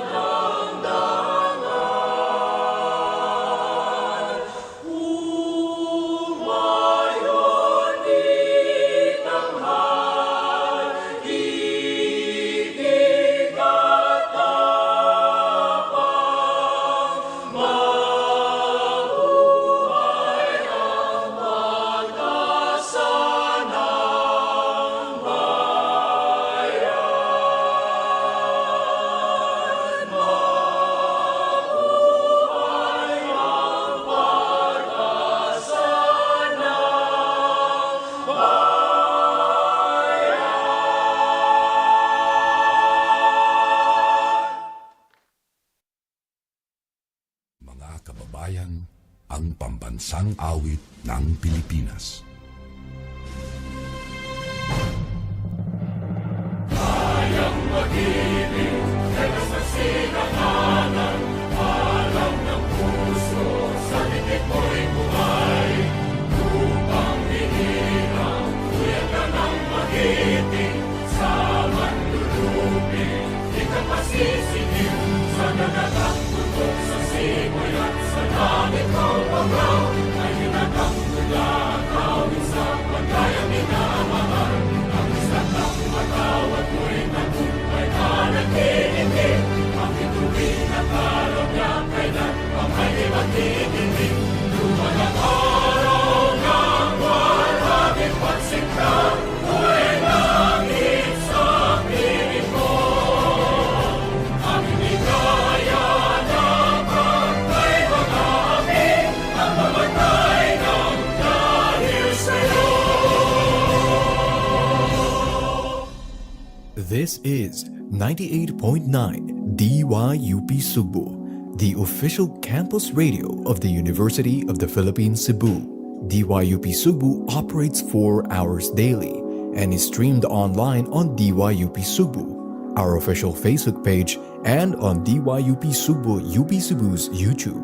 Our radio booth is located in the radio room of the College of Communication, Arts and Design's undergraduate building at the University of the Philippines, Cebu, Gorordo Avenue, Lahog, Cebu City.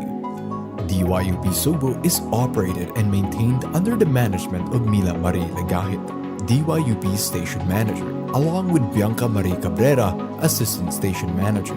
DYUP Sugbo is technically managed by DYUP's Technical Committee under the supervision of Taina Rubinos, the Technical Head. DYUP Sugbo's programs are produced and curated by the Programming Committee under the supervision of Daisy Rosos, the Programming Head. DYUP Sugbo's official Facebook page, Instagram, and Twitter accounts are run by the Publicity Committee under Gillian Marie Dayan, DYUP's Publicity Head. DYUP Sugbo's records and documents are managed by Julia Marie Kilantang, DYUP's Secretary. DYUP Sugbo's Executive Committee, Technical Committee, Programming Committee, and Publicity Committee are under the supervision of Sir Maurice Chiti Villa Esther, DYUP's Advisor.